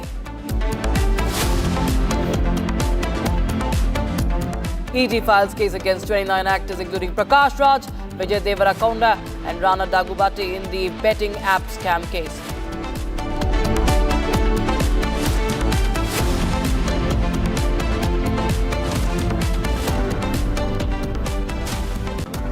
Very good afternoon, viewers. You're watching live and breaking. I'm Rakshita Mishra with you. We start with breaking news coming in from Karnataka. Chief Minister Siddaramaiah has spoken on the power tussle. He has essentially reiterated his statement. He says that he will remain as the chief minister for the full term. He stays as the chief minister for 5 years. As Siddaramaiah stands firm, he digs his heels in and says that he remains the chief minister. So this there is a lot of speculation for the past few weeks again that has been reignited, but Siddaramaiah on record says that he will remain the chief minister. It's a fierce power struggle. DK Shivakumar says Siddaramaiah has been going on for a long time, but Siddaramaiah says that there is no meeting scheduled with the high command of the Congress party and that he is the chief minister. Listen in. It is what DK Shivakumar said it, and I am also said the same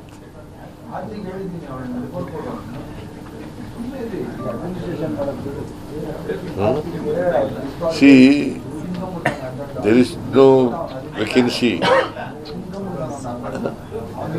Is there any vacancy of chief ministership?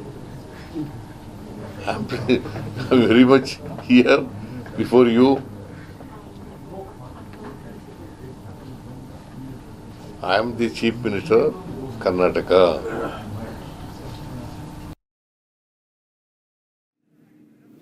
All right, viewers. So there you have Siddaramaiah says that there's no question that he's very much the chief minister and he shall remain the chief minister. That is what Siddaramaiah said. Remember, last week we had a lot of rumblings in the Congress party with DK Shivakumar somewhere showing his helplessness. My colleague Abhishek joins us live on the broadcast from Bengaluru. Now, Abhishek, the fact that Siddaramaiah is in the national capital has raised many questions already, but he on record says that he will complete the full term. Rakshita, it is very clear from the statement made by CM Siddaramaiah. This is not the first time, but this is the second repetitive time that he is saying that he will continue as the Chief Minister of Karnataka until... We have some breaking news. We have been interrupted by some breaking news. These are visuals coming in, viewers. Some breaking developments. Two communities clashing. This is from Rajasthan, I understand. These are visuals from Rajasthan. Clash between two communities over construction of a chhatri in a pond. And these are visuals from Jaisalmer, I think, of Rajasthan. You can see some stones being pelted from one side to the other. You see that security, the police have also arrived at the spot in Jaisalmer of Rajasthan. There you see women police personnel also present over there. In fact, you see that stones being pelted by women. A certain community is happening in Rajasthan. You can see some women being taken away by the police as well. Some women being detained by the police as well, being lathi charged also. This is in Rajasthan, and it's about construction of a mythological chhatri in a pond. We'll just try get more details about what exactly caused this tension, this clash between the two communities and women. Part of the clash there, you can see heavy police deployment on the site of the clash is coming in from Rajasthan as we speak.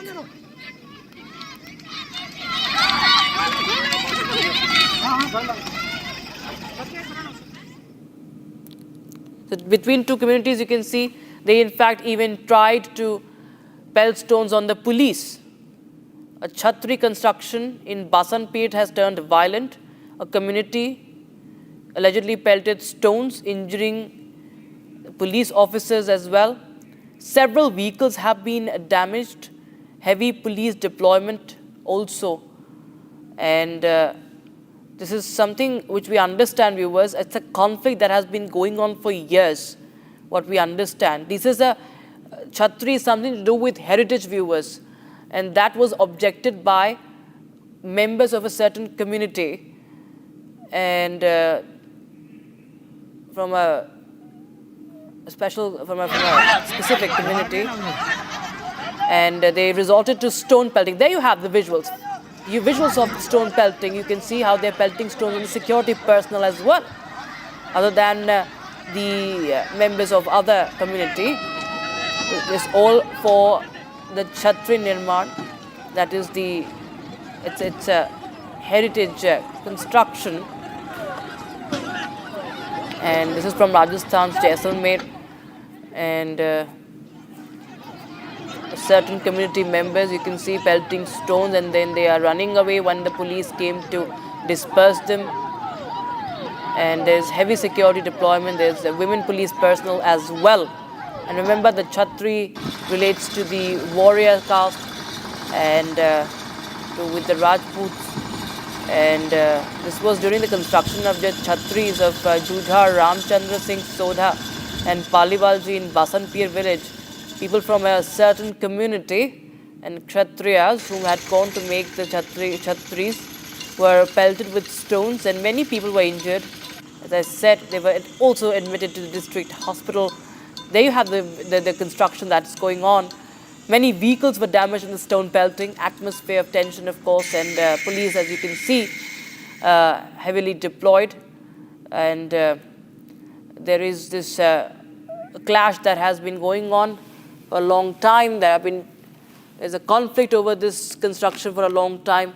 Now it turned violent.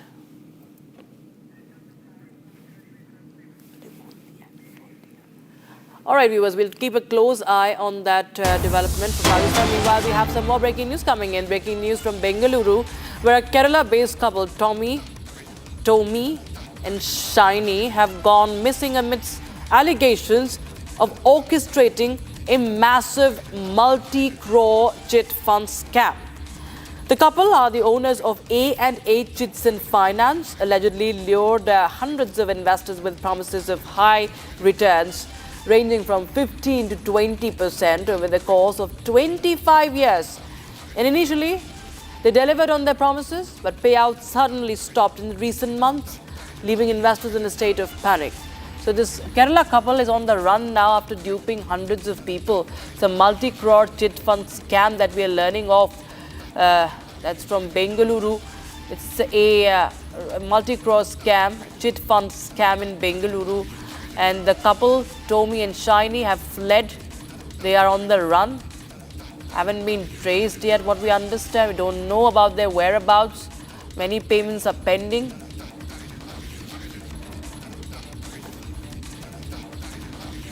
And this is a couple from Kerala who have now fled after they allegedly cheated the investors in this 50 crore scam in Bengaluru. Hundreds of people have been duped.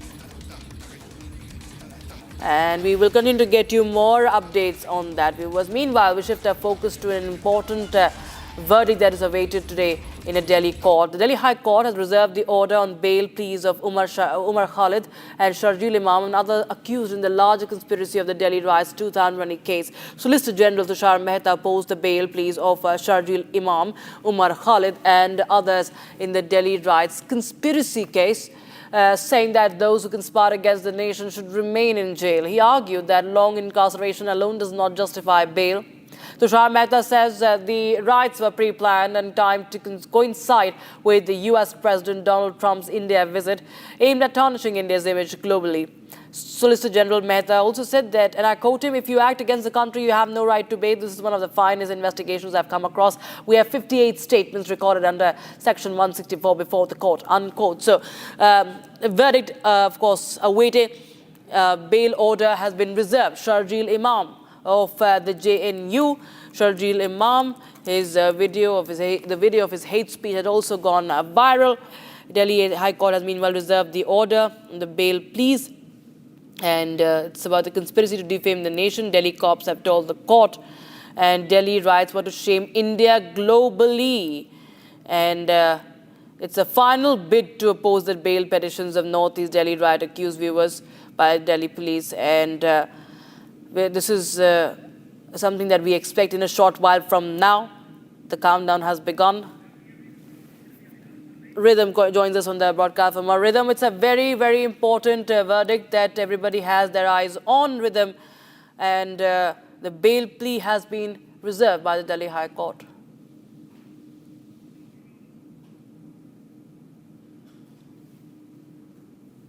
Rhythm, can you hear me?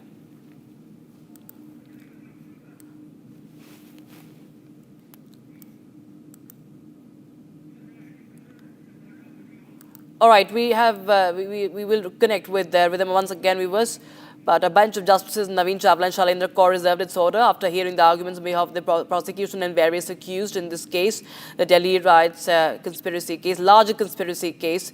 And Sharjeel Imam and Umar Khalid Others are facing prosecution in a UAPA related to the UAPA case related to the alleged conspiracy behind the 2020 riots in Delhi, in northeast Delhi. And the prosecution has, of course, vehemently opposed the bail plea, saying it was not a case of spontaneous riots, but a case where riots were planned well in advance with a sinister motive and well thought out conspiracy. And Solicitor General Tushar Mehta has been representing the prosecution, contending that it was a conspiracy to defame India on a global level, and a mere long incarceration is no ground for bail.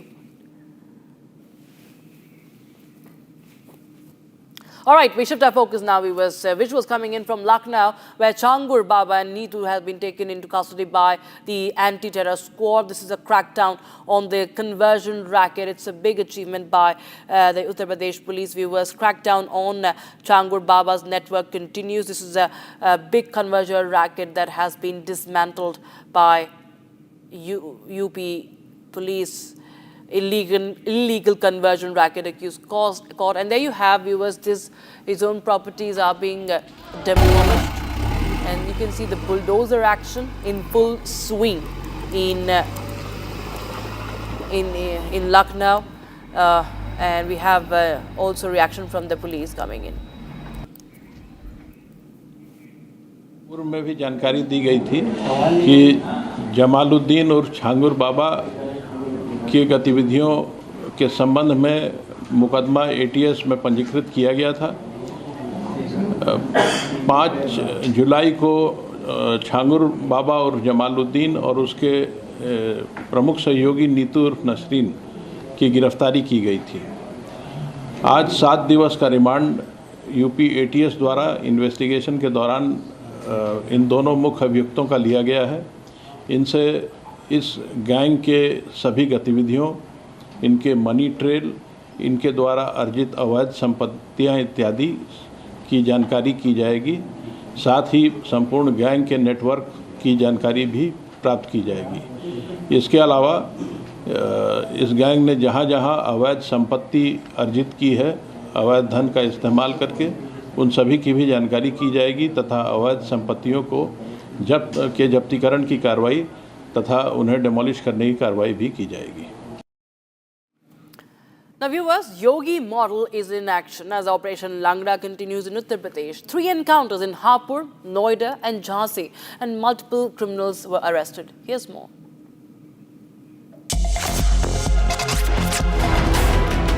Operation Langra intensifies in Uttar Pradesh and Yogi model is in action. In a statewide sweep, 3 encounters took place in Hapur, Noida and Jhansi.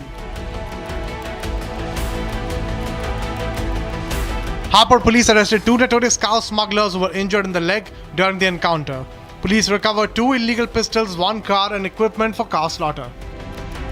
आज रात्रि में थाना Kapurpur police के द्वारा मुठभेड़ के दौरान 2 अभियुक्त लोगों को गिरफ्तार किया गया है।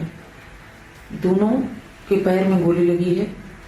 इन लोगों से पूछताछ करने पर एक ने अपना नाम हसीब उर्फ चूजा पुत्र इकरार जो कि संभल का निवासी है तथा दूसरे ने अपना नाम मेराजुद्दीन पुत्र अलाउद्दीन जोया जिला अमरोहा का निवासी है। इन दोनों के पास से एक तमंचा, एक जिंदा कारतूस, एक खोखा कारतूस और इनके पास से बरामद स्विफ्ट गाड़ी में गोकशी के उपकरण बरामद हुए हैं। In Noida, an encounter took place between police and criminals. The criminals opened fire at the police. In retaliation, one of the criminals got injured. Total 5 criminals were arrested in the encounter. The police seized illegal weapons, stolen cables, stolen car from possession of the 5 criminals. Meanwhile, in Jhansi, a joint team of police arrested 3 accused, including 1 juvenile related to the robbery incident.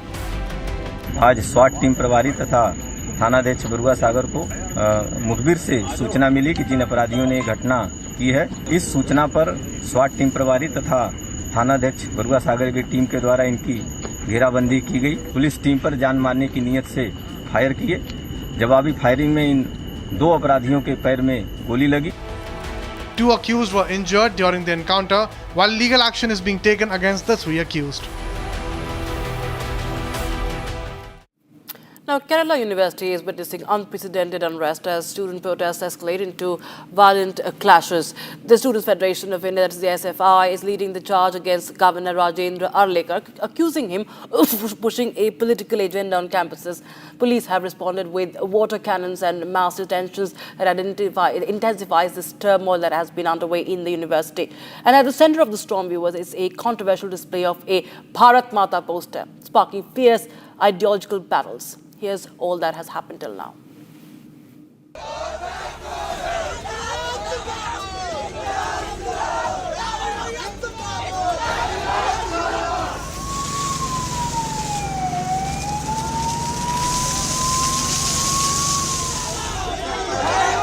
Kerala University has turned into a battlefield. Violent protests led by the Students' Federation of India have erupted across campuses in the state, fueled by explosive allegations against Governor Rajendra Arlekar. The protests have spiraled into chaos, forcing the police to resort to water cannons and mass detentions. Over 27 students have been named in FIRs following a complaint by the Vice-Chancellor alleging vandalism and violence under the Prevention of Damage to Public Property Act. The police is using water cannons right outside the Kerala University campus. You can see large number of students have climbed on to the barricade, signaling the protest against the alleged saffronization done by the BJP, RSS and the governor is what is being put into the dock right now. This intense protest that you see that is happening is now being controlled by at least 100-150 policemen, both who are taking guard outside the gate as well as inside. A heavily barricaded campus is right now being, we can see this drama being witnessed, and you can see these students over here trying to raise their protest. They're trying to say that any kind of ideology other than the left will not be allowed inside the campus. The SFI alleges that the governor is trying to saffronize universities. And why so? Because an ode to Bharat Mata through a poster at the Kerala Raj Bhavan has irked the left ecosystem.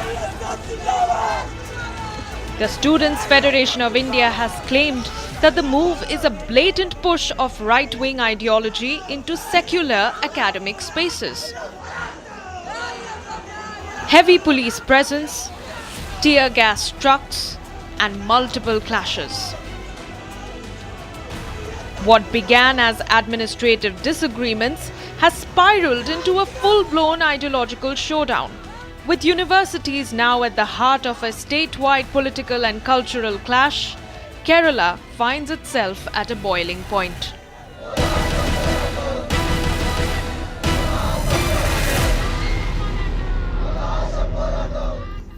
And now a quick look at some more stories from across the country. This is Bharat in 5 minutes. Karnataka Chief Minister has dismissed speculation about a change in leadership, saying that unequivocally there is no vacancy for CM in Karnataka. He emphasized that there is no 50-50 formula for power sharing with Deputy Chief Minister D.K. Shivakumar, who himself has acknowledged Siddaramaia's current role. Siddaramaiah reiterates that any decisions will be made by the Congress High Command. That is what D.K. Shivakumar said it, and I am also said the same.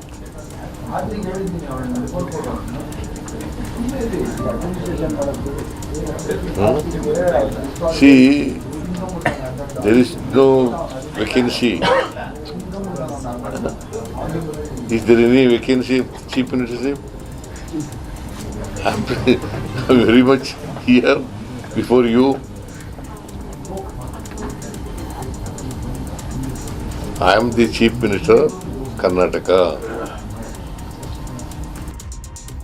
The Supreme Court heard a batch of pleas challenging the Election Commission of India's move to conduct a special intensive revision of electoral rolls in Bolban, Bihar. Supreme Court asked ECI why it started this revision exercise of electoral rolls in Bihar so late.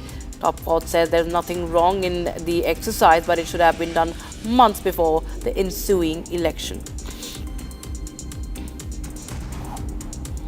Amarnath police, in a major breakthrough, have arrested Sadiq, also known as Taylor Raja, a key accused in the 1998 Coimbatore bomb blast and multiple communal murder cases across the state. Joint operation by ATS and Coimbatore City Police led to the capture after 26 years in Vijaypura district of Karnataka. BJP national spokesperson highlighted a key diplomatic achievement of Prime Minister Modi's recent five-nation tour, saying that the PM successfully brought global attention to the issue of terrorism at the BRICS summit. He said that Prime Minister Modi firmly asserted that the perpetrators and victims of terrorism cannot be equated, marking a significant stance that underscored India's consistent position on combating global terrorism. Prime Minister has unequivocally and categorically established the matter of terrorism at the BRICS, and he has said that the perpetrators of the terror and the victims of terror cannot be equated. So this was our diplomatic success, and it was very important for the strategical point of view. The Supreme Court has issued notice to Attorney General in India seeking the Indian government's response to the plea of a 37-year-old Indian woman from Kerala, Nimisha Priya, who has been booked for murder in Yemen and is facing death penalty. Now, the Council for Priya says that negotiations through diplomatic channels can be explored by the Indian government to defend Priya, and it was also said that under the Sharia law in Yemen, there is an option of blood money negotiation which could commute Priya's sentence. In a major success under the ongoing anti-Maoist operation in Chhattisgarh's Bijapur district, Basaguda police, in a joint operation with CRPF, and have arrested two active Maoist operatives. According to police sources, the duo was allegedly involved in planning disruptive activities and was in possession of illegal explosive items at the time of arrest. In a shocking incident in Thane, the principal and a female attendant of a school were arrested. Other 4 teachers and 2 trustees were booked under POCSO Act for allegedly stripping around 10 girls to check if they were menstruating. The arrest came after parents staged a protest demanding action against the school management. A senior police officer confirmed that the arrested individuals will be produced in court. Following the recent wave of heavy rains and urban flooding in northeastern region, the Indian Army launched extensive humanitarian assistance and disaster relief operations under Operation Jal Rahat 2 across Nagaland, Assam and Manipur. These efforts are being led by Headquarters Inspector General Assam Rifles in collaboration with the local civil administration.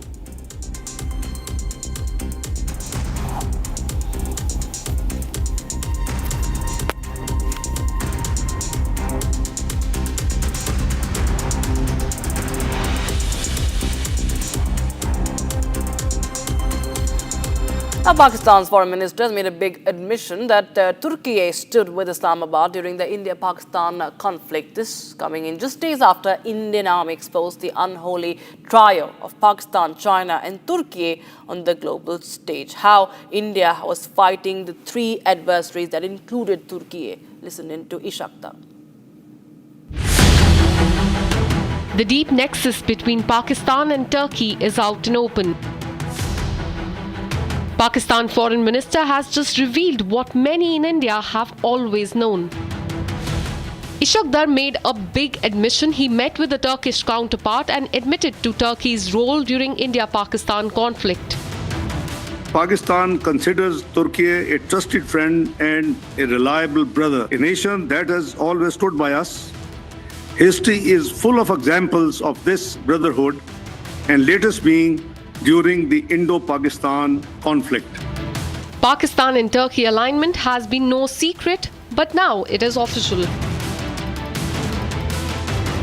The admission comes few days after India exposed Pakistan, China and Turkey nexus. Pakistan was the front face. We had China providing all possible support, and it's no surprise because if you were to look at statistics, in the last 5 years, 81% of the military hardware that Pakistan is getting is all Chinese, 81% of that. So it's no surprise. And China, of course, the good old dictum, killed by a borrowed knife. 36 stratagems that China talks about, killed by a borrowed knife. So he would rather use the neighbor to cause pain than getting involved in the mud slinging match on the northern border. So that is what he's seen. And another thing that China perhaps has seen is that he's able to test his weapons against, say, various other weapon systems that are there. It's like a live lab which is available to. So it's a good. That is what is something we have to be very, very cognizant about. Again, Turkey also played a very important role in providing the type of support that was there. Bayraktar, of course, he's been giving from before. We saw numerous other drones also coming in, landing in the face of war, during the war, along with trained sort of individuals who were there. With Pakistan's admission, the mask is off and the nexus is out and open. Short break, viewers, but the latest updates coming in from Karnataka as the fierce power tussles continue. Siddaramaiah says that he will remain the Chief Minister for 5 years. And bulldozer action against illegal conversion racket continues in UP. Kingpin Changur Baba's illegal residence to be demolished today. Amity has been ranked amongst the top 3% universities globally, a testimony to Amity's globally benchmarked quality. दादी के हाथों का जादू और खुशबू से महकता घर, माँ की मुस्कुराहट और खाने की सुगंध। MDH गरम मसाला, क्योंकि हर रिश्ता है स्वाद से जुड़ा।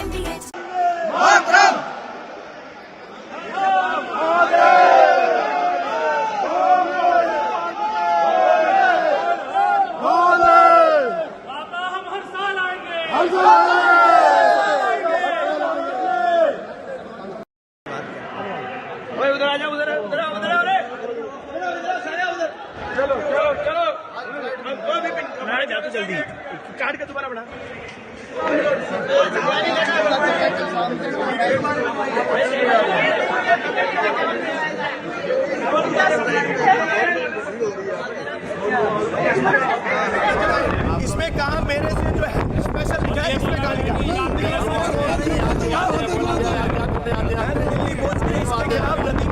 जीरो FIR कराऊंगा, सड़क पर चीट के लाऊंगा। क्या समझते हैं ये किसी पे भी नहीं लिखा। बोला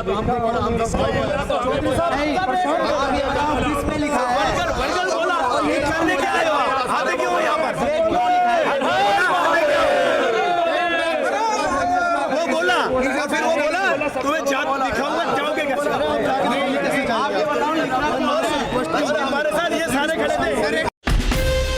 From Asia's largest news headquarters, setting the agenda for Bharat.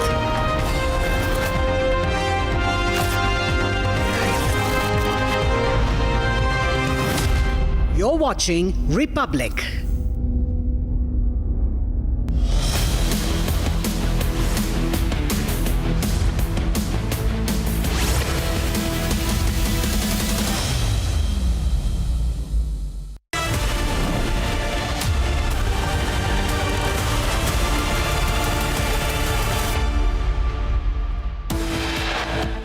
Big setback to Indy block. Top court refuses to say EC's voter list revision.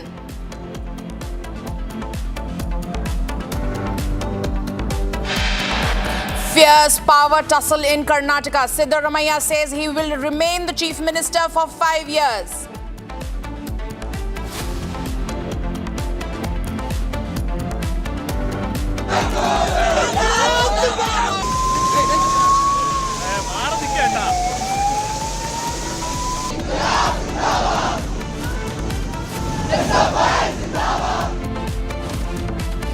SFI members storm Kerala University campus. Showdown over governor's alleged saffronization of Kerala campuses.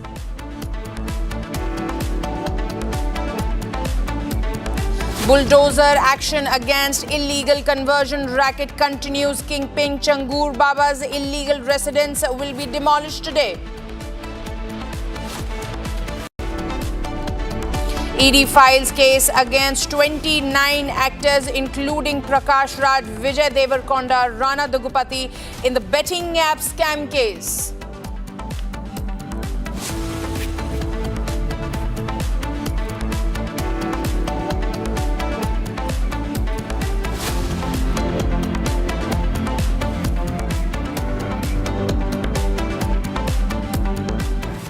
Welcome back, viewers. Let's start this edition with this exclusive news. Remember, viewers, the fatal IAF fighter jet crash in Rajasthan's Churu district, which claimed the lives of two IAF pilots, has put the focus back on the aging Jaguar fleet.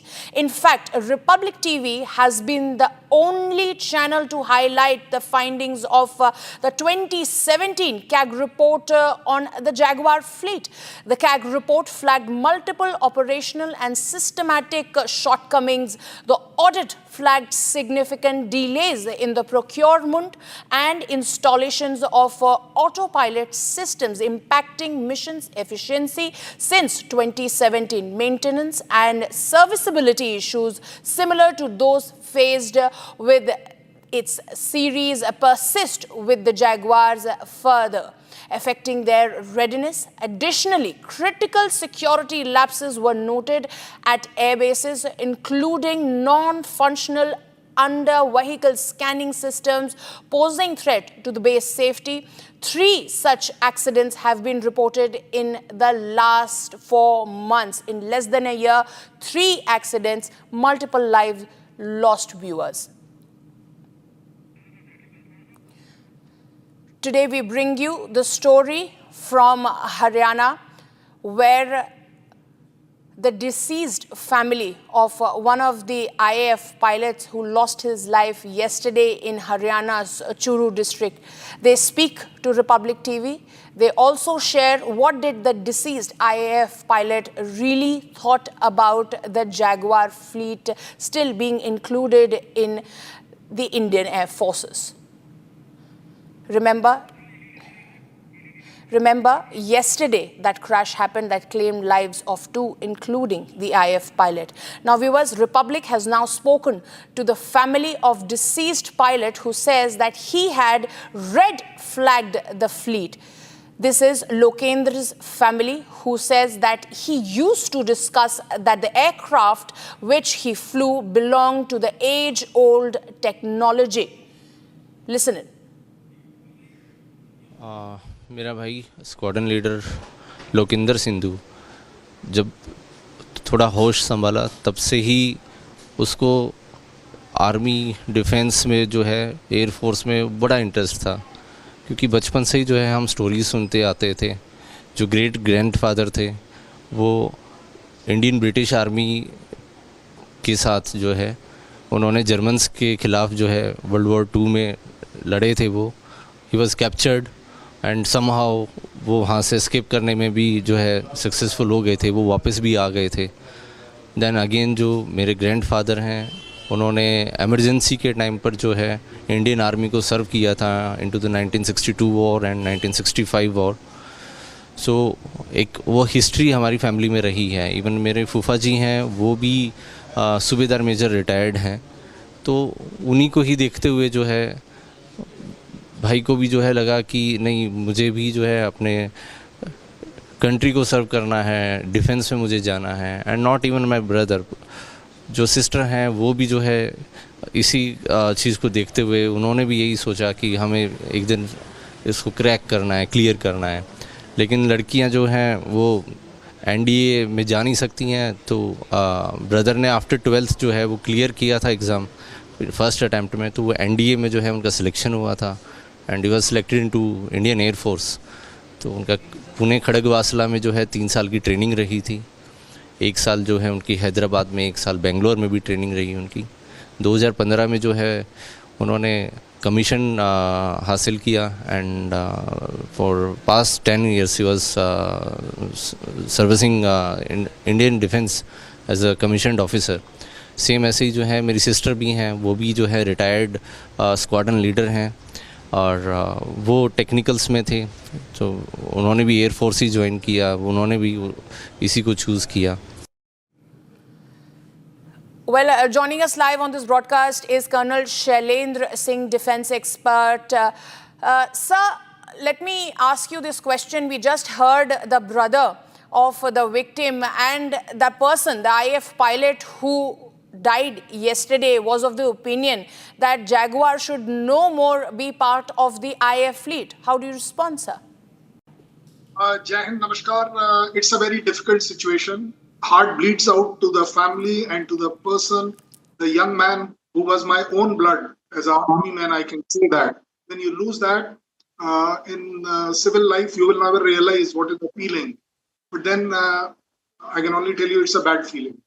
I don't want to elaborate on that. But now coming to the brass tracks, you said, or whatever is the news on, that negligence, laparwahi, and I don't know what all words are being used. If actually that was the aim, do you think the IAF would have stood by it so far? There is no denial of fact. Facts and figures are in front of you. That yes, Jaguar is the only aircraft in service in India. It is not there all over the world. Everybody has retired it and retired it quite long back. We are still maintaining it. But then you have to see this challenge. It is up to the 150 crore people that I challenge you. I challenge the government. Will you replace 120 aircraft straight away? You have the wherewithal? You see, sab kuch hota, then there was no problem. But we don't have everything. Now we can only appreciate that this Indian Air Force is still flying it. Coming to the point that there has been some machines found off-road by the catch. Oh well, catch, will you do something good about it? It's very easy. But an odd machine can always be found unserviceable. I will not deny that. It happens even in my gun. It happens in my tank. It happens in my best of the state-of-art equipment. That F-35 is standing. It's a living example. If everything was well, then why was it not taken the next day? The snags will come, irrespective. Yes, we are here to evaluate and be a good critic that as the service age, the ceiling of that has come to an end and we still are flying it, it requires much more attention, much more modification, much more upgradation, which actually happens in Air Force. I will never say that it doesn't happen. But yes, from a same squadron, if 2 aircrafts come down, it requires a scrutiny. I do agree to that. But that doesn't mean that the whole Air Force has gone laparwa. That whole Air Force has gone, it was just few days back what you saw. You saw what Air Force did in Op Sindoor. So I will rather say, let us come out with something good about it. And to start with, I'm prepared to volunteer. Let us come out good with it, that we tell our government that till the time we are not stabilizing, let us expedite our procurements. We can rely on 120, 30 of our Tejas, but that is taking time. I think the Air Chief, when he was Vice Chief, he said it so well. Colonel Singh, what would we say to those families who have lost their loved ones? It's an irreparable loss. And this has been a debate for the longest time. There have been CAG reports, Republic exclusively broke that, where the discrepancies have been highlighted. There has to be some solution. We cannot be losing lives. Put the responsibility on. If you want a straight answer, yes, I'm prepared to face that question. If the CAG has found something bad, something not suitable to the flying, then let's hold people accountable. There is no denial of that. And I think Indian Army and Indian Defence Forces have an example in the world that we are very, very accountable. We don't take sides. If there is a snag found in a particular place, if it was declared as serviceable but found unserviceable, well, that's a problem. I will give you my example. When we were operating guns, there were many times a gun went off-road. Whereas somebody said, no, they cannot be off-road. You have to have them, your equipment always on-road. So we were manufacturing locally that spare part because in the supply line, it was not taking. This is called as accountability. We will have to have accountability. There is no denial of that. We will have to have that problems coming in future also to be looked into and to be faced. But that does not mean that the complete Air Force is a useless force or a non-responsible force. The more responsibility. You tell me if the CAG has brought out something bad about the Air Force. Why? What has happened Absolutely, to the sir. casualties? Sir, there is no argument there that our forces are the best forces in the world. There is no question. We are with our brave men, and this story that we are putting out, or the former CAG reports that we have put out, is for the safety of our brave men, so that no lives are lost. These are all very talented men, and we would not want to lose them. Thank you so much, Colonel Singh over there, for speaking to Republic Media Network. Now, viewers, let's listen in once again as to what the family of the deceased pilot had to say, that he had red flagged this entire fleet of Jaguar. This is Loken's family, who says that he used to discuss that the aircrafts which he flew belonged to the age-old technology. Listen in. और इस चीज़ के बारे में ज़रूर वो discuss करता था कि जो वो एयरक्राफ्ट फ्लाई कर रहे हैं वो बहुत ही पुरानी टेक्नोलॉजी के हैं, एंड उनको जो है अगर अपग्रेड किया जाए, नॉट इवन अपग्रेड, अगर उनको जो है रिप्लेस किया जाए विद द न्यू टेक्नोलॉजी, तो वो उनके लिए भी बेनिफिशियल है, उनके लिए सेफ़ भी है, इवन कि जो है अपने जो उनके जो काम हैं, उनके मिशंस हैं, वो उनको भी कंप्लीट कर पाएँ, वो खुद को भी सेफ़ रख पाएँ। तो ये बहुत ज़रूरी है। और जैसे MiG-21 है, आई थिंक अब ये रिप्लेस हो गए हैं, तो जैगवार जो है अभी भी एक वो एयरक्राफ्ट जो है, मुझे लगता है कि जिसको रिप्लेसमेंट की अभी बहुत सख्त ज़रूरत। Well, viewers, that was the family of the deceased IAF pilot that we lost yesterday in Rajasthan's Churu, and they opined that the deceased pilot was of the view that it's high time that we should get rid of the Jaguars and the MiG-21s. Moving on, viewers, let's shift our focus to the state of Karnataka, where Karnataka Chief Minister Siddaramaiah, just hours before the meeting with Congress High Command, the leaders in New Delhi, he asserted that there is no question of a leadership change and reiterated that he will remain the Chief Minister for the full 5-year term. He further stated that the 2028 Karnataka Assembly elections will be contested under his leadership as the Chief Minister, sending a clear message from the national capital to Deputy Chief Minister D.K. Shiv Kumar and his supporters, who have been pushing for a leadership change in this state of Karnataka. So once again, viewers, Karnataka Chief Minister Siddaramaiah, they're making a firm stand, asserting that it's going to be him who's going to continue and finish the 5-year term. And not only that, he goes on to add as to how that it will be him who will continue as the Chief Minister in the next Assembly elections. Listen in. That is what D.K. Shiv Kumar said it, and I am also said the same.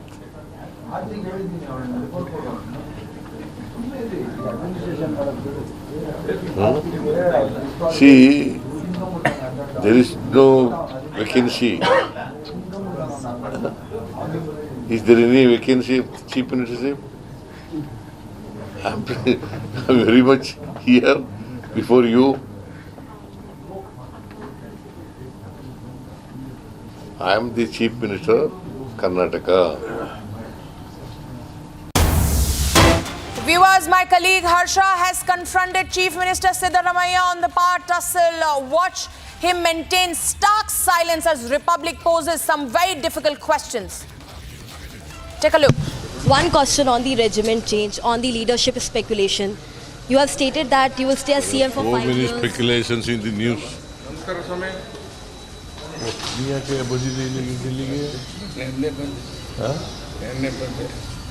You stated that you will stay as Chief Minister for 5 years, but many are saying that there is dissent also.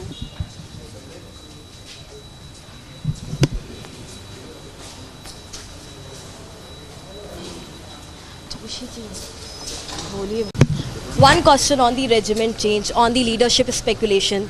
You have stated that you will stay as CM for 5 years. So many speculations in the news.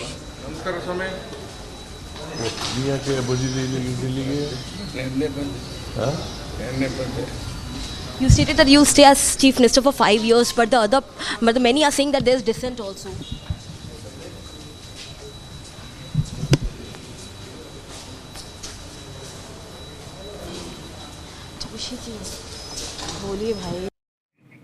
Well, joining me live on this broadcast is my colleague Abhishek. Is joining us from our Republic Kannada newsroom.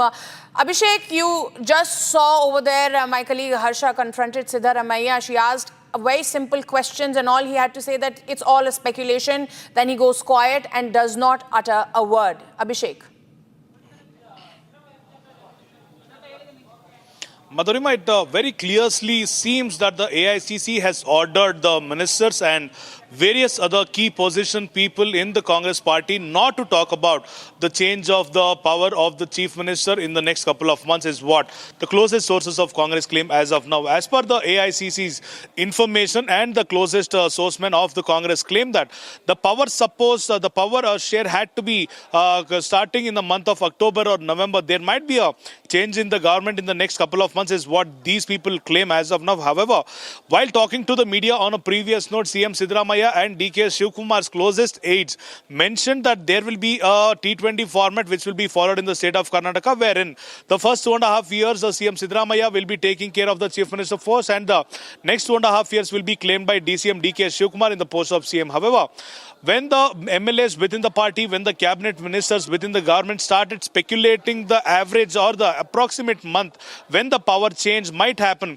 this is when the AICC had to enter into the Karnataka politics to make sure that the already damaged internal issues shouldn't increase any much more is what the AICC thought, and this is why AICC commended DCM DK. Abhishek, stay with us. Stay with us. We'll again play for viewers that exclusive confrontation by my colleague Harsha over there.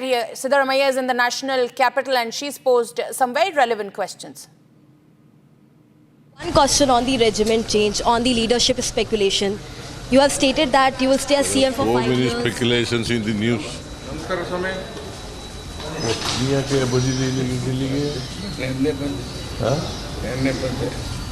You stated that you will stay as Chief Minister for 5 years, but many are saying that there is dissent also.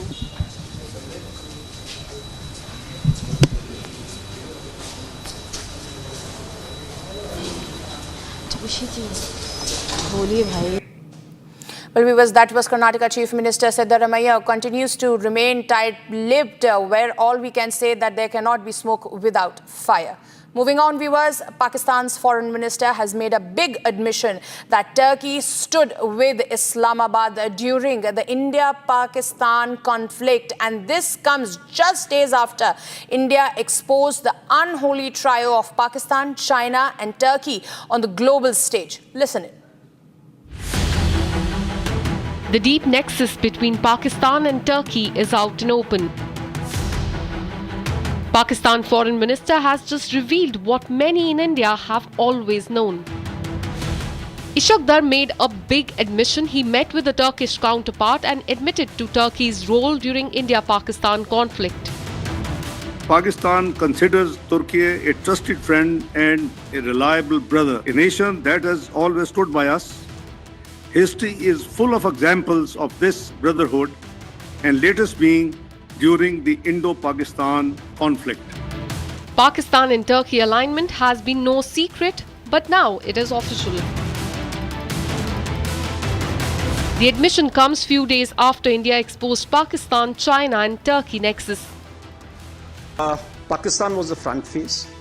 We had China providing all possible support. And it's no surprise because if you were to look at statistics, in the last 5 years, 81% of the military hardware that Pakistan is getting is all Chinese, 81% of that. So it's no surprise. And China, of course, the good old dictum, killed by a borrowed knife, 36 stratagems that China talks about, killed by a borrowed knife. So he would rather use the neighbor to cause pain than getting involved in the mud slinging match on the northern border. So that is what he's seen. And another thing that China perhaps has seen is that he's able to test his weapons against, say, various other weapon systems that are there.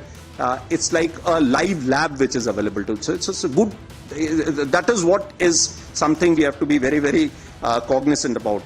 Again, Turkey also played a very important role in providing the type of support that was there. Bayraktar, of course, he's been giving from before. We saw numerous other drones also coming in, landing in the face of war, during the war, along with trained sort of individuals who were there. With Pakistan's admission, the mask is off and the nexus is out and open.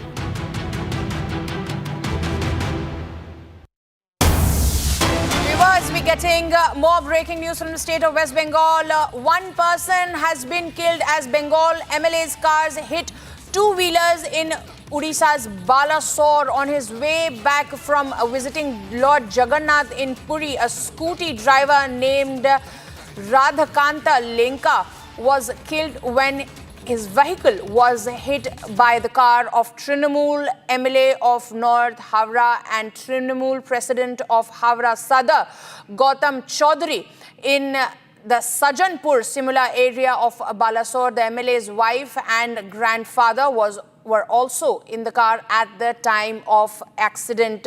Joining me live on this broadcast is my colleague Pinky.